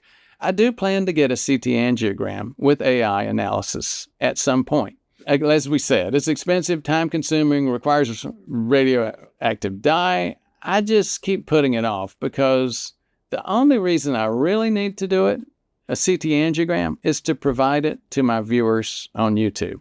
And I obviously like you guys a lot, but CT angiogram's a headache. We've yet to talk that much about what caused all this. In short, I belong to those 52% of us over age 18 with prediabetes. And guess what? Within a couple more years, my insulin receptors continued to age into a state of full type 2 diabetes. Now, I took all the risk off the table. I'm not worried about it. Again, I took the risk off the table. Many people like Jason Fung, Eric Westman would say, I think they would say, I cured my diabetes. In other words, I don't eat carbs. I don't eat enough carbs to cause a problem. Now, I also told you early on that I was going to give you a confession. The next thing is going to create controversy. It already has. I've gotten hater comments from some of the most prominent content creators and viewers in this space. But be patient with me. Cutting carbs was not the very first thing I did. I didn't even know I had prediabetes for the first few weeks. The very first thing I did was to take a medication. And guess what type? It was a statin by the name of simvastatin. It was low dose. And I wasn't trying to beat down my LDL cholesterol. In fact, LDL cholesterol was very low. And if you're about to click away, just hear me out for a second. Yes, I know, statins are associated with significant problems. And yes, Big Pharma has made more than a ton of money from statins. But here's the problem. It's mainly used at higher doses, and it's mostly used to beat down LDL cholesterol. Everybody beats up on statins, and they beat up on me for saying that I used them. So what is the purpose of a statin? Is it like most people think, to decrease cholesterol? No, I don't use statins to lower cholesterol. So why did I take it? The evidence is clear that low-dose statins can decrease cardiovascular inflammation. I only use low-dose statins myself or for my patients who choose statins. And I only recommend either rosuvastatin or pitavastatin, the generics. I actually switched from simvastatin to preventative, and even now, I take a low-dose rosuvastatin, 5 milligrams, 2 or 3 times per week. Also, you don't have to take it every day, especially the ones like rosuvastatin with a longer half-life. Now, this sometimes needs to be clarified, and I get comments like, "Here is a video from Dr. Brewer selling statins." I'm not selling statins. This video is not sponsored. The reality is statins can help, but they're not central to plaque management. They get way too much focus. They're simply an adjunct to lowering cardiovascular inflammation, not LDL. I also took baby aspirin. There is risk of bleeding, but it has been proven to decrease the risk of heart attacks by not developing clots. Baby aspirin is also not for everybody. I only recommend it when there is evidence of plaque. Anyhow, let's move on. Multiple studies plus just plain old logic have shown multiple times prescription medications cannot come anywhere close to lifestyle. You cannot out-prescribe or even out-supplement a lifestyle. And the most important part of lifestyle is eating habits. Supplements are far more popular than prescription medications. There are times in my practice when over half of my patients have chosen 0 medications. And not only am I okay with that, I'm very impressed with it. If you're wondering about LDL, recently, my LDL, I've got another story there. Recently, when I transitioned from low-carb to a keto diet, my LDL increased from 55 to 110. I'd always had low LDL. And then the next month, up to 180. Additionally, even though I'm still technically diabetic, my triglycerides, A1C, and insulin are as low as they can be. They're very, very low. And I have a healthy HDL cholesterol. So, if you've made it this far, thank you for your interest. I'm retired, sort of. Yes, I love travel and golf, but I love having an impact far more. People tell us all the time that we're saving lives every day with this information, and we believe them. There's no travel or leisure activity that can ever match saving a life. So I turned to something most doctors still are not using, despite the fact that it's proven to be the most advanced method for evaluating plaque and therefore risk of cardiovascular disease, health of your arteries. It's AI, artificial intelligence-based imaging. This technology analyzes the arteries with far more precision than traditional scans, and including traditional CT angiograms that have been interpreted by trained radiologists. AI beats them hands down, and it can detect changes most tools just completely miss. So what I wanted to know, had the soft plaque that was in my arteries, had it really stabilized? Was the reversal visible, not just on paper, but in my arteries, in the images? Jesus was nervous. He said, "Doc, well, what happens if we find that you've got a lot of soft plaque in there?" And my response was, well, we share that information. That's the purpose of getting this. And we also share what I'm doing in terms of doubling down on some of the things that I need to do to control this. But that's not what happened. The results were clearer than we had expected. Let me show you exactly what those scans revealed and why those scans, even they're on my heart, why they matter for you. I reversed 20 years of arterial plaque, and I've got the report to prove it. So, if you're thinking that you're unhealthy and you can't get over it, that's not true. You can stabilize your arterial plaque. So, about 10 years ago, when I was 57, I got a test called CIMT. It showed that I had the arteries of a 73-year-old. I made some changes, not huge changes, but they were important changes. Over the year, I got probably a half dozen CIMTs. They showed a steady decline in my arterial age. Now, people that don't know this study said, look, hey, that's arteries in your neck. What does that tell you about your heart? So we've described CIMT, the science behind it, and how plaque is a metabolic thing, not an anatomic thing, not a localized thing. So if you've got plaque here, you've got plaque here. So at the end of the day, I said, you know what? The channel's important. I'm going to go ahead, get a CT angiogram with an AI, artificial intelligence analysis. It's called Clearly analysis. These tests are expensive. It's a couple of $1,000. And I really didn't feel like I needed it to manage my own case. But again, the channel's important, and I wanted to get that information out there. These really are the state of the art in terms of not only showing the anatomy of the plaque, which we don't care quite so much about, showing the consistency and the character of the plaque. That part is critical. But enough about all my jawboning. Let's go up to the office and actually look at the results.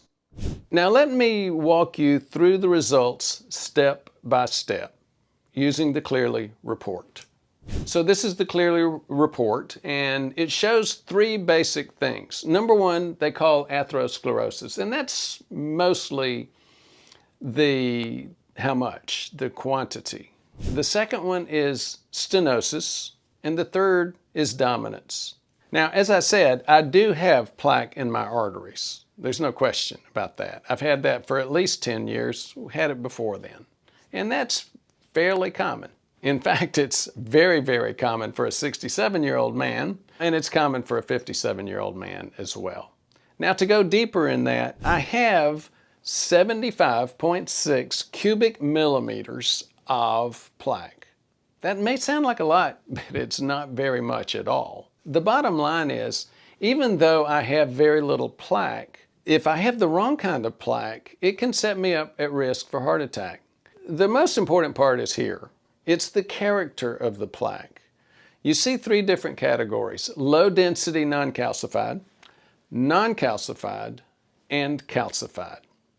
Now let's go a little bit deeper into those. This first one is the one that you don't want, low density. It's also called low density non-calcified. It is soft plaque. It's that plaque that's boiling with what we call immune cells. It's where your body is saying, we don't want plaque here, and we're going to get it out. It's releasing enzymes, trying to metabolize or eat up and get rid of that plaque. It's liquefying it. That's the kind of plaque that can slip back into the flow of the blood, cause a clot, and then the clot causes heart attack, stroke, or damage to other tissues. So here's my results. I have 0.1 cubic millimeters of soft plaque. In other words, on a practical basis, I don't have soft plaque in the arteries of my heart. So I can say with comfort and security that I don't have significant risk for heart attack right now. Now let's talk about the other two types of plaque. They're both stable, but there's a difference. The calcified or very stable plaque is exactly what we're saying. It's stable. It's not likely to go anywhere. In fact, studies from people like Honda and many other groups have shown that stable plaque does not create risk for heart attack or stroke. So again, so much is involved and so much depends on understanding plaque itself and what's actually happening. Soft plaque is that boiling, inflamed, soft stuff that can leak out and cause a clot. The other types of plaque, they don't do that. What happens when your body begins to decrease that inflammation is it starts to form a scar. A strong signal of that scarring is your body starts to deposit calcium. It starts to calcify. Once that happens, the plaque is stable and is not a risk for an event. Now let's go back to my results. I have 75 cubic millimeters of plaque. 31 of those is this stable, calcified, not going anywhere, locked in cement kind of plaque. Now that starts to get to the rest of it. The 75 minus 31, the 44 millimeters that I have extra.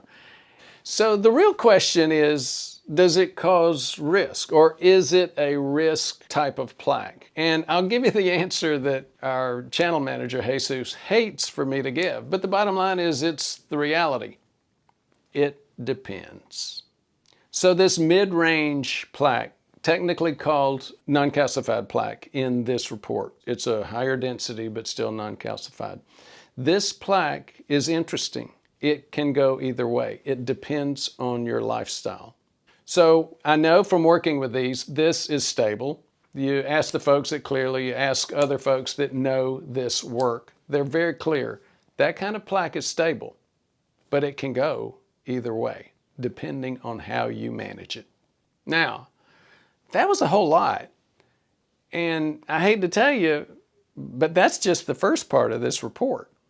But again, if you want to summarize it, you want to think through it, that's the most important thing. If you remember only one thing from this video, remember that.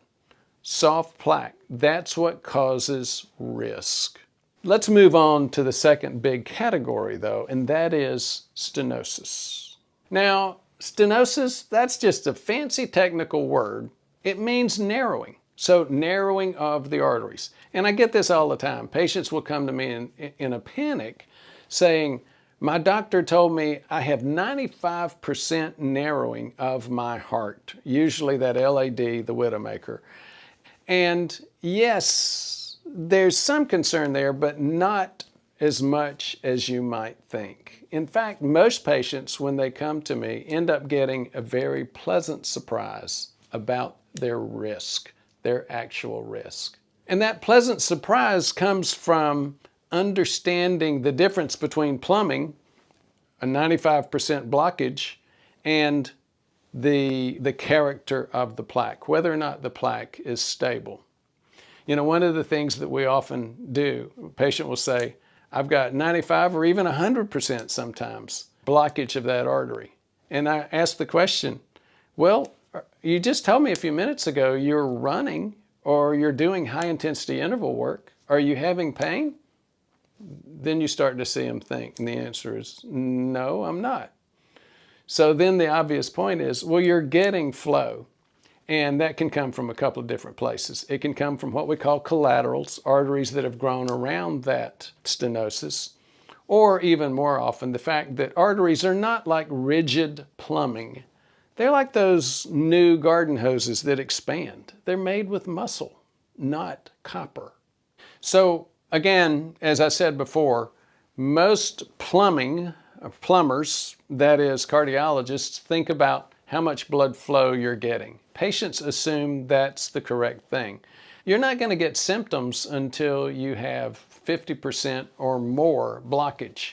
You're not going to have anything show up on a stress test until you get 50% or more. That's half the artery wall blocked with plaque. Most heart attacks actually occur with people with less than that much plaque. So again, that helps you understand the importance of soft plaque, not how much plaque. But let's go and look at mine. If you look at mine on the report, you go next to this number 6, and you see basically what they're saying is that soft plaque is minimal. So again, minimal risk. Now to get a little bit deeper into detail, I have areas of plaque in my right coronary artery and my LAD, left anterior descending. The LAD you might have heard of, it's called the widowmaker. It's one of the most common places to find plaque if you're going to have plaque in the coronary arterial bed. So I have a tiny bit of plaque in the proximal or closer end of my right coronary and my mid right coronary. I also have a little bit of plaque in my proximal LAD. I also have a little bit of plaque in the circumflex, again in the proximal area. Most places I have less than 10%. The LAD is the only place where I have more. It's at 17%. And just to remind you, as I said, most of the time, if you're going to have plaque in the coronary arterial bed, it's most often found in the LAD. So let's get way back up to 50,000 feet. And again, ask the question, am I worried? The answer is no. I'm actually relieved. I was hoping that I would find this. I had that suspicion, and it's like a really nice Christmas present to find what we found. Now, let's talk about dominance. Now, dominance may not be what you're thinking. It's which artery supplies blood to the lower part of the heart. And in my case, I'm right dominant. It's not because I'm right-handed. My artery just happens to be right dominant. So my right coronary artery is sending blood to the bottom of my heart. So the bottom line is, if you want to get the definitive study for plaque and cardiovascular risk, this is the study you got to get. It's a CT angiogram, and it shows not only the location, not only how much. Those are important, but those aren't really the critical issue. It shows you the character of your plaque. So I'll go into detail in a minute on how I kept so little plaque in my heart and have so little cardiovascular risk. But before I do, let's go a little bit deeper into the analysis here of my report.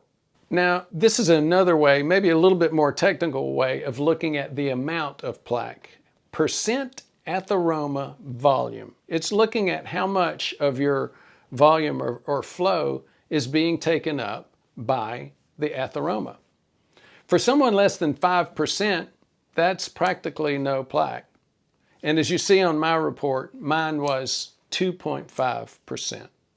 We will talk a little bit more in depth about how I got there next. I'd like to take a quick moment to introduce you to my metabolic at-home risk program. This is a real game changer for anyone thinking about your metabolic health and your longevity. And it's priced at just $169.50, so it's an incredible value compared to other programs that cost 3 times as much. And you can find links below to a special limited time promotional code. Plus, I've included a lot more information at the end of this video. Just last week, hundreds of other viewers invested in their health with this kit. Why not join them on their journey to a healthier and more fulfilling life? Now, back to the show. So again, to get back up to 50,000 feet, what's the number one thing, the number one change that protects your arteries? It's diet. Number one, recognizing if you're one of those 90% of people that have metabolic disease problems, that has poor metabolic health. And then number two, do something about it. If your body cannot process carbs without a bad health effect, just don't eat the carbs.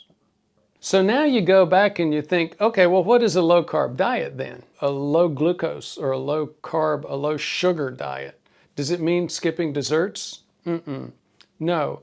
Go back and look at the things that cause your blood sugar to go up and to stay up. That means cutting processed cold breakfast cereal, grain products like oatmeal, believe it or not, especially instant oatmeal or quick oatmeal. I hate it, but grits for me as well. I'm a southern U.S. boy. But the biggest items that you tend to see in most diets throughout the world are breads, pastas, rice, those kind of grain products that you get in lunch and dinner. So the bottom line is, it may sound complicated, but it's really pretty simple. Just stay away from anything that makes your blood sugar go over 140. And when it does go over 140, take a walk. Do some sort of gentle workout and you'll pull that sugar out of your blood and back into your muscles. For me, that means no bananas, no apples, clearly no apple juice or grape juice. And you might say, yeah, but I heard that fruits were healthy. You maybe also heard that oatmeal was healthy. Eat some and then measure your blood sugar. You might know people, and you might yourself, drink sodas. those things that are sweetened with high fructose corn syrup. High fructose corn syrup doesn't raise your blood sugar actually as high as it should, but it still does damage from the liver side. Please just stay away from high fructose corn syrup. And then start reading food labels. You'll find that it's not just Coke or Pepsi or sodas. Most foods that are highly processed have high fructose corn syrup. So I used to get most of my calories from carbs, like breads and pastas. That has totally changed. I get most of my calories now from healthy fats. As I said, I tried to switch over to proteins, but a high protein, low fat diet has its challenges. Your body can actually stimulate insulin and even turn proteins into glucoses. Not so much with fats. So here's the sort of things that I eat. For breakfast, I didn't have oatmeal, and I certainly didn't have cereal. Haven't had cereal in, I don't know, many decades. This morning, I had 2 fried eggs, fried in butter, not margarine, and some bacon. Yep, bacon and eggs and butter. Much better for you than oatmeal, and clearly so much better than cold cereal. For lunch, I got most of my calories from avocado and olive tapenade and a couple of slices of beef. So as you see, I also eat red meat. If you're worried about red meat, maybe you should read Nina Teicholz's book, The Big Fat Surprise.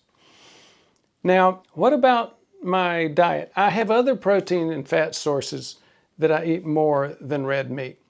For example, fish, like the mash fish, mackerel, anchovies, and especially salmon and herring. And I almost forgot my favorite animal protein, poultry. I love chicken. I get a lot of greens, I eat a lot of salads, and one of my favorite healthy foods in that space is fermented foods. There's a lot of fermented food options, like Greek yogurt is one of the most common. Be careful with Greek yogurt, because some Greek yogurt are just sugar bombs. They slip all these stealth carbs in there. But the one that I eat just does not have anything in it except fermented cabbage and water. Yep, I'm talking about sauerkraut. Now, sometimes in my sauerkraut, I love to put pecorino romano. It's a powdered sheep's cheese. And if you haven't heard the story on C15 fats, you should check it out. Now, I get a lot of grief about this next thing. I quote cheat, I have fun with my diet. I have ice cream a couple of times a week. Yeah, I know. I'll wait for you to quit laughing before I go on.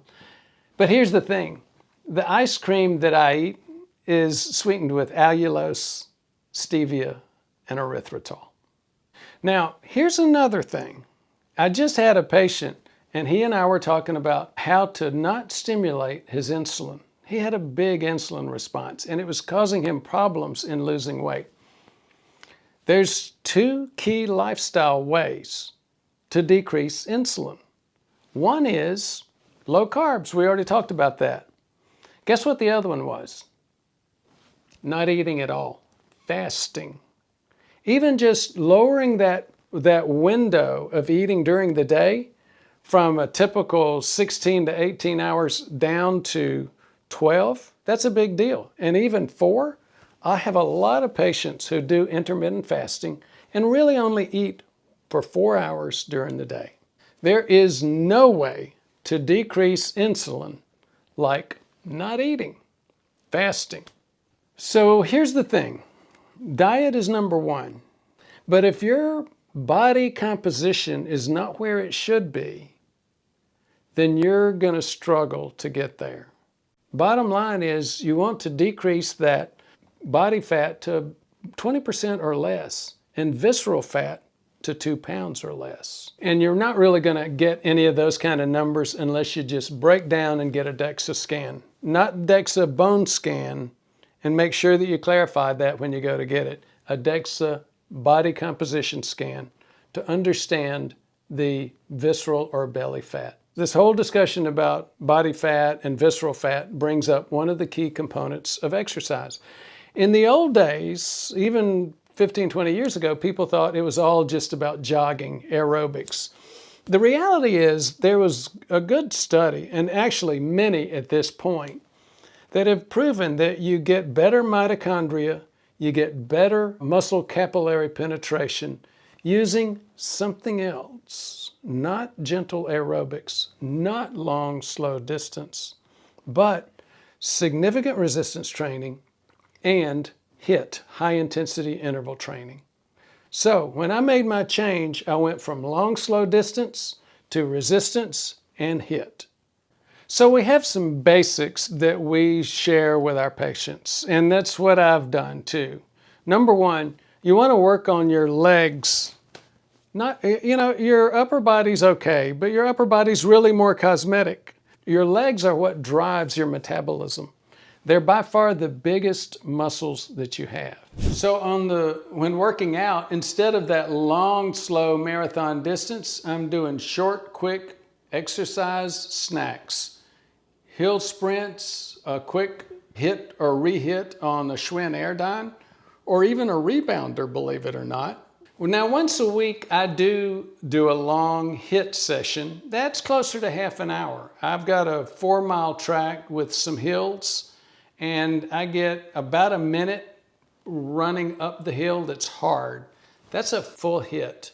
Again, takes half an hour. On the other days, that's only once a week, and on the other days, I'm just doing short snacks, re-HIIT, 5-minute sessions, about 4 of those per week. Now for resistance training, it's the same sort of thing.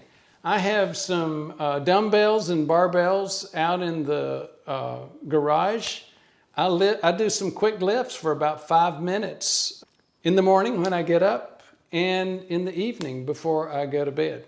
I also do some silly things on the stairs that Jesus doesn't like to talk about. It's basically like you're going upstairs, it's called a one-legged step squat kind of thing. And I also do a lot of calf raises. Even though I've got thin chicken leg kind of calves, I've got good strength there. And I do those resistance snacks twice a day for about 5 days a week, and then a hard session in the gym for about an hour. I do the re-HIIT snacks once a day about 3 or 4 times a week, and then one long HIIT session each week.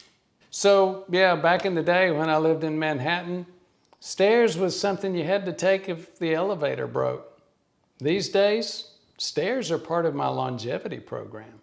So I don't expect people to start at the level that I'm at. Some people are beyond me. I mean, I'm not that great, but I'm in a great place in terms of aging and longevity. Now, a lot of people are just at the stage of walking. If that's the stage that you're at, by all means, walk. You know what? I almost forgot to mention my latest discovery. You know those rebounders? I always thought those things looked wimpy. And I never really invested money in getting one of those. But I had a patient and friend who got one. He has an old ankle injury and he couldn't use it. So he offered it to me. I took it and, just bouncing really isn't much. But have you ever tried sprinting on a rebounder? Oh my gosh, it really hits a couple of my weak spots. Lower calves, hips, and distal quads. Man, it wears me out, and it's one of my most common forms of re-HIIT and HIIT today. So I haven't really clarified a couple of things that people often ask about HIIT training. What is an interval? So here's an interval, getting up to a high rate.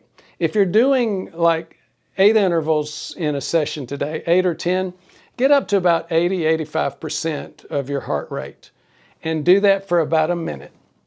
Now, you do 20 of those intervals per week, and cut down to 10 intervals times 2, or 7 intervals times 3.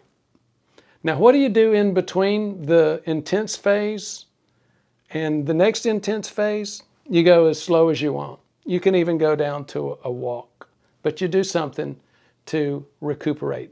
That's called the resting phase. And as I mentioned, the new kid on the block is rehit, reduced exertion, high intensity interval work. And the rehit is, instead of 80%, you try to go to 100% of your ability. You're going like this. You can't talk, you can't hum.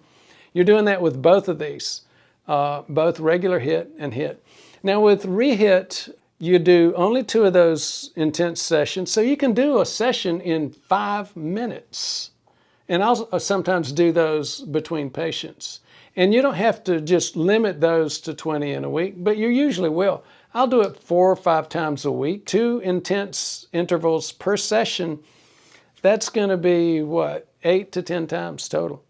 So let's go through a typical rehit session. Let's say I'm on the Schwinn Airdyne or an assault bike. I get on it, go 2 minutes, slow and easy. It's a warm-up. Then I hit it hard as I can for 20 seconds. Then I back up for another 30 to 120 seconds, somewhere in between.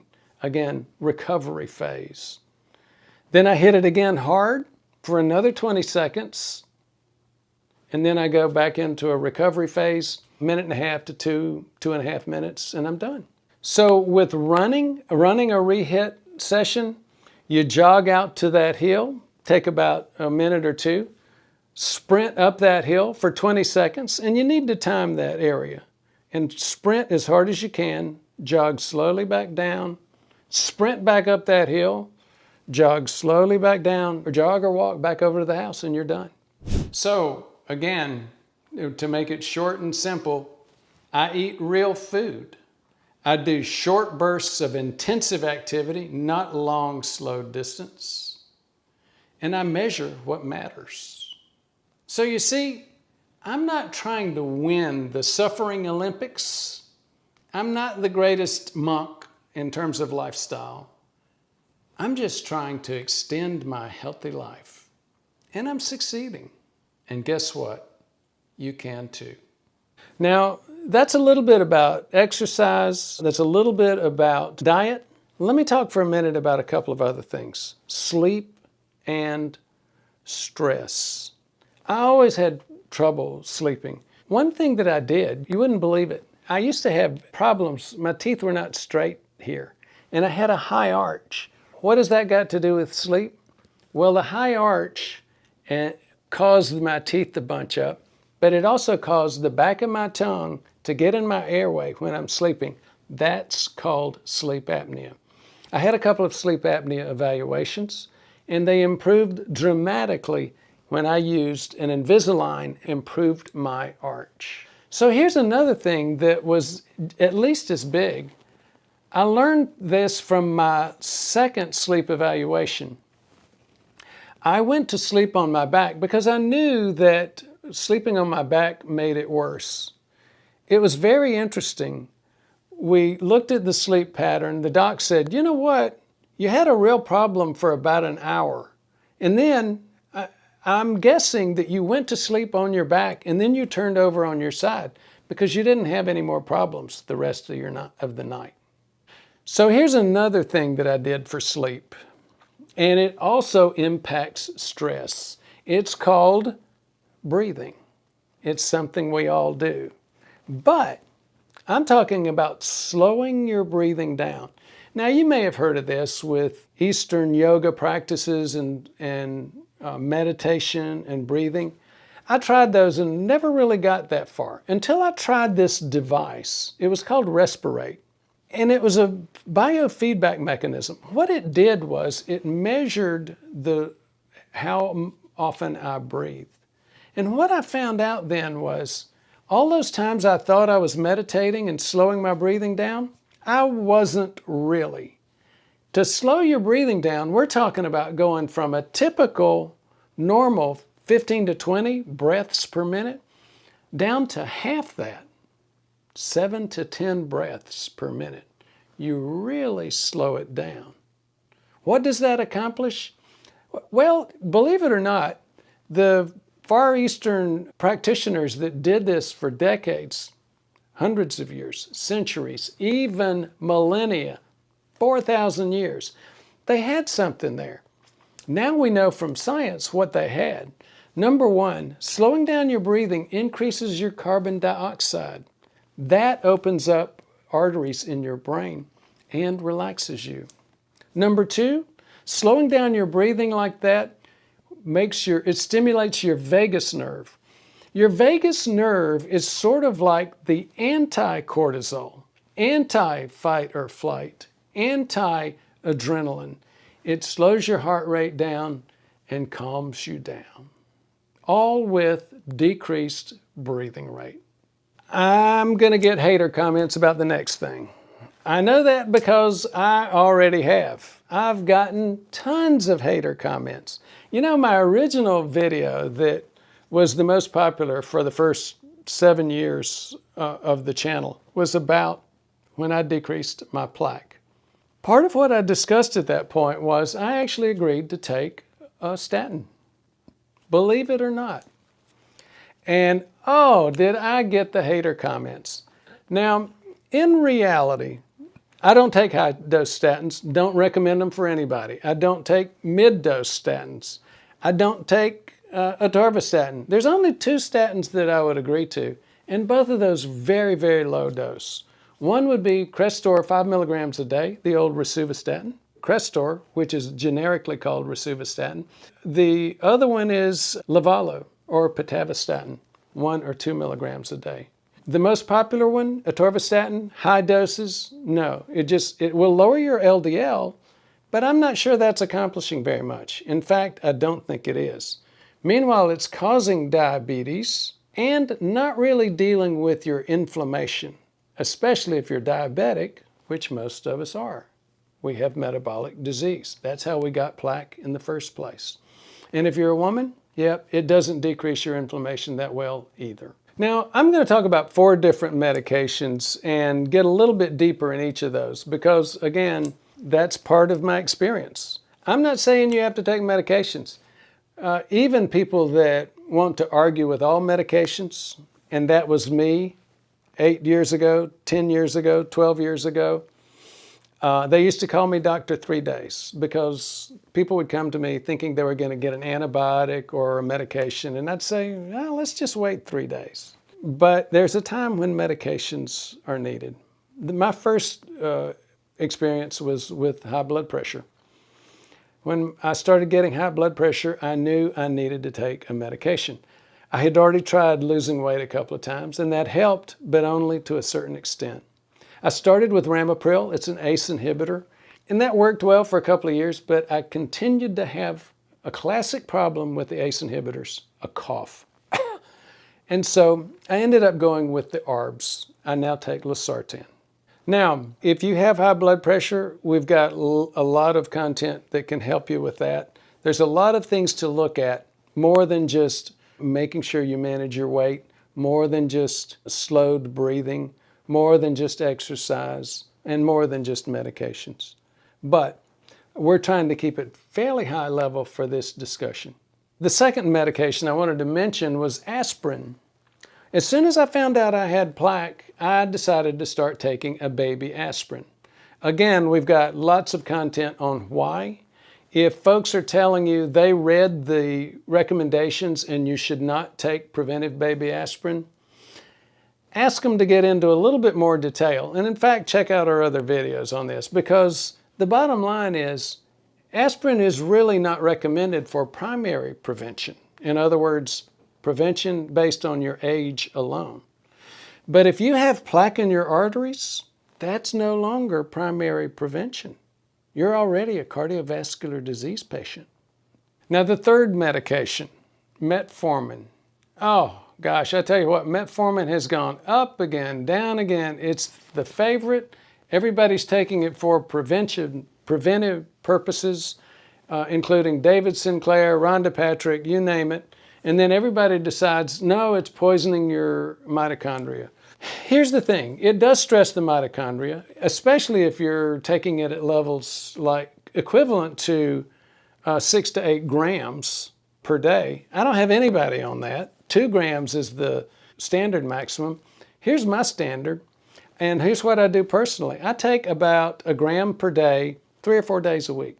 So after all this, the running, the low-fat diet, the switches from long, slow distance to high-intensity interval work, to low-carb diet, the scans, looking at blood pressure medicines, the work on my mouth, sleeping on my side. What does all of that mean anyway? So it means that 67 years old, over the work I've done over the past decade, yes, I've got plaque. Yes, I've got my insulin receptors are equivalent to diabetic insulin receptors, but I've got very little plaque. I turned it around. Despite what I was doing wrong and some of the stuff that I was doing right many years ago. I've got practically no unstable or dangerous plaque in my heart.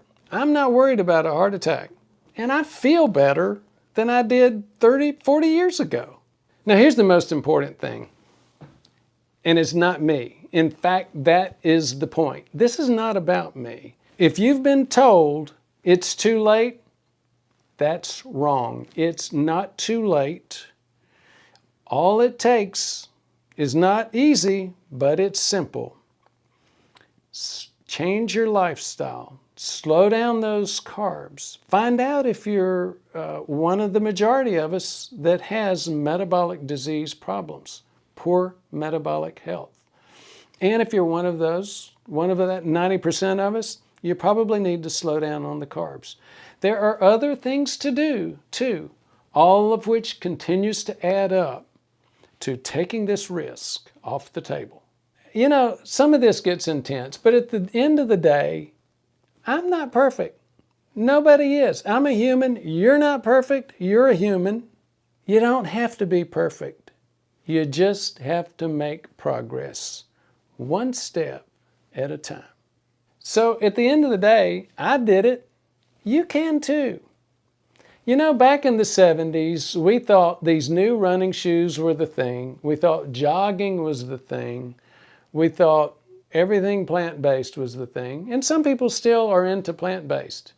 You can get there plant-based just like you can low-carb and carnivore. You just have to watch what hurts you.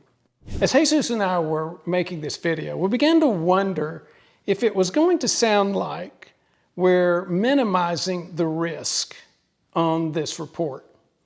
And we thought maybe we should give you some perspective. Now, Jesus's perspective was, well, Ford, most people under age 40 have from 10 to 30% blockage. And I said, well, now wait a minute, you need to back off on that. It's high risk. And the reality is, I am high risk. I carry a diagnosis of diabetes. So remember that. Now, by the time you reach age 50, it goes as high as 40% blockage. And it increases 10% every decade after that. Age 60, 50%. I'm closer to 70. I'm 67 years old now. If you noticed, my highest level of obstruction was 17%. And that was on the LAD, where I had the most plaque. That matches the usual for somebody less than 40 years old. Now, you may ask the question, well, why didn't you say that during that discussion? Again, because we're not plumbers. That level of obstruction is looking at plumbing. And as we've said, how many times on this channel, this is not a plumbing issue. The arteries are living things, not copper pipes, and obstruction's not the issue.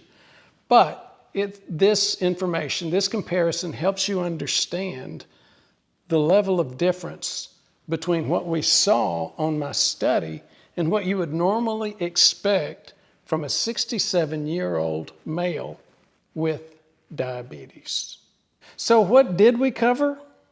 We covered the stuff that's most important, and that is, how much soft plaque did I have? Practically zero. I had a very low amount of plaque, a very low volume of plaque, and a 0.1% reading of that plaque being soft or unstable. Practically zero risk. I created the video that you just watched because I have a passion about educating and empowering people like you to take charge of your health. It's the same reason why I created our metabolic risk assessment. This at-home assessment kit contains everything you need to work with one of our coaches to understand the details. It gives you a comprehensive picture and details of your metabolic health status. Using this information and the report that we develop, you'll spend an hour with one of our health coaches to understand your own unique metabolic needs and strengths. Now, all of this equipment is high quality. It's not throwaway stuff. You'll continue to use this for assessments and training during your metabolic health journey. And here's all the information that your coach will review with you from the report. Retail labs and online services charge over $500 for this. And here's the other thing. Those other tests don't even include the most important components, like the oral glucose tolerance test or the grip test. My at-home metabolic risk kit only costs $169.50. Yes, that's right, $169.50, less than $200.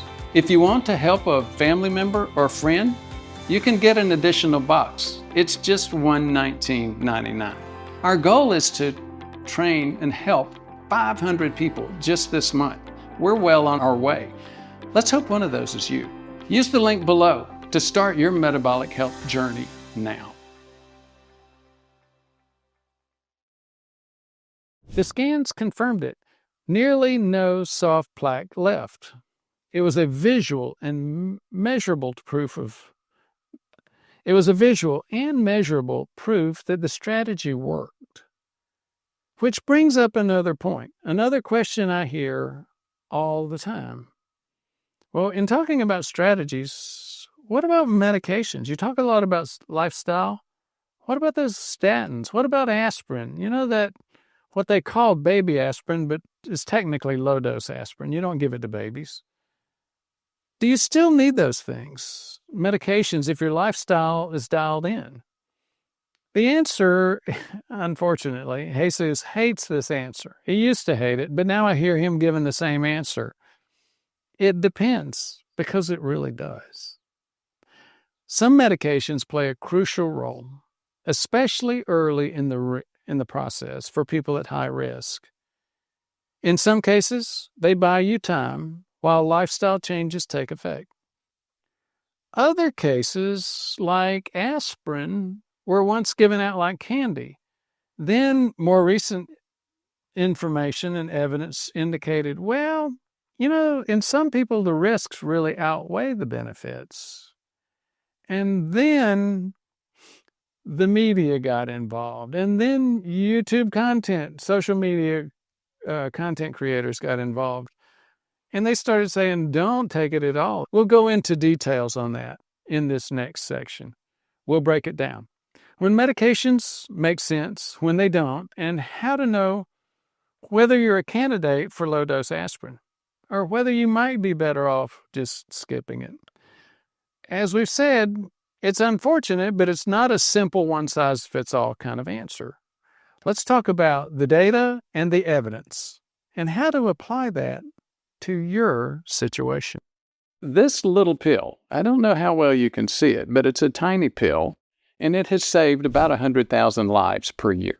Really. It's because of its ability to prevent clots, the clots that might end up causing a heart attack.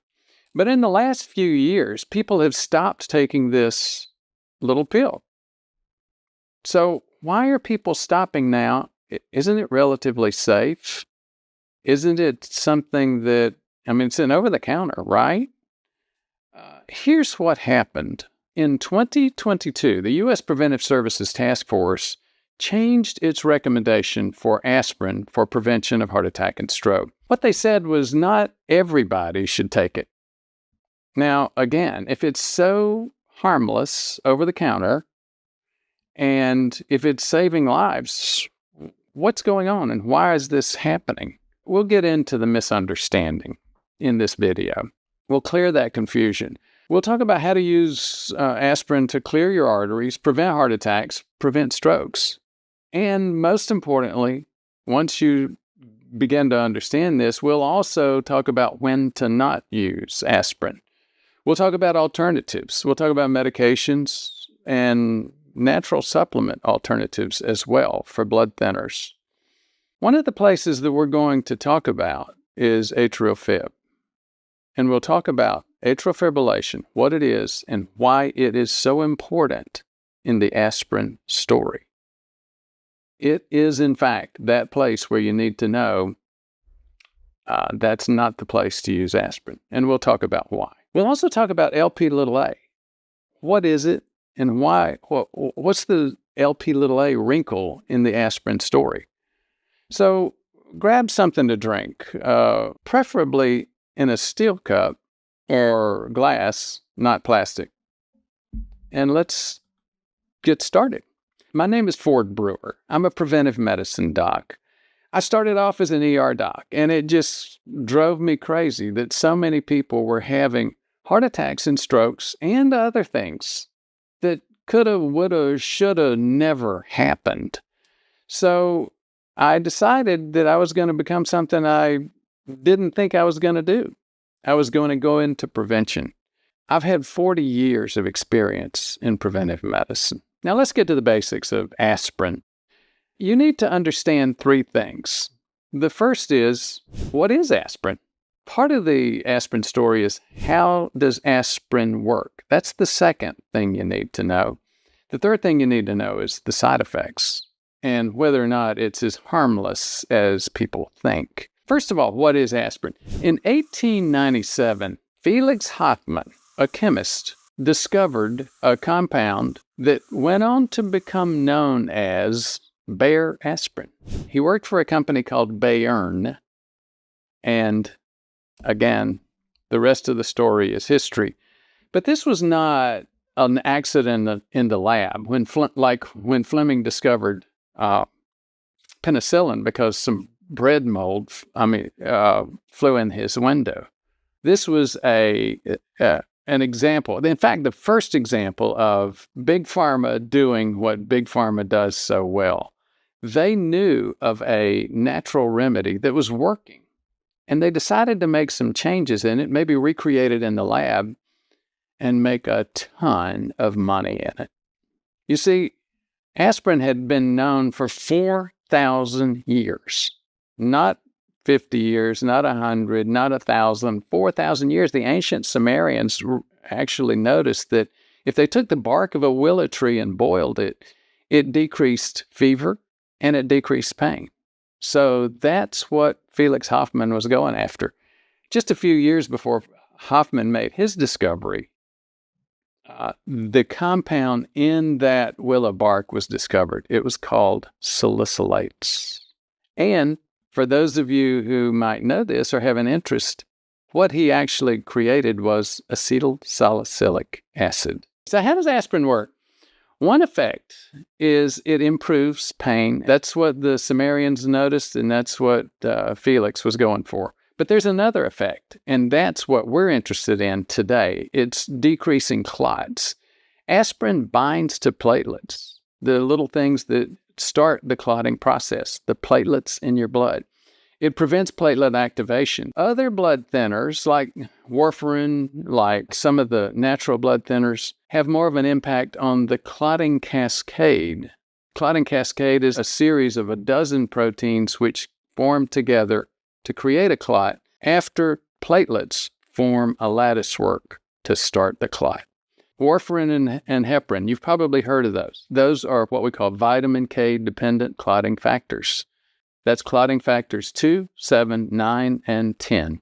The NOACs, novel oral anticoagulants like Xarelto and Eliquis, focus on one clotting factor alone, 10A. That's a little bit about how it works, and thank you for your patience as we got through that geeky part. Side effects. Now, what's the problem with that aspirin? As we said, it's over the counter, so that means it's safe, right? Maybe not so much. In fact, I often say if the FDA were to review aspirin and metformin now, they might make, if they were smart, which is not always the case, they might make metformin over the counter and aspirin a prescription drug. Why is that? Well, there's some side effects. First one is allergic reactions. Another one is a stomach ulcer, gastrointestinal bleeding. But the major side effect, the one that caused the U.S. Preventive Services Task Force to change its recommendation, is bleeding. Again, bleeding in the gut is by far the most common, but there have been episodes of bleeding in the brain as well. So here was the previous recommendation. Before 2022, the U.S. Preventive Services Task Force said 60 years and older, everybody should take aspirin because you've got risk for heart attack and stroke. If you're curious about my recommendations, no, I didn't recommend that. My recommendation was not unless you had plaque. If you had plaque and no matter what age you were, you needed to consider aspirin prevention. If you didn't have plaque, no matter what age you were, you didn't have to worry about considering aspirin. And guess what? The U.S. Preventive Services Task Force changed their recommendation to go to what I had been using prior to that. So I'm obviously proud of that. Now, this starts to get into what we call primary prevention versus secondary prevention. Why is that important?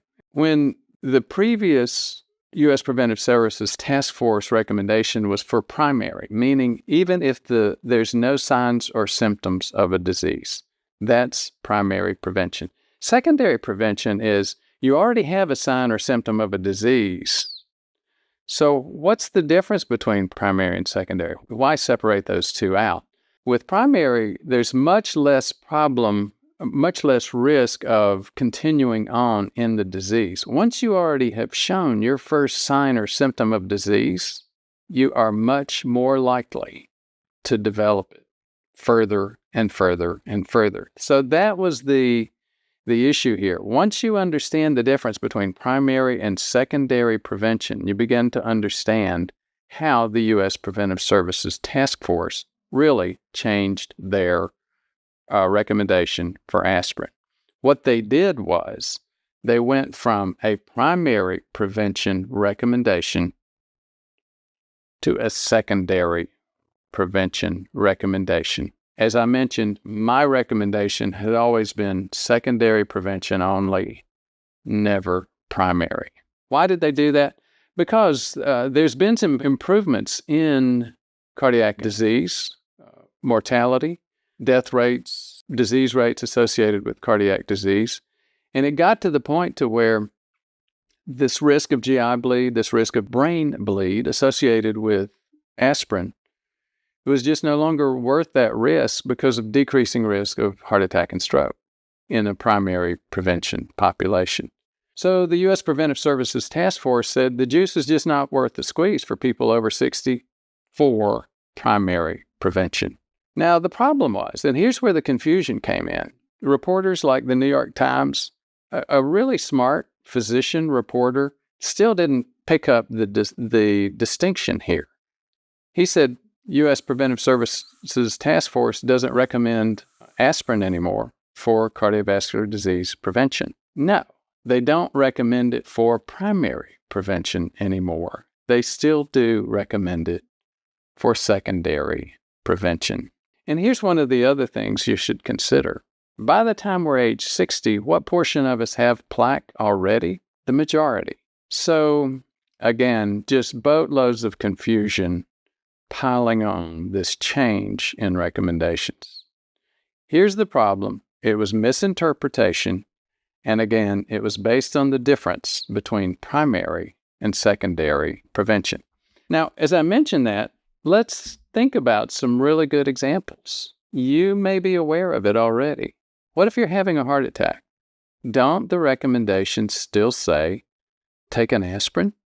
And in that case, not even a baby aspirin, a full adult aspirin.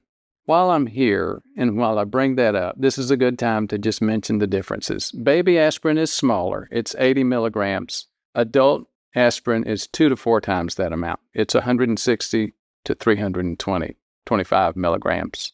So yes, if you're having those symptoms, you think you may be having a heart attack, the 2 things to do: call an ambulance to get to the ER, to take you to the ER, the hospital, and take an adult aspirin. That still saves a lot of lives. Doesn't sound like that it's that complicated at this point, does it? But we did. Our culture screwed up, confused that whole thing. Let's go a little bit deeper in terms of understanding secondary prevention. There's some words that you'll keep hearing and seeing. Now, when the American Heart Association task force on this started defining secondary recommendation, they started using things like previous heart attack, plaque in your arteries, peripheral plaque down in your legs, plaque up in your coronary arteries, the arteries of your heart. And there's some things that you may hear already, a couple of patterns that you may notice. These patterns are plaque and ischemia. Again, I'll give you a couple of definitions. Don't worry too much about them. The definitions basically say if you have plaque, you should use aspirin because you're now in secondary prevention. Ischemia was a word that I used too, and it's 50% or more blockage of blood flow. Don't wait for that level of blockage. Don't wait for a stress test. If you've got plaque, start taking baby aspirin. Now, I've used the term plaque a couple of times. What is plaque? It's worth describing that. Most people think plaque is a waxy substance or a fatty substance on the inside of the artery, what we call the lumen, where the blood flows. Both of those are incorrect. It's not a waxy substance until it stabilizes.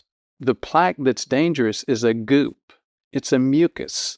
It's like snot. And it's actually the same thing as a mucus or a snot because it's full of inflammation, inflammatory cells. These cells and the inflammation liquid that goes along with this goop, this mucus, they trigger clots. So when they squeeze back into the blood flow, they form a clot. They trigger a clot, and it's the clot that causes the heart attack or stroke. If it's big enough and the clot goes to the heart, it's a heart attack. If it's big enough and it goes to the brain, it's a stroke.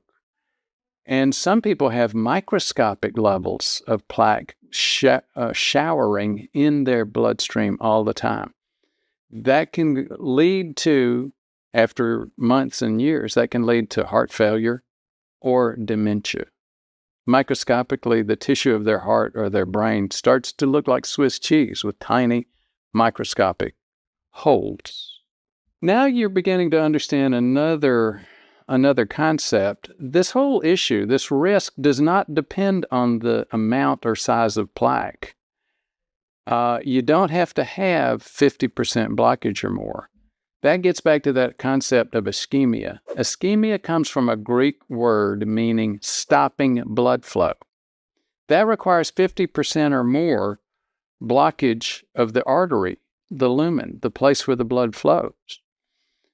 Now, again, you don't need that much to form a clot. That's the common misunderstanding. It's common sense, and unfortunately, common sense is wrong in this area. You don't need 50% blockage for this to happen.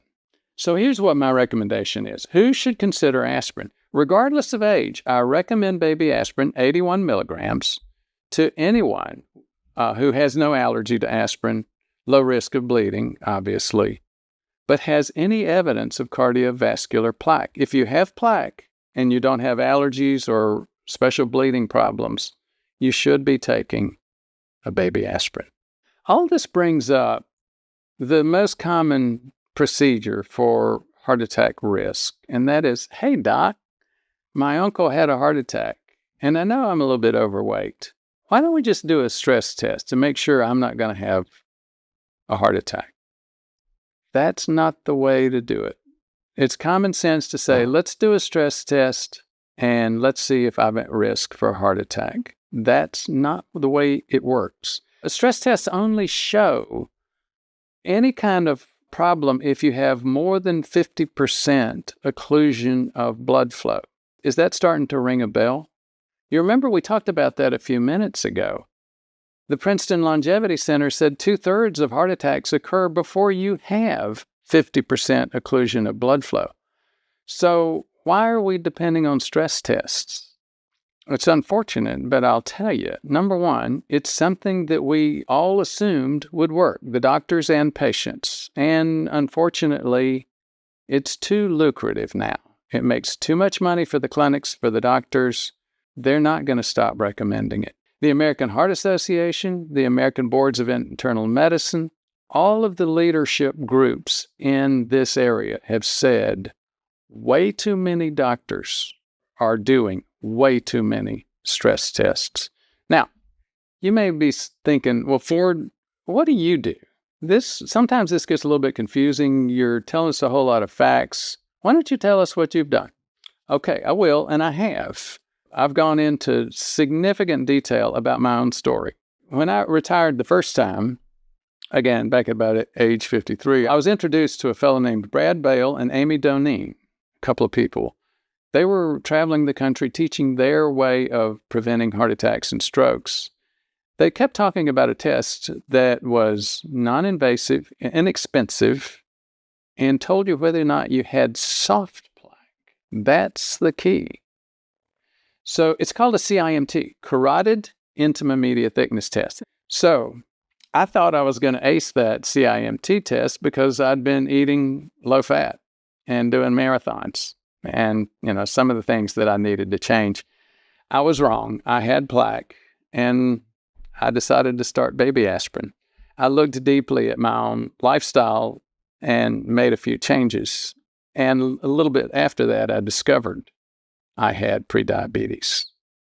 So if you want to see the rest of that story, we're not going to go all the way down that bunny hole. But if you want to see the rest of that story, I'll show you at the end of the video how you can do that. Aspirin's a life-saving tool. But one of the things you need to know is when not to use it. And I brought up the point of atrial fibrillation. So let's talk about atrial fibrillation and why that's an issue. First of all, what is atrial fibrillation? Here's a short version of it. You've got the 4 chambers in the heart. The 2 on the top, the atria, and the 2 on the bottom are the ventricles. The ventricles are the workhorses. If ventricles don't work, you die within a minute or so. Here's what the atria do. They basically they assist the ventricles by loading the ventricles up and getting them ready. If the atria don't work, it's bad. It's a 20% decrease in the performance of the heart, but it's not going to kill you, or at least not kill you immediately like ventricle problems will. What's fibrillation? So instead of a normal coordinated heartbeat, with fibrillation, the heart loses its normal beat and starts to go into a quivering. That's what happens with atrial fibrillation. The ventricles continue to contract with a normal heartbeat, but the atria are quivering. Now, what's the problem with that? That multiplies the risk of stroke by 5 to 8 times. Most cases of stroke in the past have gone undiagnosed. We called them cryptogenic stroke, meaning we didn't know what causes it. Now, beginning to find out more and more that these are coming from atrial fibrillation. Now, so let's get back to the point. Why doesn't aspirin work for atrial fibrillation? We don't know, but there is some assumption that it's because of the clots are being formed in these atria that are quivering, and for some reason, those clots are just not susceptible to this mechanism of this antiplatelet mechanism that you see for aspirin. Aspirin's just not good for prevention of atrial fib-related strokes. No clear reason, and it may be what I just mentioned. You see, I have paroxysmal atrial fib. Paroxysmal means it comes and it goes. And the vast majority of atrial fib is this paroxysmal kind. In fact, it's sort of like prediabetes. We knew a lot of people had it. We knew that it was killing a lot of people, But it wasn't until we really started testing more and finding that as we age, the majority of people develop this. The same thing is happening with atrial fib and its risk of strokes. We knew that atrial fib was a major cause, the major individual cause for strokes. We also knew that atrial fib was common. By far the most common rhythm problem with the heart, we knew is much more common as you get older, much more common with people that have prediabetes and diabetes. But we had no clue how many people actually have atrial fib. We still have no clue, but we're finding more and more and more. So back to my atrial fib story. 5 years after I started aspirin, so back at about age 55, 57, I noticed I had the CIMT at the Brad Bale and Deneen event. So I started taking baby aspirin. And then that's when I discovered about 5 years later that I had atrial fib. I was using a home device. It's called iCardio. These devices are available on the internet, online, even places like Amazon. Apple Watches even have these things now. They're about $100.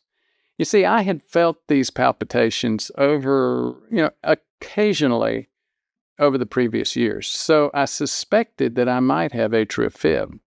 I had also had some genetic testing indicating I had a genetic variation called 4q25 that put me at risk for atrial fib. I was also an endurance athlete, also creating increased risk for atrial fib. I also found out that I had prediabetes, increasing my risk for atrial fib. One night, after I had bought this iCardia, I woke up and my chest was it was like a fish was in my chest. You know, when you catch a fish, you pull it out of the water, it's just flipping. I took my pulse. It was 150 and irregular. A pulse that's between 100 and 200, and especially a pulse that's irregular, those two things are major tip-offs for atrial fibrillation. It was 2 a.m. I knew I had a lot of risk factors for atrial fib. I'd had a few palpitations. I got up. I had a pulse of 100, a lot of flipping in my chest, a pulse of 150, irregular. I used that iCardia. Yep, I had atrial fib. So tell me on a comment if you would like to get further. I'm not going to go much further into this whole atrial fib story, but give us a comment if you'd like for us to do that. I actually have a series of videos for those of you who are interested in atrial fibrillation. And if you're not, because you think, I'm not going to be touched by atrial fib, you might be one of those people that also thinks you're not going to be touched by prediabetes, and you might need to think again. So if aspirin doesn't work for stroke prevention with atrial fib, what does? NOACs. It's a new type of prescription blood thinner. NOAC stands for NOAC, New Oral Anticoagulant. They're better than aspirin. They inhibit thrombin or factor 10A. You may remember me mentioning that in that coagulation cascade, those proteins that fill in the clot once the platelets have created a lattice work. Common names for these NOACs are Xarelto and Eliquis. So if you're watching this video, many of you have already heard of NOACs, Xarelto, or Eliquis. Now, I mentioned earlier on that I was going to talk about natural options for blood thinners. Those are for people that don't want to take medications. Prescription medications, are usually prescription because they have risks. The NOACs are no exception. They do have risks too. But many of us would say after you get deeper into the NOACs, they may actually have less risk than aspirin. That's a different discussion for a different time. Let's go back to the natural options. Fish oil, for example. Fish oil or omega-3 oils decrease platelet membrane stickiness. You may have heard that fish oil or omega-3s are natural blood thinners. Serrapeptidase or serrapeptase, depending on how you define it, decreases or actually cuts up the fibrin in a clot. Ginger, garlic, nattokinase, turmeric, all of these have antiplatelet functions. I take them. They have benefits. But the bottom line, you're not going to like hearing this. I didn't like hearing it either, and I'm going to get a lot of hater comments. The natural ones are not better than the medications, especially for atrial fib and stroke prevention, and especially for aspirin and heart attack and stroke prevention. Heart attack and stroke prevention is serious business, so don't take chances with heart attack prevention. And that's what I do for a living. And my patients, most of them develop into the same opinion that I have about strokes. Stroke prevention is even more serious than heart attack prevention because stroke is the number one cause of permanent disability, ending up the rest of your life in a wheelchair or bedridden. That stroke is the number one cause of that. So we don't want to mess around with either heart attack or stroke prevention. Now, all this stuff, I admit, it can be a little bit complicated. So if you're looking for medical care where we're open to different treatments, we're open to lifestyle, we acknowledge from the very beginning that yes, medications are important, supplements are important, but nothing is as important as lifestyle. Even all the stuff I've talked about today with NOACs, aspirin, those still aren't as important in preventing heart attack and stroke as the lifestyle components that we've always talked about. Managing your weight, looking for prediabetes, making sure that you manage those risks. How do you do that? And if you're a little bit confused about how to do that, come see us. We're not paternalistic. We respect your decision and support you. Now, what do I mean by paternalistic? In movie vernacular, I'd say, look, you're Luke Skywalker. I'm just Yoda. Luke Skywalker had to fight his own battles, just like you have to make your own decisions and fight your own battles with heart attack prevention, stroke prevention, etc. So if, for example, you say, I can't lose weight or I don't want to lose weight, I understand. I will support you any way I can. If you say, I know I have plaque, but I don't want to take aspirin, I'd rather take turmeric. I get it. I understand. I want to make sure you know the details, but I'll support you any way I can. Even if you have atrial fib and you say, I don't want to take one of those prescription NOACs, one of those prescription blood thinners. I'd rather take baby aspirin. I get it. I want to make sure you know the details, but I will support you. I'll tell you the benefits, the risks, what's known in terms of the evidence, and I'll also tell you what I would do and what I have done in my own situation. So, if you'd like to come see us, check the description at the end of the video or the link and come see us. Now, I mentioned something earlier on that I didn't talk about yet. It's Lp(a).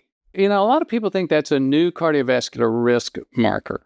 The reality is it's been around for a long time, but doctors did not know what to do to manage Lp(a), so they just didn't look for it. And you still see that with most physicians. They don't look for it.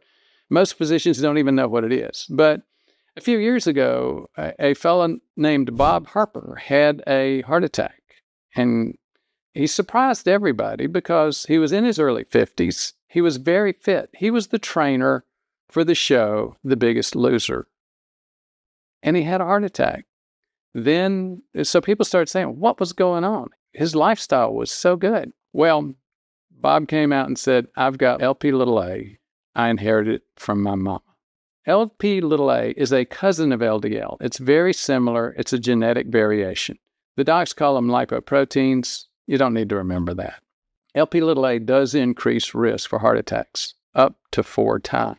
Aspirin can decrease the increased risk of heart attack and stroke, which comes from Lp(a). It decreases it by a lot, 52%. Now, you've been very patient. This has been a long video. If you've made it this far, I appreciate it. And hopefully you know a lot more about how aspirin works, the benefits, the risks of aspirin, when to take it, and when not to take it. You also know about its use or not use for atrial fib.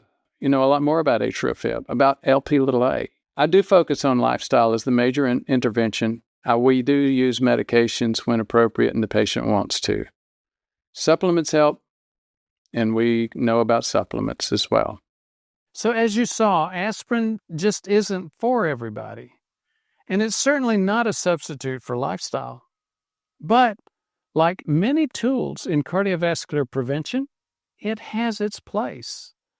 It has a place there. The key is knowing when it helps and when it doesn't.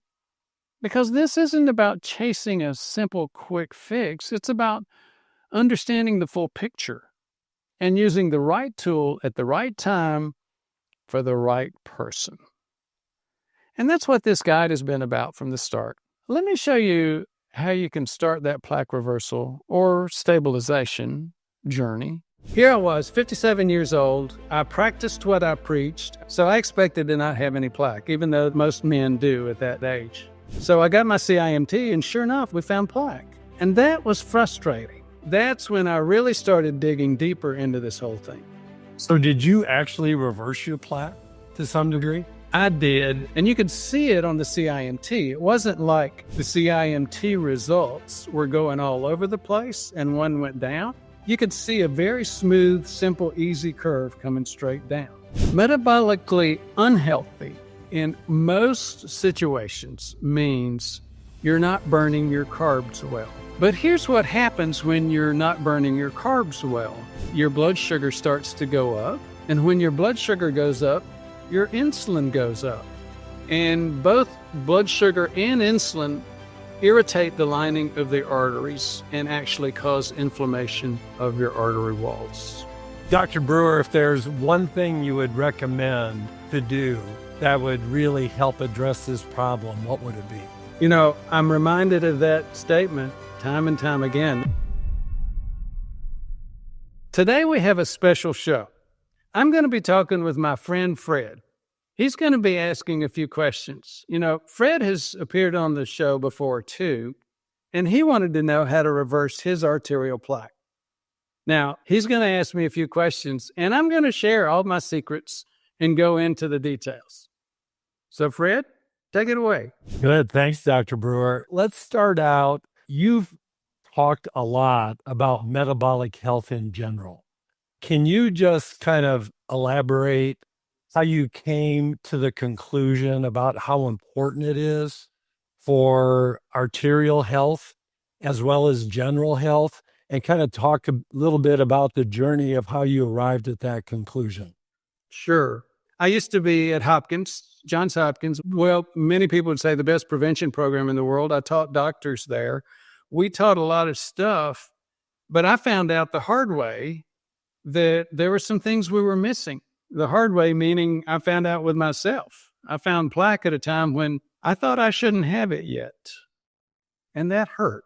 So back 30 years ago when I was at Hopkins, it was all about a low-fat diet. We knew even back in those days that full-blown diabetes was a disaster for your arteries, and therefore a disaster for heart attack, stroke, dementia, heart failure. You know, we knew all that stuff. We knew that it was number one cause of blindness, kidney disease, for men, erectile dysfunction. We knew about prediabetes, but we didn't know, for example, until recently that only 10% of us are metabolically healthy. The other 90% are metabolically unhealthy, have metabolic dysfunction, prediabetes, or even diabetes. We didn't know that. Can I stop you there? What does it mean to be metabolically healthy? So that's a great question. So one of the things that you'll hear quite often is this term, metabolic health.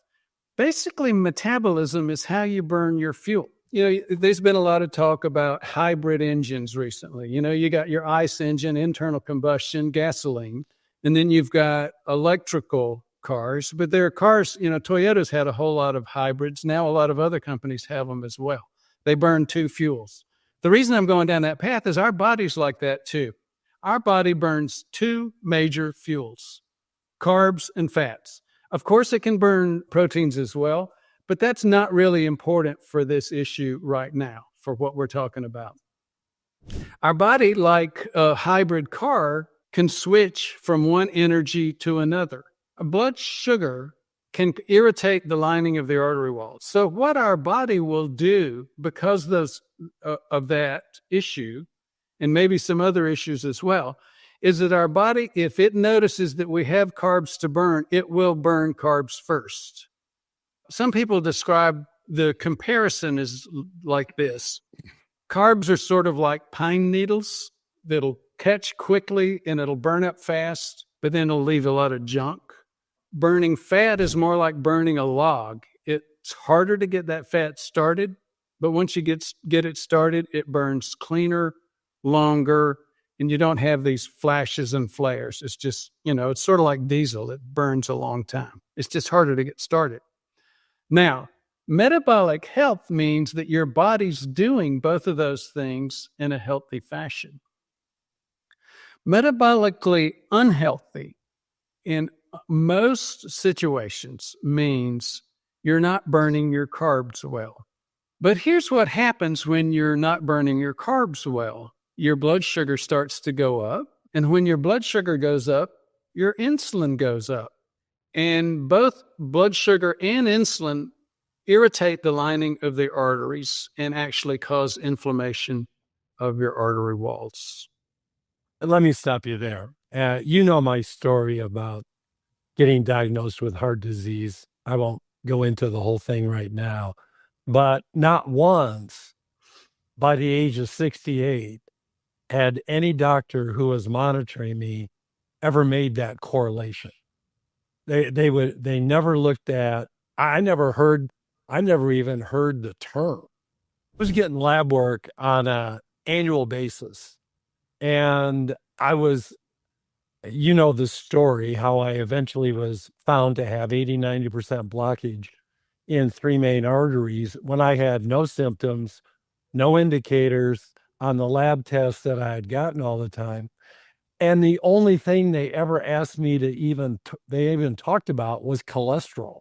And it was the overall number. So metabolic health was never related to me as a factor in heart disease. How did you come up with that? I'm assuming most doctors are not taught that. True. And even back in the days of when Hippocrates and I were med students together, we knew that diabetes was a problem. We just didn't know how common it was and how common the prediabetes and lower levels were. Here's another thing that happened. In somebody that's metabolically unhealthy, they've got prediabetes.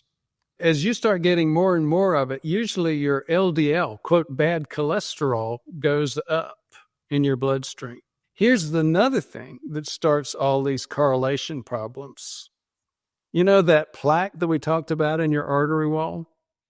I know it well. Guess what it's mostly made of? Cholesterol. So it just seems obvious when you think about those facts that cholesterol is the culprit, right? Unfortunately, most doctors still think that. And you're saying this is like epidemic level. Okay, well, yeah, that's one of the things we didn't know 40 years ago. If you look at the National Health and Nutrition Examination Survey, it's a portion of the U.S. Census. And they said, just using A1C and fasting glucose, how many people have prediabetes or diabetes? That's more than just metabolically unhealthy. That's diagnosed areas. Hemoglobin A1C of 5.5 or higher, 5, 6. Guess what the number was? The number of people who what? Who had prediabetes or diabetes out of the U.S. population, adults. Well, I guess it was very low. 52%. Using those factors. Using those factors alone, that's not starting at age 60. Age is the major driver of this issue. Age, genetics, and body composition, body fat, loss of muscle. Those are all important, but we're talking about 18 years and above already have prediabetes, diagnosable prediabetes and diabetes. Now, once you start flipping it over and start looking at metabolically healthy, no evidence of problems with insulin or insulin resistance, It's only 10% of us. Very, very common. And you're saying most of those people don't know. Yeah, so that's exactly where I was going next. Great question. So guess what portion of people that have metabolic health problems actually know it, or diabetes or prediabetes? I was going to say 25. 10%. It's even worse than that. Yeah. So are you saying typical doctors are not testing right, are not giving us the right tests, or they're interpreting them wrong? Two questions, and both of them I'm saying yes. And I'm not saying it. That's in the studies. One of them came out of Hopkins, and they basically did a survey. And this is not orthopedists. This is not surgeons. This is not people that you'd say, well, they don't deal with this. This is internists, family practitioners, even cardiologists. 75% did not know how to diagnose prediabetes, let alone know what metabolic health was. They did not know how to diagnose prediabetes. Why are they not taught this? Well, one of the things is they're testing wrong. Even the American Diabetes Association, even they have admitted these two tests, fasting glucose and A1C, miss more cases of diabetes than they pick up, let alone prediabetes and poor metabolic health. So we're testing for it wrong. Our doctors don't know how to define it. They don't know how to diagnose it. It's really no wonder that the vast majority of people, 90% of us that have it, just don't know it. So, as we say in the South, we're barking up the wrong tree. Well, and even in my case, like if you were looking at my A1C and my fasting glucose, it was never a warning sign. Yeah. And yet my arteries were on fire, just getting a lot more plaque. Now, they also looked at, I know I used to get these measurements on inflammation. Does that play any role? Yeah. So a couple of really smart guys from Harvard, they noticed in a lot of studies that even though people had high LDL, bad cholesterol, if they were on a statin, they tended to be protected from heart attack. And vice versa, if they had low LDL, even if they had low LDL, low cholesterol, quote, bad cholesterol, when they weren't on statins in these studies, they had higher risk. They began to think, well, statins seem to protect from heart attack and stroke, but it doesn't appear to be LDL, bad cholesterol. Maybe it's inflammation. Sure enough, the past 20 years of research have shown that, yes, that's very, very true. And that's one of the things that we do. We use a panel inflammation test, C-reactive protein, LPPLA2, myeloperoxidase, a bunch of technical things that we probably don't want to go into in this discussion. And I know for me, you put me on very low dose statin. I mean, 2.5 milligrams. Is that right? Or 2 milligrams? Where other physicians before were like 40, 60, 80 milligrams. So you don't use it, my understanding, you don't use it to lower cholesterol per se. You use it to lower inflammation. So, yeah, here's part of what was going on with you, Fred. So, yes, you do have metabolic disease. And, you're what, 70 now? Going to be 74. So you're a healthy 74, but like most 74-year-olds, like over 90% of them, you have some metabolic health issues.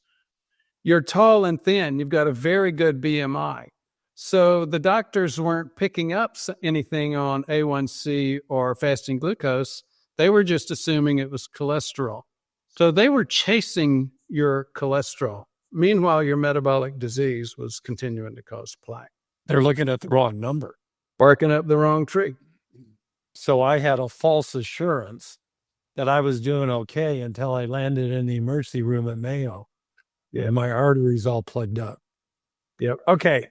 We've talked quite a bit about how messed up the testing is with conventional doctors and kind of the way that you look at it differently. Let's talk about how do you fix it? Because I know you've said it's even possible to reverse arterial plaque and at minimum to stabilize it. So can you just talk about how does the person go about doing that? Well, first of all, I have to say this. a lot of docs I get a lot of hate comments. I used to get a lot of hate comments when I did my first video. My own plaque reversed. I was using a thing called CIMT. Some folks have challenges with that. I understand exactly why. So I get this reputation that here's this crazy doc talking about reversing plaque. Well, you've seen the data, you've seen all of the information, and you know what? It was true. Whether it seemed unusual or not, it was true. Here's the other thing. It's not just me. There's an article from the chair of cardiology at Harvard, 10 years ago in Harvard Men's Health, and he's talking about plaque reversal too. And he talked about the two most common places that you'd see. It would be somebody with massive weight loss, like 30 pounds or more. And as you know, you've talked to a lot of the folks that have joined our practice, a lot of the patients, and we've got a ton of people that have lost that kind of weight.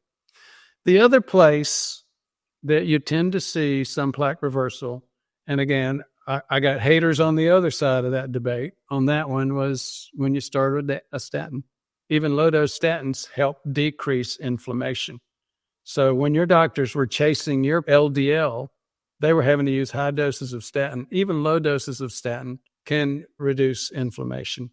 At the end of the day, it gets back to the very first thing we're saying. If your blood sugar stays too high or your insulin stays too high, you start getting inflammation of your artery walls. One simple, easy way to slow that down is with a pill, but it's not the best way to do it. The best way to do it is lifestyle. One of the key lifestyle components is what you've done. You've remained thin, a good BMI. Body fat is a major driver of inflammation as well. So, Dr. Brewer, you mentioned you got quite a bit of criticism when you posted a video about how you reversed your arterial plaque. You had a video. How many years ago was that? 5 years ago? Oh, at least 5 years ago. At least 5 years ago. So talk about what was your journey to do that? We're sitting here with so many people with metabolic dysfunction that is going to lead to that problem, as well as many, many other health problems. So talk a little bit about your story, how that occurred. So, yeah, thanks. I let you distract me when I was talking about it earlier. So I'll go back to that. Here I was, 57 years old. So I expected to not have any plaque, even though that's most men do at that age. So I got my CIMT, and sure enough, we found plaque. And that was frustrating. It was very frustrating. You're my age. When you hit the 50s and 60s and you first have high blood pressure, or you first have something that says, I'm going there too. Yeah, it's very unsettling. It really is. But it's a maturing moment emotionally. It's one way to put it. Yeah. You find that you're not immortal. And I got really frustrated. One of the things I felt like for a long time was, dang, I did all this work for so long, and here I still have plaque. Why did that happen? And then it took me a few weeks to wrap my head emotionally around the fact that, given my obvious genetic challenges, if I had just eaten all I wanted, if I'd gone to 300 pounds and laid on the couch and not exercised, I could have already been dead. So I went back and rethought about things. The other thing that I did was I looked a little bit deeper at my metabolic health. And then I found out that, despite the fact that my BMI was 22, I was a marathon runner, ultra marathon runner, I still had metabolic disease. So that's when I really started digging deeper into this whole thing. Now, I had an OGTT, and my blood sugar spiked up to like 160 after 1 hour. And I can tell you now, from having done so many OGTTs and dealt with so many patients. Let's just, for the audience, OGTT stands for what? Oral glucose tolerance test. Okay. So there's a good comparison, I think, between a full movie and a single picture. So we could take a single picture of me standing in front of a bus, and it looks like everything's fine. If we take a movie, though, we may realize that bus is about to run over me, and actually does. It's the same thing with fasting glucose and oral glucose tolerance test. what we want to see with fasting glucose is, or what we will see is where our blood sugar is now. What we want to see is how our blood sugar reacts when we drink something that has sugar or we eat something. And we talked about oatmeal, for example. It's just super packed with sugars, which are called grains or complex carbohydrate. You really don't know just with a fasting glucose. You really don't. But the fact that the majority of cases of diabetes today that have been discovered with such a bad test as fasting glucose, that gives you an idea of what kind of shape we're in. Meaning we don't know how to diagnose it, and still we've got, using a bad test, we've still got a whole lot of people with a bad problem. So did you actually reverse your plaque to some degree? I did. And again, I had mixed emotions when I saw that happen, because I said, oh, now people are going to be interested in this on that title. That's going to look like clickbait. And then I also said, oh gosh. And all my friends and my academicians, I spent time with the American Board of Preventive Medicine. All these people are just going to romp all over me saying this guy's a nut. Well, you know what? The bottom line is what's real is real. And you could see it on the CIMT. It wasn't like the CIMT results were going all over the place and one went down. I was using that on a regular basis. So I had people coming in to do a good CIMT on my patients every couple of weeks. You could see a very smooth, simple, easy curve coming straight down. The other thing, and you know this from having been to a few of our events where we're doing them, it stayed down once it got there. So when you look at a thing called arterial age, a concept of how much plaque you should have according to your age, my arteries fit those of a 73-year-old at a time that I was 57. Over the next 2 years, it dropped down 20 years to those of a 53-year-old. That's amazing. And what do you mostly attribute that to? Very simple. You and I, you were already exercising. Yeah. Now, I was already exercising, but I wasn't exercising the right way. But that's the second thing. The first thing is, and we haven't mentioned that yet, think about it. If carbs are now at my age, at my genetics, at my level of metabolic not so good health, if they're now damaging my arteries, what should I do? First thing, quit eating carbs. Get rid of the carbs. Exactly. Very, very simple. I used to travel a lot. I'd go to the Delta Sky Room. They'd have all that oatmeal right there. That was my favorite breakfast. Then I found out what it did to my blood sugar. So you could have been eating cereal. Yeah, it was the exact same as eating cereal. So I started testing for my blood sugar, and anything that had carbs in it, I started backing off. That is the number one thing, and it's like, tell me we haven't heard this before. When you find yourself in a hole, the first thing to do is what? Stop digging. So I've also learned from you and the team, there's good carbs and bad carbs. Yeah. You're not anti-carbs, you're anti-bad carbs. Yeah. So thank you so much for bringing that up. Give us a 30-second understanding of that. What's a good carb and a bad carb? So broccoli's a great carb. Cauliflower is a great carb. Asparagus is a great carb. Brussels sprouts. Most vegetables. Yeah. The high fiber vegetables. Now, as things have continued to evolve, the carnivore diet has gotten very popular, and you'll hear carnivores say, oh, those are terrible foods. You'll have other people talk about lectins, and yes, Brussels sprouts have lectins in them. Some other plants do too. And then you'll hear other people say fiber is not great for you. I'm not going to go down that bunny hole today. That's a different type of debate. I do agree with Robert Lustig in that, yes, most diets can work. You can have a very healthy diet, even carnivore, all the way over to vegan, except for the standard American diet. And here's the problem with the standard American diet. It's full of really bad carbs, like fructose, high fructose corn syrup. Think McDonald's, a supersize me 30 to 48 ounce soda. 48-ounce cup full of high fructose corn syrup, along with a whole bunch more carbs in the supersized fries, along with more carbs on the burger buns, along with some seed oils if you want to get into that, and then some burger meat too. So you do that 3 times a day. Most people eat like that 3 times a day. A lot of people have glucose tolerance problems such that that kind of meal is going to have their blood sugar over 200, 16 to 20 hours a day. Nobody's testing it. Nobody feels it, and it's rotting your arteries out. And we wonder why we live in a world where you can be 60 years old and be surprised by dying from sudden cardiac death. I know you've talked about exercise, sleep, stress, these kinds of things. Can you just talk about, it seems like everybody knows that we all should be doing this.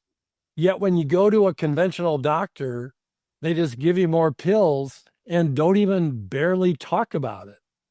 So how have you gone about it with your patients just to have success with them on these different kinds of lifestyle health changes?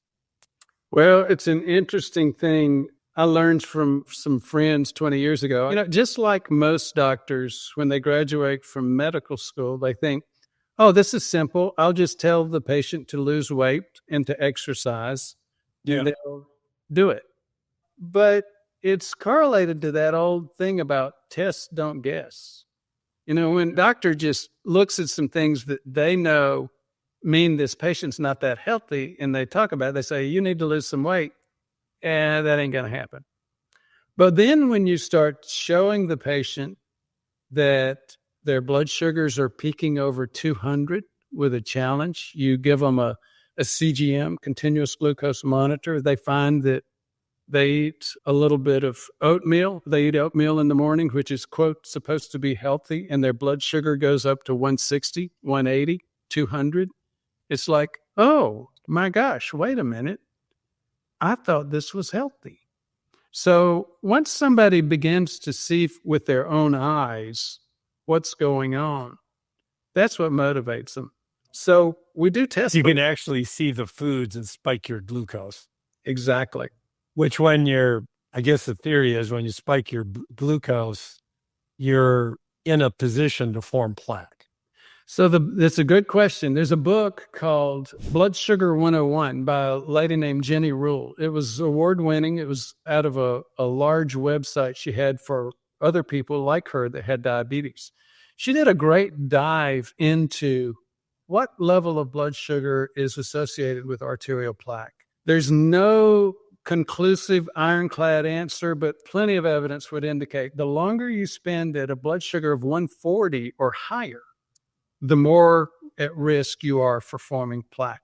And if that plaque is inflamed, that can cause a clot, which in turn can cause a heart attack or stroke.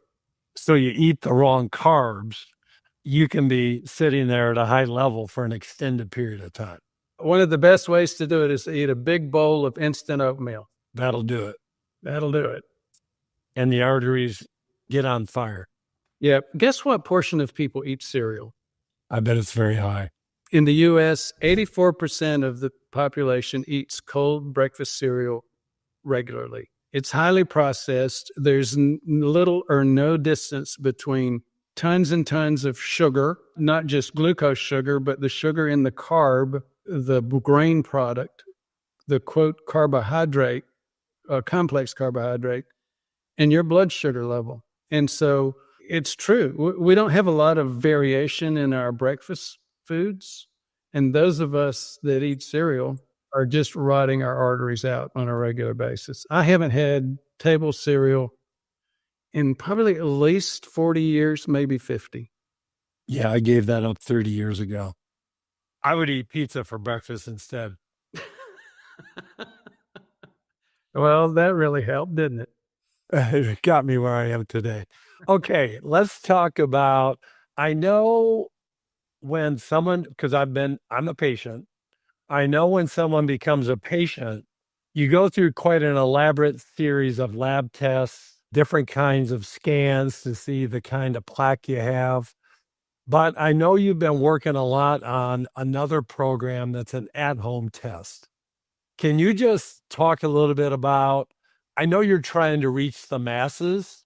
You've always, I mean, your YouTube channel, millions of people all over the world. So I know that's been a passion for you for a long time. What are you hoping to achieve with this at-home test? And how'd you go about putting it together so that it really diagnoses, not diagnose is probably the right thing to say, but it's able to indicate some level of risk that we have? So I'm glad you asked that. I'm very excited about it and very interested in sharing it. So one of the things that I've always wanted to do is be able to get stuff out to a lot more people at a lower cost, make it much more accessible. We've developed a box, and I'll go get it in a minute.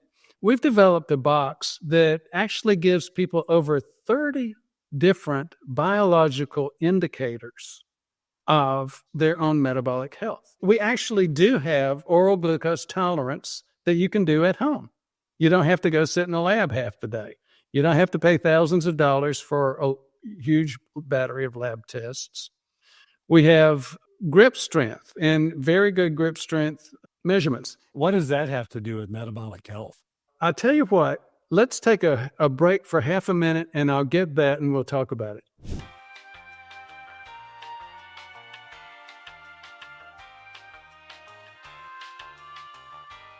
You asked the question. It's a really good question. What has grip strength got to do with this? Grip strength is one of those biological indicators which is very helpful for predicting longevity, healthy longevity.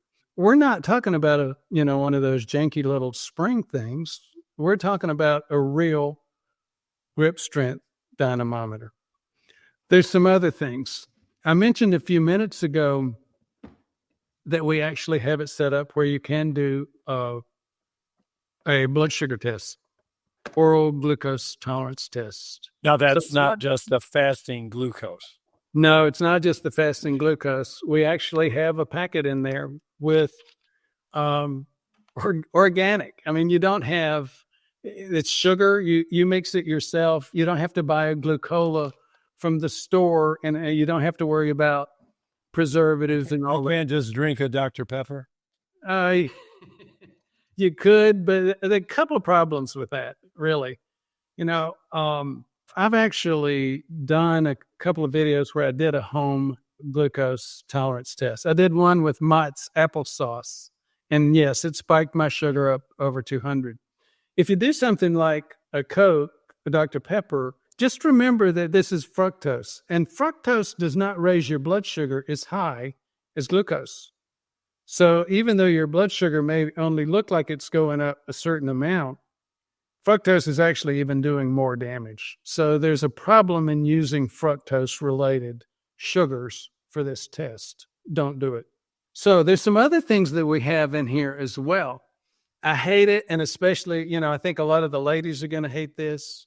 You know what these are? Looking at different places where we have fat. Some people have it here on the saddlebag. Some have it up in here. The reality is there's a reason for that. And you're going to be going over this. This information, by the way, is going to be going into a report using our internal formulae, stuff that will help you understand not only how much metabolic disease you might have, help you understand what the major sources are. But we need to know about body fat, because body fat creates a hormone called resistin. Fat cells, if they grow too big for their vessel, their arterial supply, will even start to die, to rot, to create things that are even worse than metabolic dysfunction, believe it or not. So while we're talking about some of the things that are a little bit harder to, you might not want to do for vanity's sake, but you really need to, we also got a tape measure. Getting pants size is not good enough, because pants, the old Dunlop's thing where your belly Dunlopped over your belt. You need to get a real tape measure and get your belly circumference around the level of that. That's how we cheat and soothe our egos. Right. So those are some of the things that we're talking about here. And so you can see, as you know, We're not making money off this box either. But this box is a great way to help people understand the whole picture of their metabolic health, so they don't have to worry about listening to a YouTube video or general information and think, this may not fit me. Well, this is me. This is what my body's telling me. Now, one thing that I didn't mention is, I mentioned that you'll get a report, but I didn't mention how you're going to get that report. The other thing is, you're going to get one of our coaches, one of our trained coaches who we've trained, we've certified internally, that will go over this information with you. So you'll get a full hour with that coach, and the coach will help you understand what's in the report. Sounds great. And you really think this can be valuable information to help me understand my metabolic risk? I have no doubt. I'm very excited about it, as I said, and I'm looking forward to the next steps. As you know, we put a couple of test runs out there, and we're not the only folks excited about it either. A lot of folks are getting interested. And this is available now. Yes. Dr. Brewer, if there's one thing you would recommend to do that would really help address this problem, what would it be?